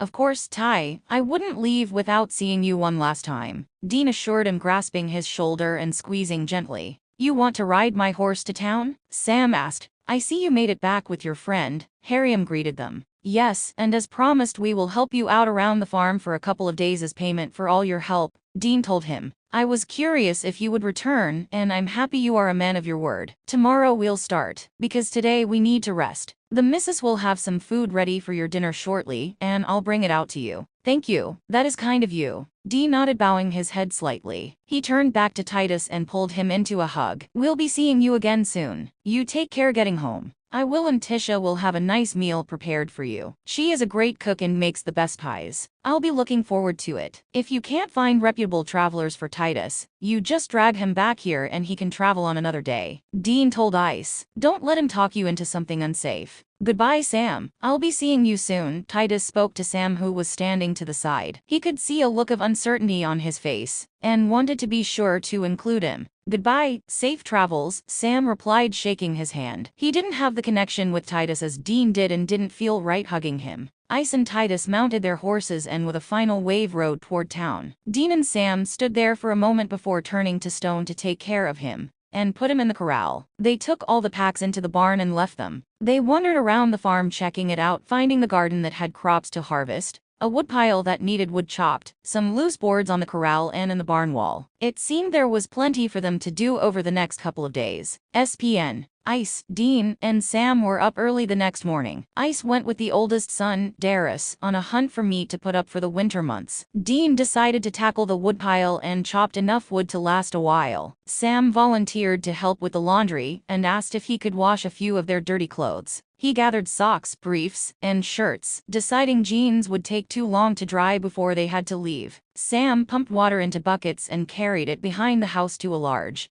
black kettle sitting over a fire pit. He poured water into the kettle and then squatted to gather some wood to start the fire to heat the water. He went back for more water, filling the kettle 2/3 full, and then filled a wooden tub with water to rinse the clothes in. Hey, Dean complained when Sam came over and began to pick up some of the wood he had chopped. I need it for the fire to wash clothes, Sam snipped back at him. He took the wood and dropped it by the fire, and checked the water to see if it was heating. Seja, Harriam's wife, brought out a basket of clothes and added Sam's to the pile. She nodded her approval at what he had done so far. These young men were handy with their hands and didn't mind hard work. They were a blessing for the farmer and his wife. The water is hot enough now, Seja told Sam. She dropped a sliver of homemade soap into the water and handed Sam a long pole with an X of wood fixed on the bottom. Use this to push clothes into water and stir them, she instructed, giving him a demonstration of how to do it. Sam took clothes and dropped them into the pot, and used the pole to push them deeper into the water to get wet. He was careful so he wouldn't slouch water out and put out the fire. He began to stir and move the clothes around in the kettle. He chuckled to himself when he realized that he was a human agitator like the agitators in their washing machines back home. After about 15 minutes of agitation,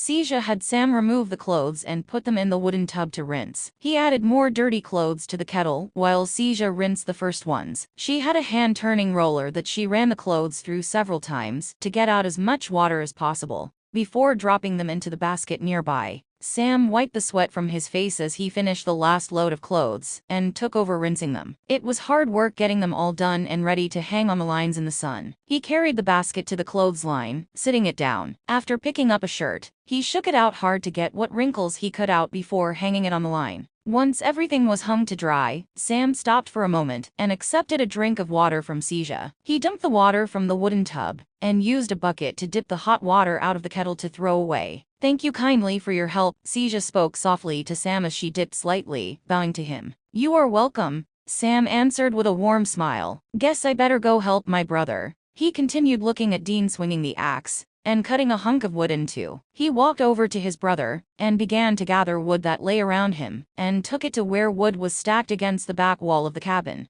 "Need a break," Dean huffed, jerking his shirt off and wiping his face. "I can get you some water," Sam offered innocently, not looking at Dean. "Yeah, that sounds good." Dean drew in some deep breaths and suddenly yelled out in shock and surprise when Sam threw a bucket of cold water at him, dousing him. "Hope that cools you off," Sam laughed as Dean slowly turned to look at him with revenge in his eyes. "You're going to pay for that, bro," Dean growled as he advanced toward him as Sam stepped back. Neither saw that Seija was watching them with interest as Sam turned to run, and Dean was right on his heels. Dean snagged Sam's t-shirt and jerked him backward, making Sam stumble. He drug him to the pump and pushed Sam under the spout. He began to pump the water, dousing Sam's body and face. "Stop!" Sam yelled as he tried to fight his brother off. "Uncle, you should know better, little brother," Dean rebuked him, letting him get up. "You never win at these things." They both looked to the back porch when giggles caught their attention. Seija was standing there watching them with merriment on her face. She shook her head at them, acting like kids as Sam stood and wiped the water from his face. "We're setting a bad example," Sam mumbled, smiling and waving at her. "You started it," Dean growled, waving too. "Come on, Dumbus, we need to finish stacking the wood." He pushed Sam back toward the split wood, and they started gathering it to stack with the other wood. When that was full, they put the rest in an open shed nearby to keep the wood out of the weather. By the time they were finished, their clothes were mostly dry. They looked out across the field and saw Ice and Darius coming back, pulling a sled behind them. They went out to meet them and saw two large deer-like creatures that had been gutted and drained of blood. "I see you had good luck," Dean praised them. "We did, thanks," Ice replied as Dean took over pulling one side of the sled, while Sam took the other to give them a break. "Hello, son, looks like we've been blessed on this hunt," Harium greeted the hunters. "I'll go get a fire going in the smokehouse while you take care of them." "All right, Dad." "Have either of you ever skinned an animal before?" Darius asked. "Nope, but there's a first for everything," Dean answered. "We use the hide to make items, some we keep, some we sell or barter with in town." "So, what do we do first?" Sam asked as they pulled the sled to a stop at the back of the house. "We need sharp knives," Darius stated, pulling one from the sheath on his belt. "Like this?" Dean asked, pulling one from his boot and holding it up for inspection. "Yes, that will work. I have one in my pack," Sam said, turning to jog toward the barn to retrieve it. "I'm sure Dad will want to use one back haunch for dinner tonight," Darius surmised as he helped Ice move one of the creatures to a rack to hoist it in the air. "Part of the rest will be cut into strips to dry, and the other will be salted and put in the smokehouse." "I brought drinks for everyone," Seija announced as she stepped from the house carrying a tray of cups. "Hello, Mom," Darius cooed, reaching to give her a hug. "Stay away until you wash up," Seija insisted, pushing Darius back. "You smell." "Which one of these will work the best?" Sam asked, out of breath as he held up 3 knives. Darius looked at the knives and took one, testing the balance and sharpness before taking another one. "This one will do," he determined. "Ice, do you need?" "I think I have it covered," Ice replied, pulling a knife from his belt. "Good. Now we start at the feet and slice into the skin, peeling it back slowly and cut away from the meat." He demonstrated the technique for them and watched as Dean started on the other side. "Be careful, don't cut into the meat if you can help it." "Got ya," Dean said. "Why don't you and Ice take hold of the hide and pull it?" Darius suggested to them. "We'll cut as you pull." "Okay," Sam agreed. He grimaced as he gripped the hide and pulled it toward him. It felt weird, but he kept pulling as Darius cut. They moved down the side before going to their front feet to start peeling the hide away. It was slow going at first until they got the hang of it, and before they knew it, one hide was removed. "Now we have to stretch it and tie it to a frame to cure," Darius explained, showing them the frame. They got it mounted to the frame, and Dean was shown how to scrap the hide while they worked on the other creature. After the hides were mounted to dry, they began to strip the meat off the carcass. Dean started a fire, and they placed a hind leg on a metal spike and put it over the flames to start cooking. Harium came back and began to turn the spike. so the meat would cook evenly. By the time the meat was done, Seja had a bowl of vegetables, salad, fruit, and bread ready for dinner. The guys went to the pump and got a couple buckets of water, so they could wash off the blood and goo from their arms and hands. Tables were brought out and butted together, so all the food could be set on it, and there would be room for everyone to sit. Light conversation was carried on throughout the meal, and stories were told. The men adjourned to the front porch for some homemade mead, and then Dean and Sam excused themselves to head to the barn to get some sleep. They knew tomorrow was going to be harvesting day. SPN. Are you sure about this? Sam questioned his brother as he watched him position a plow at the beginning row of potatoes. You know you've never done this before. Gee Sammy, how hard could it be? I just have to guide the plow. The mule is doing all the work, Dean snapped back at him. Are you ready, Dean? Harriam asked. He was going to lead the mule while Dean plowed. Yep, let's go, Dean said. This may not end well. Sam mumbled to Ice, who was standing by the row with a small wagon that had baskets in it to put the potatoes that were dug up. Have faith in your brother, Ice shrugged. You don't know my brother. Sam huffed a laugh and rolled his eyes. They watched as the mule began to walk down the row, and Dean started fighting the plow, as he tried to keep it going straight and plowing down the middle of the row. Don't step on the potatoes, Sam called to him as he smirked. Don't step on the potatoes, they don't want them mashed yet. Screw you, Dean shot back at him, almost falling because he wasn't paying attention. Okay, guess it's our turn. Sam got on his hands and knees, thinking it was easier than bending over, and began to pick up the potatoes that were unearthed. Ice helped and pulled the wagon along as they filled the baskets. When they got them full, they headed to the barn to empty the baskets onto a long shelf, so the potatoes could dry before being stored in baskets for the winter. Dean had another row plowed by the time they got back, and was going over the first row again to be sure he got all the potatoes plowed up. Sweat was pouring down his face from his exertion, and a few choice swear words could be heard coming from him as he tried to dodge the potatoes on the ground. When they finished the potatoes, they headed to the cornfield to pull corn. It would be shucked and taken to the mill to be ground for cornmeal. The beans were picked to be strung up to dry, and other vegetables were gathered to be cooked for their dinner. Minor repairs were made to the corral, the barn, and porch before they called it a day. Everyone was exhausted by the end of the day, and was looking forward to a good night's sleep. They were heading out the next morning for Titus's farm and then home. The travelers bid Harriam, Seja, and Darius a goodbye early the following morning, and set out for Titus's farm. The brothers were getting anxious because they would be one step closer to getting home. It would take them a little over a day to swing by and see Titus and his family. Traveling was easier now that they could use a road to get to their destination. Well, Sam, what do you think of my country? Ice asked Sam as they rode side by side. Besides being taken by a dragon and almost killed, it has its good points and bad points, Sam offered. The creatures here are certainly different than what I'm used to dealing with. I have seen things I would never have seen in my world, so that's a plus. Don't let him fool you, Dean butted in. He's geeking out over all this new crap. He lives for it. That's his high, ain't that right, Sammy? The kid knows more oddities and weird facts than anyone I know. He's like a walking computer. I mean like a book, Dean corrected himself, since he knew Ice didn't know what a computer was. You're getting off on all this, aren't you, bro? I'm not, Sam snipped, giving Dean his best bitch face. Jerk. Oh, you love it, bitch, you just won't admit it. How many can say they babysat a baby dragon or have even seen a dragon, period? Don't let him upset you, Sam, Ice offered to Sam, sensing this was a normal thing for them to pick at each other the way they were doing. He was sure it was a brother thing. There were times he wished for siblings to share his life with. I usually just ignore him, Sam mumbled with a snort as he nudged his horse to move faster to get ahead of his brother. It always made him feel uncomfortable when Dean teased him about being smart or a geek, especially around those he didn't know well. Sam knew very well that Dean was just as smart as him, if not smarter, but he hid it well and never let anyone know. That's why so many underestimated him. Was it something I said? Dean called to Sam, who ignored him. He gets snippy sometimes. Dean shrugged, watching Sam right ahead of them. Is Sam okay? Ice asked cautiously, since he didn't want to overstep. Oh, sure. Sammy and me do this all the time. We both know neither of us really mean what we say. At least most of the time. Dean trailed off, not providing additional information. Ice glanced sideways at Dean and saw the faraway look on his face and didn't press. He knew Dean well enough to know when to keep his mouth shut. Ice looked back at Sam,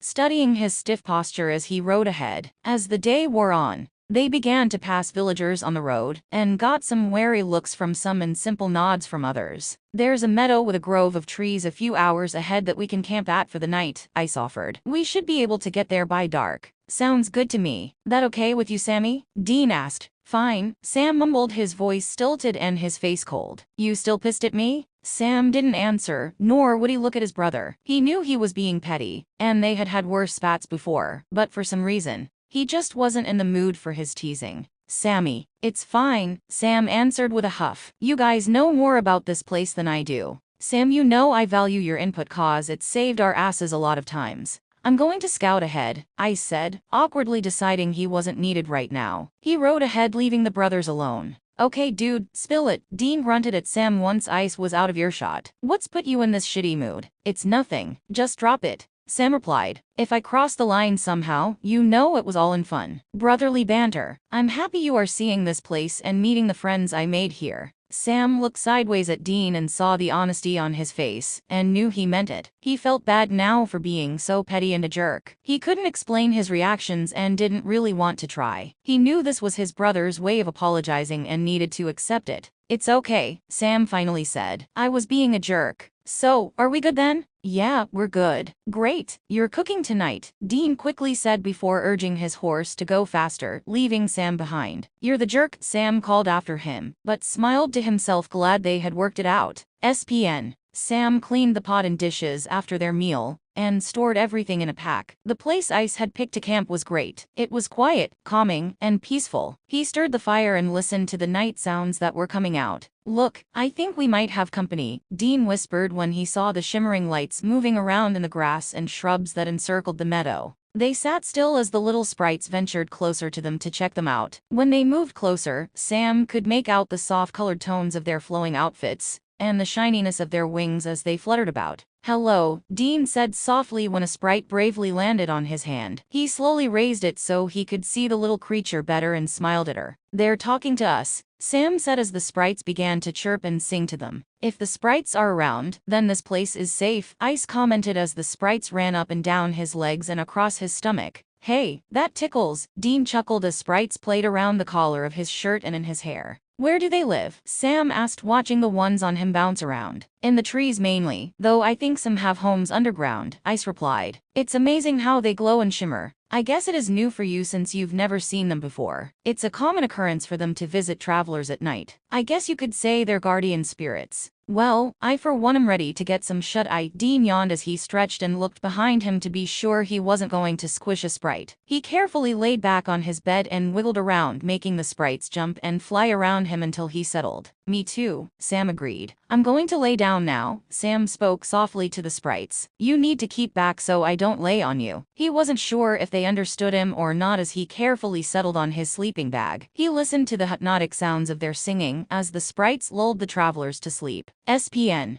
The following morning all the sprites were gone, and they broke camp to continue their journey. It was mid-morning when they got to Titus's house and were warmly greeted. It's good to see you made it safely, Titus called to them as he came out of the barn. Good to see you made it home okay too. Dean greeted him with a hug and slap on the back. I'll take care of the horses, Sam offered, taking Ice's reins, and holding his hand out for Dean's reins. Let me help, Ice offered. It's okay, go visit. I'll be in when I'm done. Sam, there's oats in a barrel in the barn you can feed the horses. I've already filled the water trough for them, Titus told him. Okay, thanks, Sam nodded as he led the animals to the barn. Come on in and I'll get you something to drink, Titus told the others. He led them to the house and went inside. Tisha, they're here, he called to his wife who was in the kitchen. Hello again, she greeted Ice and Dean as she looked around for Sam. You're missing one. Oh, Sammy's taking care of the horses. He'll be in shortly, Dean told her. I've got a nice fruit drink made up for you. Here honey, let me help, Titus told his wife. They went into the kitchen to fix the drinks. Dean looked toward a crib when he heard whiny noises, and went over to pick up little Dean. Hey little man, how are you doing? He cooed to him. Little Dean rubbed his eyes and looked at Dean for a moment before grinning at him and gurgling. So, you do remember me? Dean chuckled, tickling him and smiling when he laughed. He took a seat by Ice on the couch, and began to play patty cake with him. You have a way with young ones, Ice commented, watching the interaction. Had plenty of practice raising Sammy, Dean replied. Here we go. Titus offered, carrying a tray with cups back into the room. He passed them out and took a chair beside Tisha, taking her hand and kissing it. No, I don't think you need any of this, Dean told the baby as he tried to grab his cup. Dean usually doesn't take so easily to strangers, but he seems to like you, Tisha said. Let me get him something to drink. She went back into the kitchen and came out with a small cup for her son. Come here, honey, she cooed to him. They are probably tired after their journey, and you can be a handful at times. I guess you're ready to head home now, Titus asked. It's time. We accomplished what we came here for, to bring you home. I will be forever in your debt for that. I'm just glad things turned out okay and we all came back in one piece. Should I go check on your brother? Titus asked since Sam hadn't joined them yet. Nah, he's fine, Dean replied. He'll be in shortly.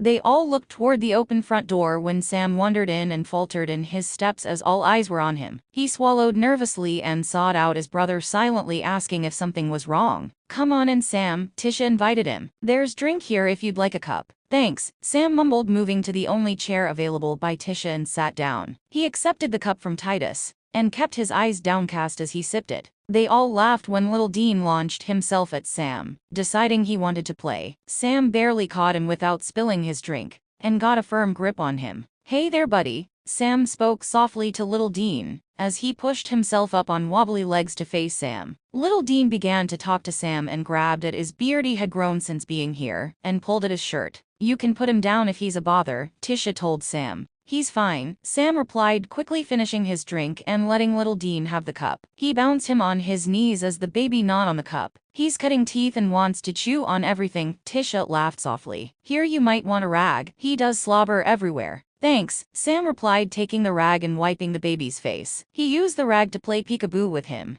Dean watched Sam playing with little Dean and smiled lovingly at them. It brought back fond memories of their past and raising his little brother. They talked about all that had happened and told stories of the past, until Tisha told them she needed to tend to their dinner. Ice went with her to help to give Dean some time with Titus. Sam took little Dean outside on the porch and sat in the swing to rock him. You have a great family, Ty, Dean told him. And it's all because of you that I got this chance to have a family, Titus praised him. If you hadn't chosen me for your guide, well, I would probably be living in a barn somewhere, wondering where my next meal was coming from. I'm sure I could have found some type of manual labor that paid only a few coins, but it would have been a hard life. I pull for the underdog, and I could tell the first time I saw you, there was potential in you. And I was right. You just needed a chance and to be treated like a person, Dean surmised. Everyone deserves that chance, and if it wasn't for you, I wouldn't have made it through those tasks and been able to go back home. You're the hero here and I owe you. You became the big brother I never had, and I consider you part of my family. I know we may never see each other again after this adventure, but I will tell my son about his uncle and what he did. You know, if you ever have problems again, if there's any way to get word to me and can bring me here, I will come. Thank you for that. Why don't we go check on your brother and my son? Dean can be demanding. He takes after his namesake, Dean chuckled, getting up and clapping Titus on the shoulder and pulling him into a semi-hug. They stepped from the house on the porch and found Sam and little Dean asleep in the swing. Little Dean was cuddled on Sam's chest with his head tucked under Sam's chin. Sam had his arms around the baby to be sure he wouldn't fall. Let them sleep, Dean whispered. He dug into his pocket for a camera and snapped a couple of pictures of the sleeping pair. Why don't you show me around? All right, I'd like that. I'm proud of what I have accomplished here. We have a nice abode here. They walked out into the yard and Titus gave Dean a tour of his farm.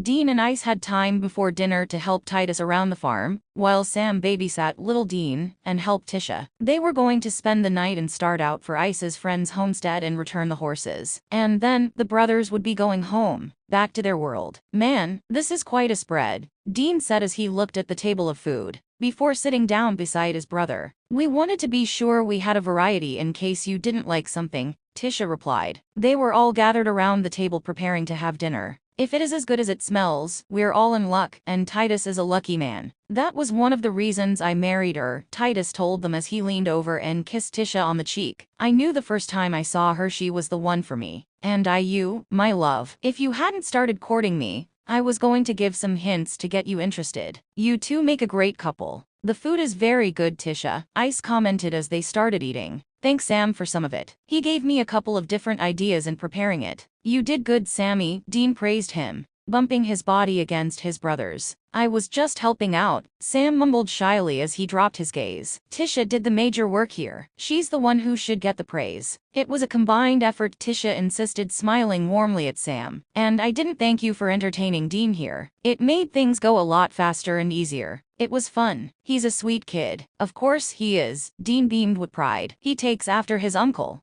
Sam choked on what he was drinking, and Dean had to pound him on the back to help him out. Are you okay, Sam? Titus asked, not sure if he should do anything or not. Yeah, Sam wheezed as he coughed and cleared his throat while wiping his watery eyes. It went down the wrong way, he offered, giving Dean a sour look. So, you'll be heading out in the morning? Titus asked. Yeah, we need to get the horses back to Ice's friend, and then we go home, Dean replied. I wish you could stay longer, but I know you want to get back. We'd like to stay longer too, but we have family waiting for us and need to get back into the game. The monsters aren't going away since we've been gone. I understand. You have obligations and loved ones waiting on you. Titus sighed softly, already missing his friends. You know you're family to us, and if ever you should find yourselves back in our world, you will always be welcome. I appreciate that, and we feel the same way. Family don't end in blood, as our adopted father once said, Dean told Titus. We will come if needed again. I hope you are saving room for pie, Dean. I made several just for you, Tisha told him.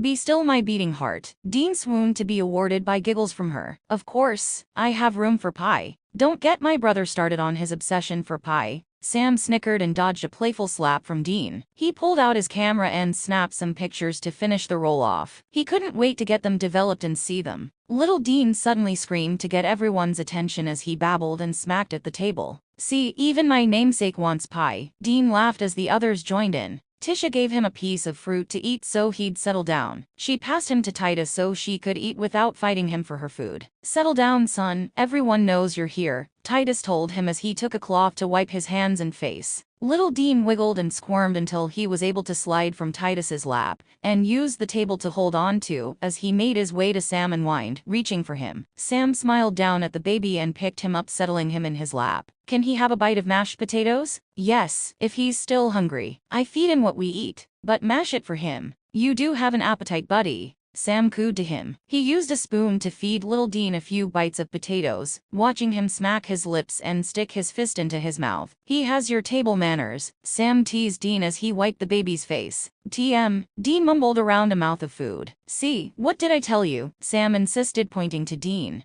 They finished their meal with large slices of apple and berry pie. Dean and Ice insisted on cleaning the dishes since Tisha and Sam cooked. Once everything was cleaned and put up, they sat on the back porch to enjoy the ending of the day. Dean had the rocking chair and was rocking his namesake as he hummed softly to him. It wasn't long before the baby was asleep and cuddled in his arms. Sam had used a disposable camera to snap some photos to remember their visit, and to take photos of Titus and his family. He fought to stay awake now that he was full and still. He yawned widely and blinked rapidly as he tried to listen to the conversation. Sammy, why don't you head on to the barn and get ready for bed? Dean told him. We'll be along shortly too. Okay, Sam sighed, getting up to leave. Good night, everyone. See you in the morning. Let me take him and put him to bed, Tisha offered, picking up her son and taking him inside to put to bed. Ty, I'm going to go on to bed too. All right, honey, I'll be along shortly, Titus answered. You go to bed when you're ready, Ty, Dean told him. I just want to enjoy the evening a little more before heading that way myself. Are you guys sure the barn is okay to sleep in? It's luxury digs to some of the places we've slept in over the years. It'll be fine. All right then, I am going to head to bed. Still getting used to sleeping through the night again. We'll see you in the morning. Titus went inside, and Dean and I stayed on the porch, watching the stars pop out and the moons come up. The noises were different now since they were back in civilization. They remained for another hour before getting up and heading for the barn to get some rest. Sam had left a lantern burning for them, and he had rolled out their sleeping bags for them. Dean moved his bag, so Sam was between them without even thinking about it. It was instinct ingrained in him that he had to protect Sam. Ice put the light out and then settled down to sleep, knowing morning would be there before they knew it. SPN. You guys know I hate to say goodbye, but it's time for us to head out, Dean told Titus, Tisha, and little Dean. You take care and I'll be thinking about you guys. Dean pulled Titus into a bear hug, holding him tightly for a moment before letting go. He hugged Tisha and kissed her cheek and kissed little Dean on the head. Dean blinked back the tears and smiled. It was nice meeting everyone, Sam said. He started to shake hands with Titus, but was surprised when he grabbed him in a hug, and after a second hugged him back. Take care of each other. He gave Tisha a brief hug and kissed little Dean as he ruffled his hair. I hope you have a safe journey back, Titus told them as they mounted their horses. I'll stop back by in a few weeks to check on you guys, Ice told Titus. We'll be looking for you. With one final salute farewell, the three travelers nudged their horses and rode away from the farm. It was a sad occasion, but a happy one too. Titus was reunited with his family,